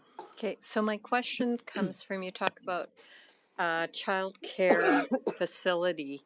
So when we see this coming back to us, is there actually going to be a little area that's marked out as commercial, or like, I know I'm getting tired. It's after 6 o'clock, and I just don't understand that. That's question one. And question two is location of a screening of waste collection. What the heck's that? Yeah, through the mayor to Councillor Catcher. So, right now, the way the district is set up, that the childcare facility could go anywhere if an application were to come in for it. There's no designated, specific designated site of where it has to be located. It can be located on the northern portion of the site, in the middle, or at the south. Once a development permit comes in, that's when administration would review the location of the childcare facility and see if the building placement does work with the adjacent development. And then to move on to the second question about waste collection, because of when it comes to a childcare facility, you have outdoor players, you are dealing with smaller children. You want to make sure there's no incompatible development or structures such as waste collection near that outdoor play area. So that is something that was also included within the district Okay, itself. so it's making sure there's no garbage bins, big bins by there. Okay, gotcha on that one. But I still, would that not be considered commercial then? Like, through the mayor to Councillor Catcher, that I would say you're not incorrect. That is another way of doing, I would say, if you wanted to rezone an application, you could have said, I want to rezone this, say, as C1 commercial, right? However, from an administration perspective, I don't think that's something that would be recommended in this case, because when you're within the C1 district, you might not have these, I would say, these additional regulations that I just spoke of, like play area, location, things like that within the C1 district. That's why having them included in the RM district is what's recommended by administration. If I might just add to that, Councillor Catcher, I think the applicant was also looking at the childcare being integrated with the residential uses in a way that would be different. Whereas if it were C1, any type of C1 that's permitted in terms of uses could take place in the future. And this site was envisioned as primarily residential in use. okay, I'll think about it. Thanks. Councillor Randhawa. Yeah, I would just like to put forward first reading. Go Can I ahead. get the ball rolling? Just waiting for the... I move that council give first reading to bylaw C926 to amend land use bylaw C2320 by A and B as distributed, and further that a public hearing be scheduled for May 26, 2026. Thank you. I'll accept the motion. Do you wish to speak to it? Yeah, first reading. Looking forward to seeing second and third. Thank you. Councillor Blizzard. So is this something that's already been brought forward by a developer with specifics? Because as I was reading through it, it just seemed, I don't know, odd that that's the only option being added, childcare. So it's very specific. So is someone already bringing this forward? Through the mayor to Council Blizzard, yes, this was more of a specific request through the application to have childcare facilities specifically as a standalone commercial building on this site. But didn't I read it somewhere? It said standalone but above apartments? Through the mayor to Councillor Blizzard, so the current RMM district says if you want to do any commercial, you have to do it within an apartment building. Like you can't do anything standalone. Oh, and that's the so change this here. having this text amendment for childcare facilities standalone building is the reason. Then they don't have to do that. Okay, but what about the rest? This is a pretty big piece of property. They're not doing just a daycare. Through the mayor to Council Blizzard, if they wanted to do a separate commercial use like professional finance or a retail store, whatever it might be that's listed within the district itself, it would have to be within an apartment building. Okay, but by rezoning it, an apartment building is approved in essence for this area. Through the mayor to Council Blizzard, that's correct. And did I read that, or maybe I misread that too? 3-story maximum? Through the mayor to Councillor Blizzard, I will take a look at the district. I don't have that one memorized. I thought I saw it somewhere in there. And I guess one reason I'm asking this is we have an RML just north of this, which has 3-story townhouses, correct? Isn't that the area that's just north of that? Through the mayor to council, but is correct. That would be the Clio Yes, yeah, townhouses. so- They are RML. My only concern is, and they have a chance to speak for sure, the residents that are on Bremner there, might have envisioned similar housing to what they have on their side, but even with this RML, they could have had 3-story townhouses or some kind of development. Through the mayor to council, Blizzard, within the South Fort area structure plan, this area was always envisioned to be a medium density site. So it would actually be not similar to the RML district, which is more for your lower density development. So the intention for someone who had moved in here, say 10 years ago, this site was always known to be medium density with a developable density amount of 70 dwelling units per hectare. So that's why there's no changes being made to the area structure plan per se, because this site was always known to be a medium density site. But it says on here in the pink RML2 RMM, or is that both apply? Through the mayor to councilor Blizzard, so I did take a look into this. When we did the 2008 bylaw, the South Fort area structure plan at the time had this site designated as medium density, but I can't explain why, but this got zoned as RML. Was that the right choice at the time? Oh, that's up for debate, but changing it to RML, I would say, is a good recommendation by administration to align with the South Fort area change structure it to RMM. and with the South Point South Point outline plan as well. Yeah, and when somebody buys a house in another area adjacent, I always think maybe if there's another area, it should be designated to the higher density, and then we can always lower it, because that seems to be less painful than doing the other way around. But we'll see what happens with whether any come back and complain. No, definitely through the mayor to council Blizzard. But I think just one thing, because we always talk about, or we've always heard from residents, is you're changing those higher planning documents, like the South Fort area structure plan, the outline plan. I think something to remember here is those plans aren't being changed. So it was always known that this was going to be a medium density site. We are just realigning or aligning the district within the land use bylaw to meet the outline plan and the area structure plan. Okay, and I'm quick looking through here. I'm not finding the map right now, but how many of the existing houses on Bremner, most of them are close enough that they'd get notified? Because there's quite a gap. Through the mayor to council Blizzard, I do got that map for you for notification, so let's take a look together.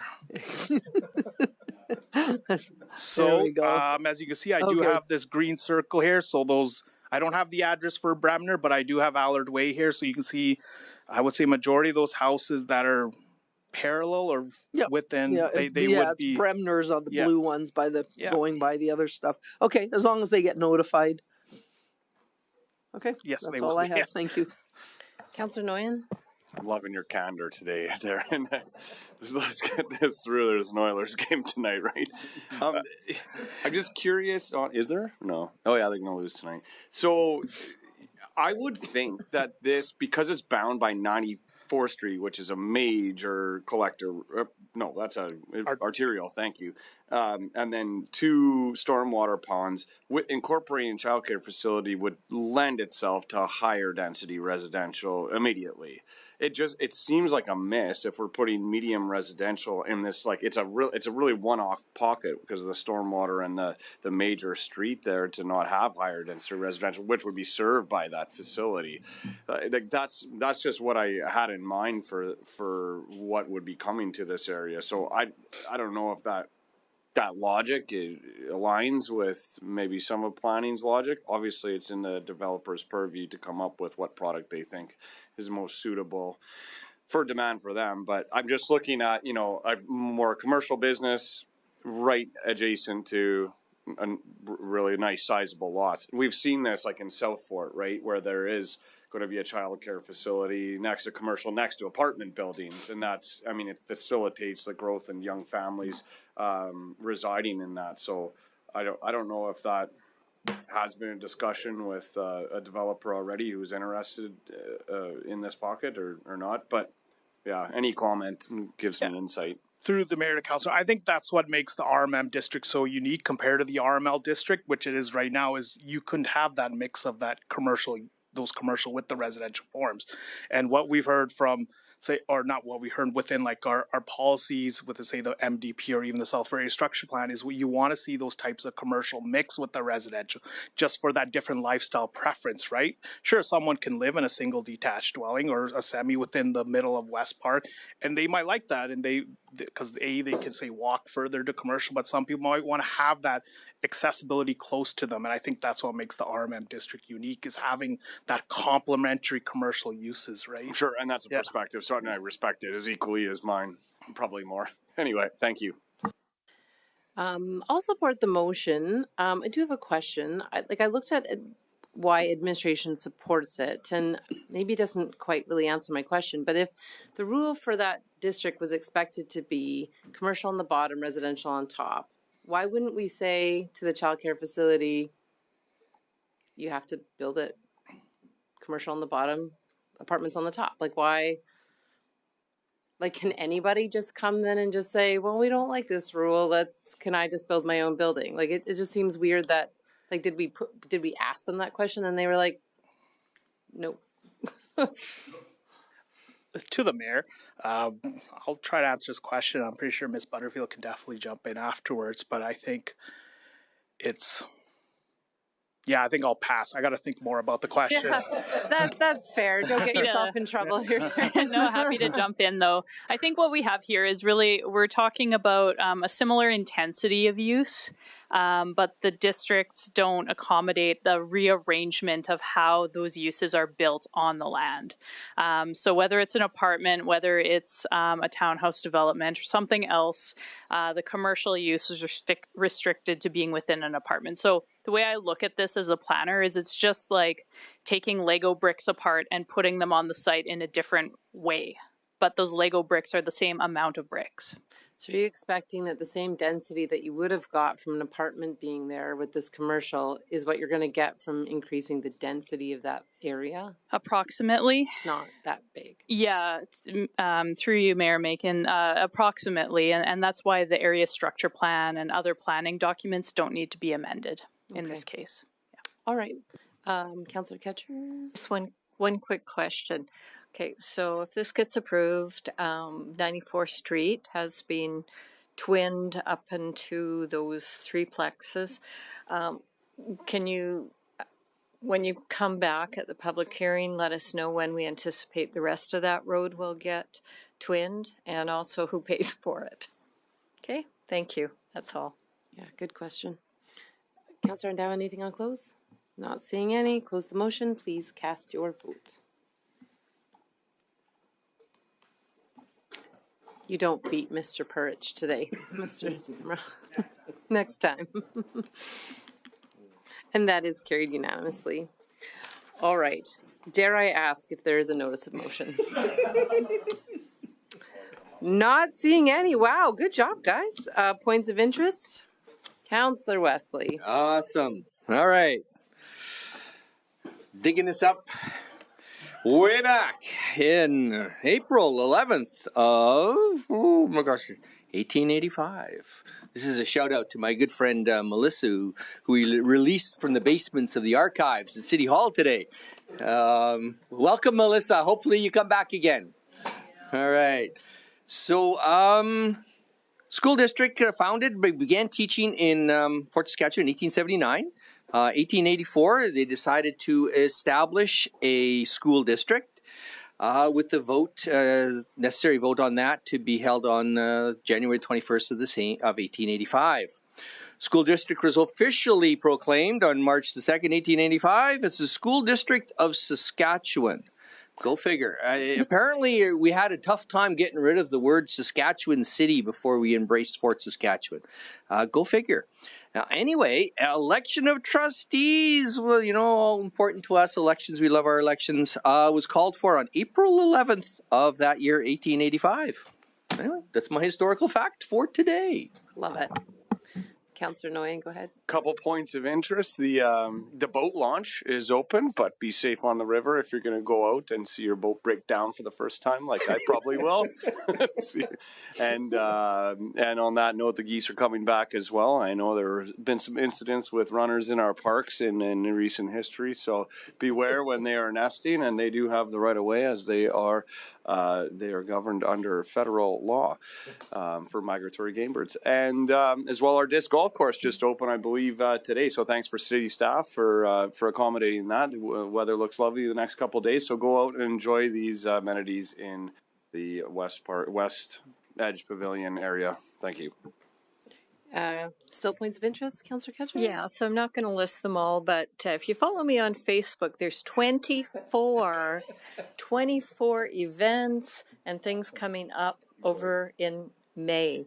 So Fort Saskatchewan is becoming a very busy place. I know we can't all make all of them, but there's just a ton of events for people. If they say they're bored, tell them to check out the post and find something to do.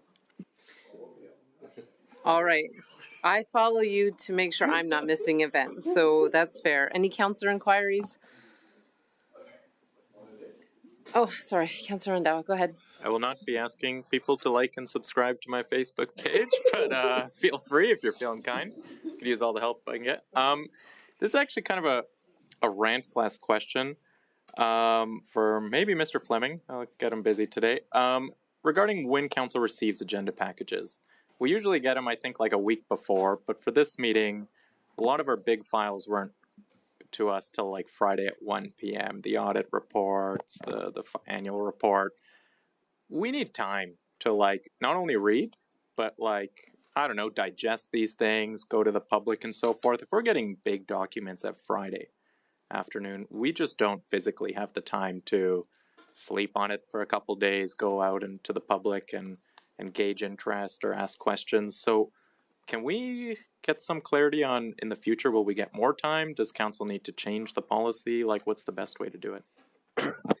Through the mayor, are you just referring to the financial statements or all council packages? Usually we've been pretty good, but this one was a big one and we didn't get it till Friday. Yeah, this one we typically council gets the package by the end of day Wednesday, and I think this one you ended up getting Friday morning, so we missed it by a day and a half-ish. And I have talked to the team about that, and I think for this one we need to do a better job of getting it out on time, so you at least have that extra couple days. And we will take a look at it next year to see if we can get this one even a little bit earlier than that. Okay. For sure the financial statements, because I know that's the one you really want to look at, and you might want to sort of go through it in some more detail. Okay. And this is a council policy that dictates it comes to us on Wednesday usually? It's in the procedures bylaw, I believe, where it says that you get the information on Wednesday afternoon. I would note that I think it was 2 terms ago, we did take a spin. We had a bit of a trial run because council said we want the information even earlier. And so for probably about 6 or 8 months, we set it up so that council was getting the agenda package even before the meeting that was happening that week.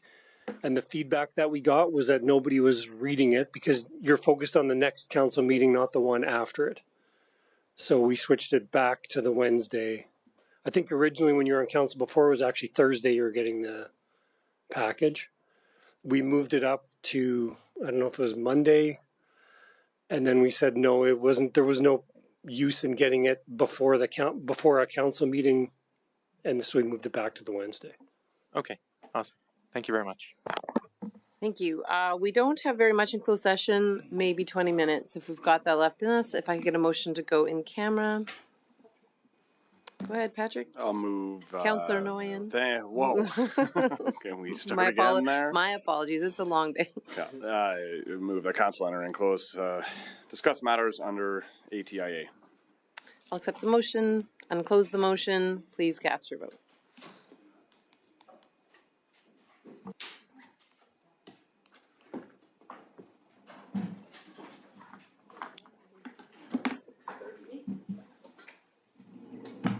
Thank you very much.